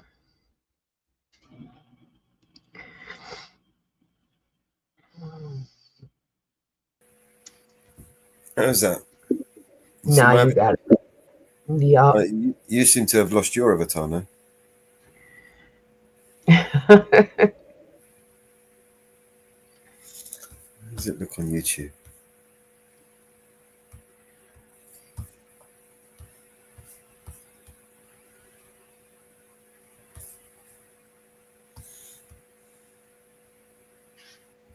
Hey, Spark.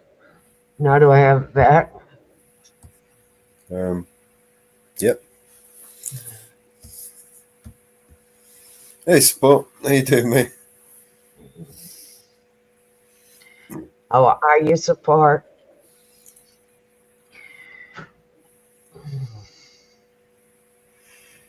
We're good. Yeah, I'm kind of tired too.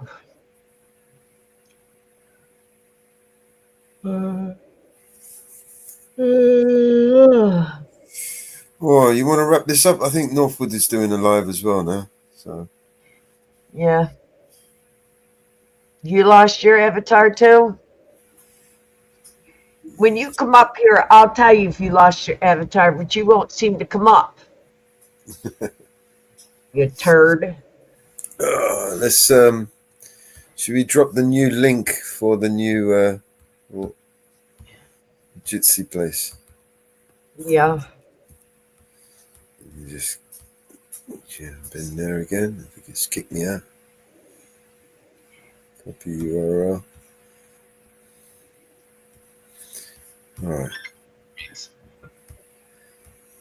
Here's the link.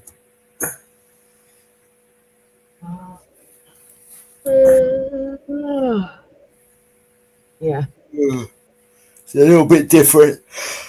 It's a little bit different to what we used to on the other the Jitsi thing, but it's got a lot more features on it. We can send files directly to each other from there. So yeah, there's other things on there as well. It's pretty cool. Well worth exploring. And we can go live from there as well, without the need for StreamYards. We don't have to go to. We don't have to come over here. We can just go live from there. Yeah, we need to.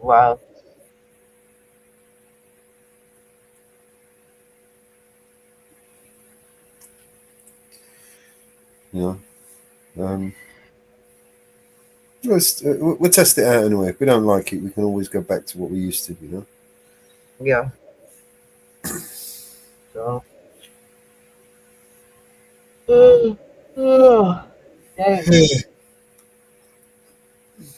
One of the main reasons why we switch is because they stopped providing support for the other program. So, yeah. We'll see what happens. We'll see what it does. Yeah.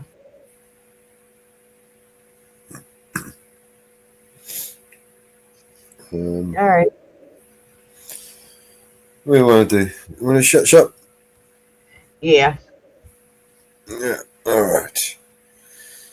We need to give Jab up a moderator. She's been with us long enough to give her a moderator over in Where'd you want it? Vigilante Media. She's in Vigilante. Yep. Drop a moderator. It's a moment.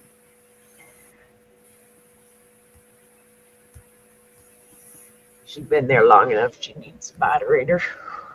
We can do that. Right.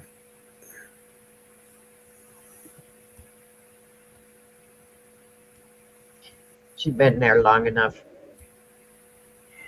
I just realized she's not a mod there. There you go. There's that. A bit better. All right, let's play. Should we play a quick song before we leave? Let's play a couple of tunes from Support. There's a couple of new tunes that Support dropped the other day. This is one of my favorite ones.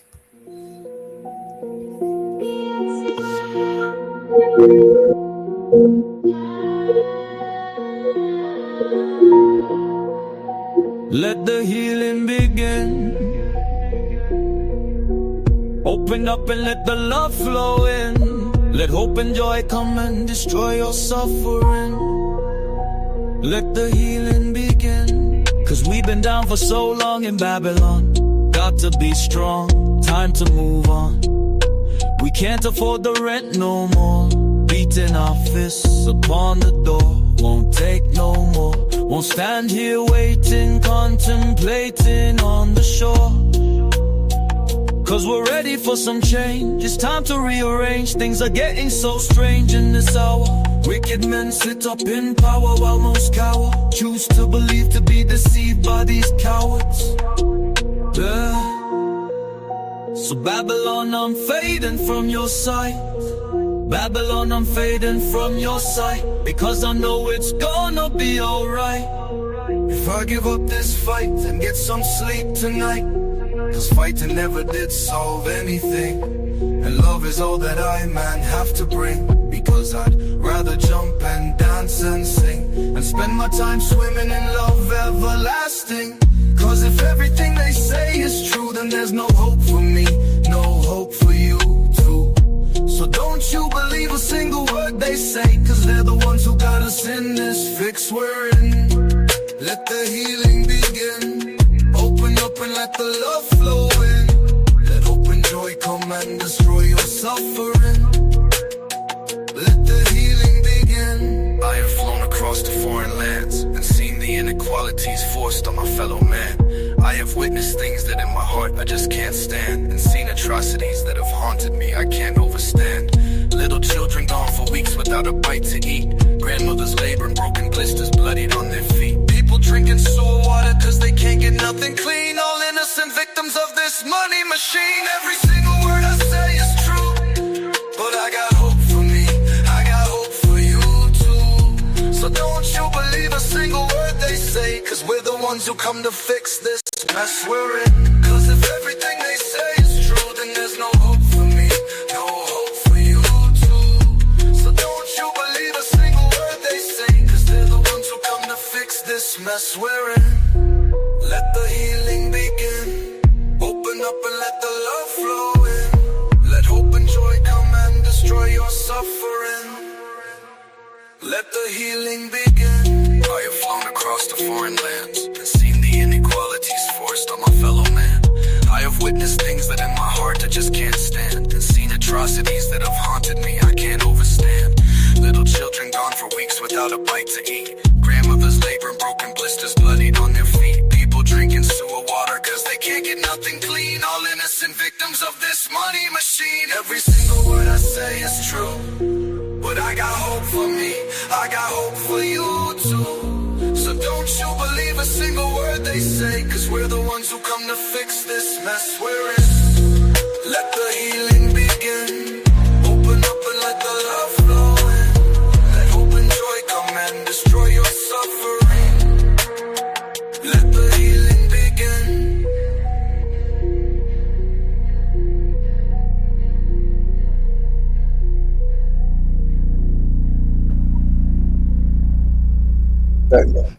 That not a badass tune or what? That's a fucking killer tune, man. You know, we ought to just take the album covers from the ones we've already done to those songs and just put remix on the album covers. Yeah, or remastered or something, yeah. Like this one. Hang on. Oh, which one was it? Oh, we've done a few. Take the album covers of the ones that we've already done and just put remix on them. Yeah. And use the same album covers. Yo, Mellows, BNC rappers, support. Yeah, she says she wants a real man. One who opens up the door, hold her hands and still smiles when he feels bad. In control of his emotions, wears his heart on his sleeve but don't get mad. One who gives her all his time, puts his dreams to the side and gets a real bag. Yeah, she says she wants a real man, but what she wants is not for real, man. Realest story ever told. Can't have a man who's making money always home. Hard like a truck, that's why he's always on the road, providing everything you need to live the life you say you want. Can't have a man who wears his heart on his sleeve, that won't rip once a while at the seams, especially when you never take the time to look into his eyes and hear him when he silently screams. Yeah, she says she wants a real man, one who opens up the door, hold her hands and still smiles when he feels bad. In control of his emotions, wears his heart on his sleeve but don't get mad. One who gives her all his time, puts his dreams to the side and gets a real bag. Yeah, she says she wants a real man, but what she wants is not for real, man. That Disney movie that she wanted was a dream and not reality, or something that she got. She put the man up on a pedestal, the scars, and when she found out he was human and he dropped. He's not perfect, but he tries to live up to her beautiful life. But as time goes by, you'll realize the man he once knew on the inside him died. Yeah, she says she wants a real man, one who opens up the door, hold her hands and still smiles when he feels bad. In control of his emotions, wears his heart on his sleeve but don't get mad. One who gives her all his time, puts his dreams to the side and gets a real bag. Yeah, she says she wants a real man, but what she wants is not for real, man. Love is patient, love is kind, can be evil and also blind. God made man, then said in life you'll find good things when he finds his wife. So as a real man, broken and confused, struggling, not knowing what to do, he dove to the bottom of the bottle, drowned in his sorrows and prayed one day she would rescue. But stop pointing out at all his mistakes, be the place he felt safe to express the emotions the world said he can't. He's the rock that she needs, but she hammers away at the love that he has, like she wants it to break. Despite all of the pain, twisted and changed, trying to become the whole picture she paints, till she woke up one day, said she's walking away, looked him dead in the face and then screamed. Yeah, she says she wants a real man, one who opens up the door, hold her hands and still smiles when he feels bad. In control of his emotions, wears his heart on his sleeve but don't get mad. One who gives her all his time, puts his dreams to the side and gets a real bag. Yeah, she says she wants a real man, but what she wants is not for real, man.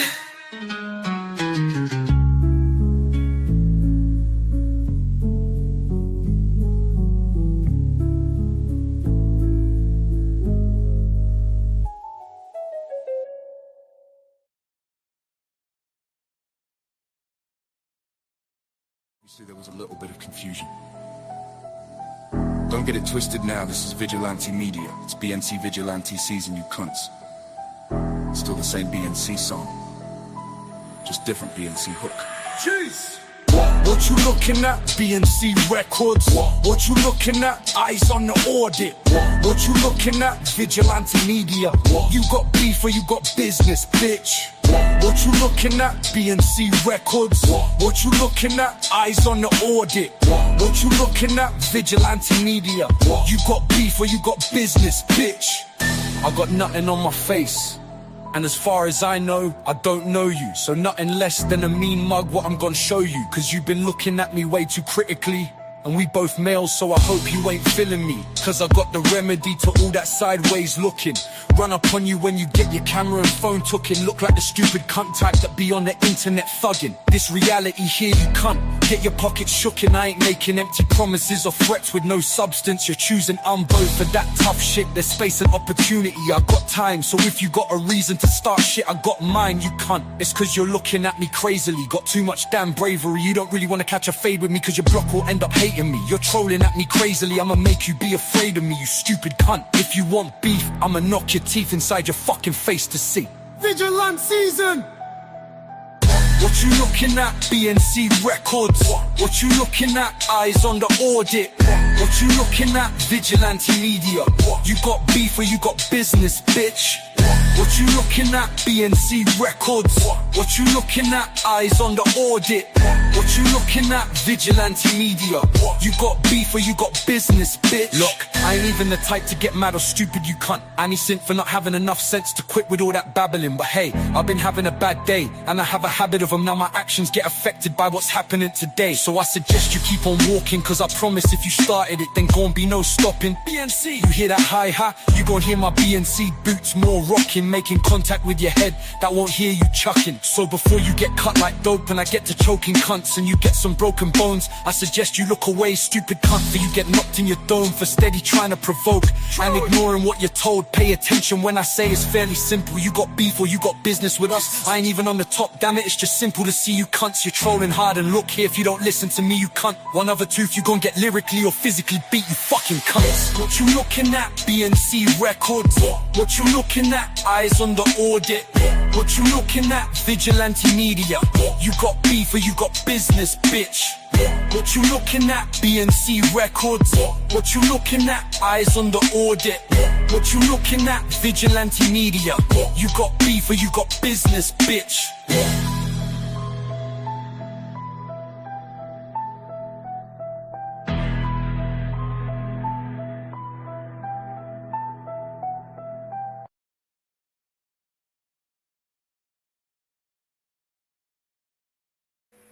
It's the one you wanted.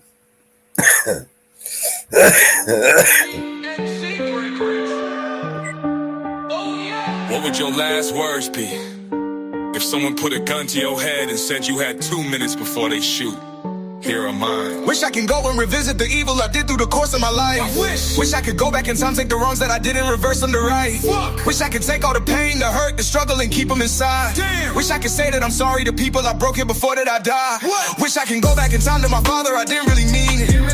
Wish I can go tell my mom that I loved her and all of this money I got, I don't need it. Wish I could go to the church and I talk the Lord in an effort to conquer my demons. I'm begging and pleading, I'm down on my knees and he's ready to shoot and I'm practically bleeding. So this is my destiny, I finna get death to the G. Somebody please help me, yeah. These are my last words. It's Mellows! Wish I can go back in time and revisit myself just to make me believe. I had these goals and these dreams in my mind that were mine that I'll never achieve. All of these gifts and these talents were given by God, I was blessed to receive. I was too busy worried about bitches and money and all of this shit that you people would think needed help with depression. All of my passive aggressions, I should've confessed them. I learned my lesson, I didn't get nothing but sadness that fucked over all of my blessings. Fucking perfection. I should've walked on my own and I traveled the common direction. Just to be trending. Just to be trending. Wish I would've not held back. Wish I would've not felt bad. Wish I would've hugged my dad. Wish I would've fucked that bitch when I had that chance. Wish I would've sold my soul just to get fame and all. Should've played basketball. My God was masterful. Wait. Wish I would've never put my time into those people who never tried to give it to me back. Wish I would've never put my heart into a woman that would break it, then allow it just to have a second chance. Wish I would've let him see what I was really dealing with instead of trying to hide it on a motherfucking track. I blow a milli just to prove that I'm a legend in the making, just to show him what it looks like when I get it right back. These are my last words.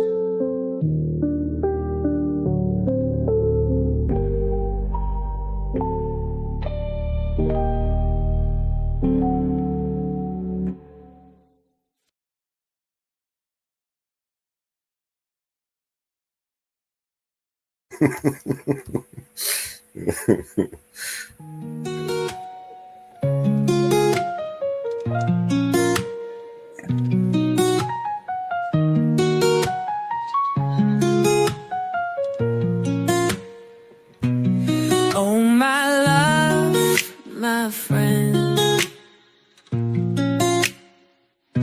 It's been a while, you see. Without thinking of you, but the thought makes me free.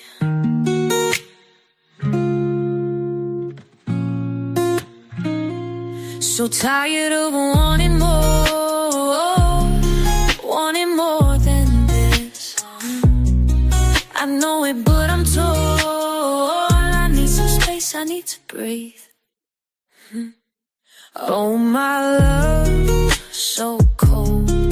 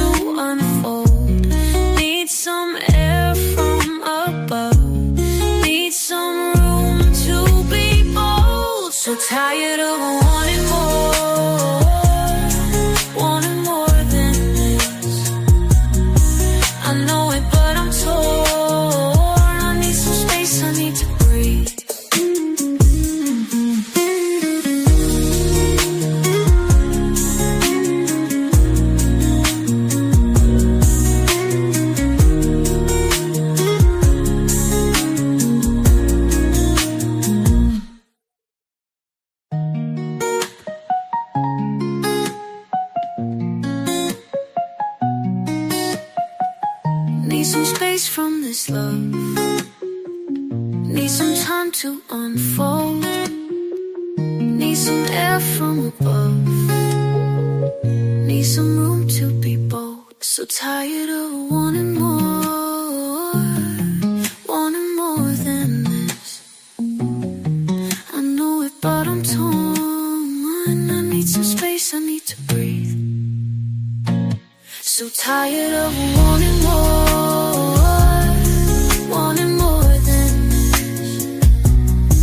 I know it, but I'm torn. I need some space, I need to breathe.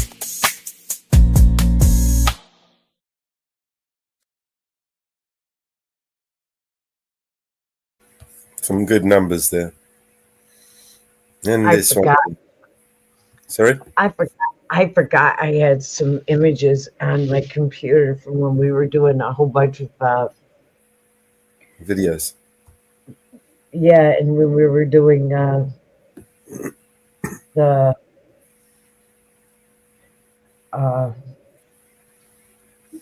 covers. Hmm. I had some very funny images of support for when we did the Monster Mash. Mm. And I had some really funny BNC records. Remember it? And I forgot I had some of the funny ones on my computer. And I just sent one of them to support.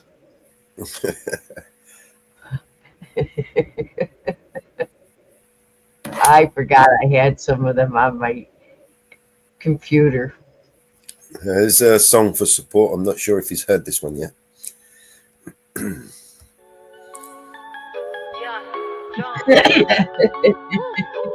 Welcome to the world, baby boy, I'll paint you red and white and blue. The indoctrination starts as soon as you come out the womb. Pretty quick, we'll make you stupid with curriculums at school. And if the classroom doesn't do the trick, we'll make you watch the news. Pick your team, right or left, pick the red pill or the blue. You can vote, but even if you win, still everyone will lose. Don't forget to buy designer, because Gucci makes you cool. We prioritize material belongings over truth. Get a job that you can't stand so you can buy some cans of food. Go overseas and die for freedom, there's some oil we could use. Our democracy exists so that you think that you could choose, but our algorithms make you do what we want you to do. What's the problem? Your depressed society has you confused. We got medication for you that you'll probably abuse. Go get married to a lady who also don't have a clue, and pump out a few babies that are just the same as you. Welcome to the system, everyone's a victim. Doesn't matter if you're black or white, it hates you all.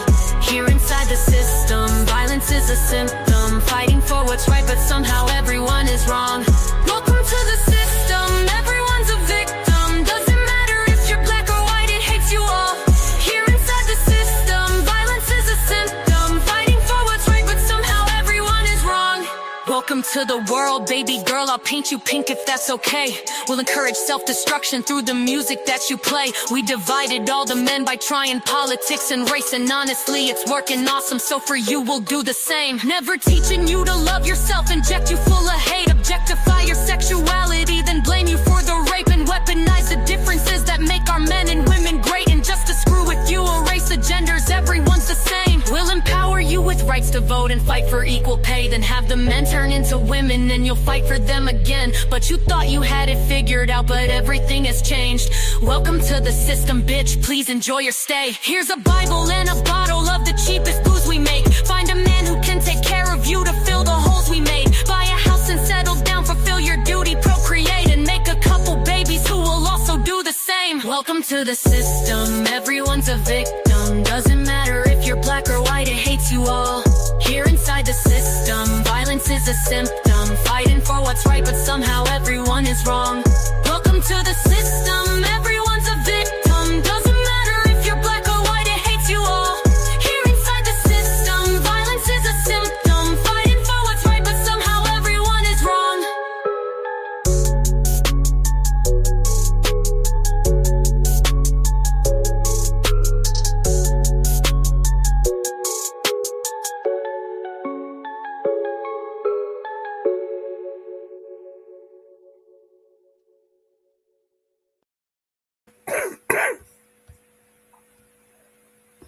Welcome to the system.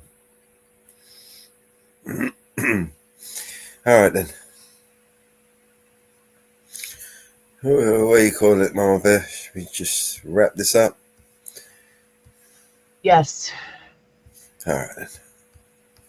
Thank you, everybody, for joining us. And we will see you definitely on the next one. I'm not sure when that is, but we will have one soon, obviously. During the holiday seasons, you'll probably see more of us. There's the link to the new Jitsi room. I dropped it in the chat. If you need it again, I'll drop it again. But that's there.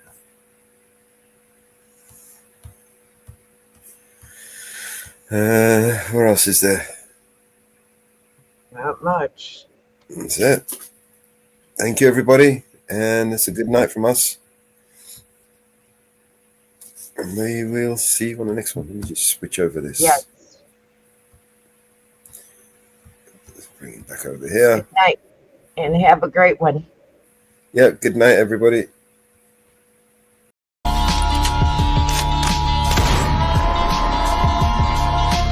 This is your emergency broadcast system.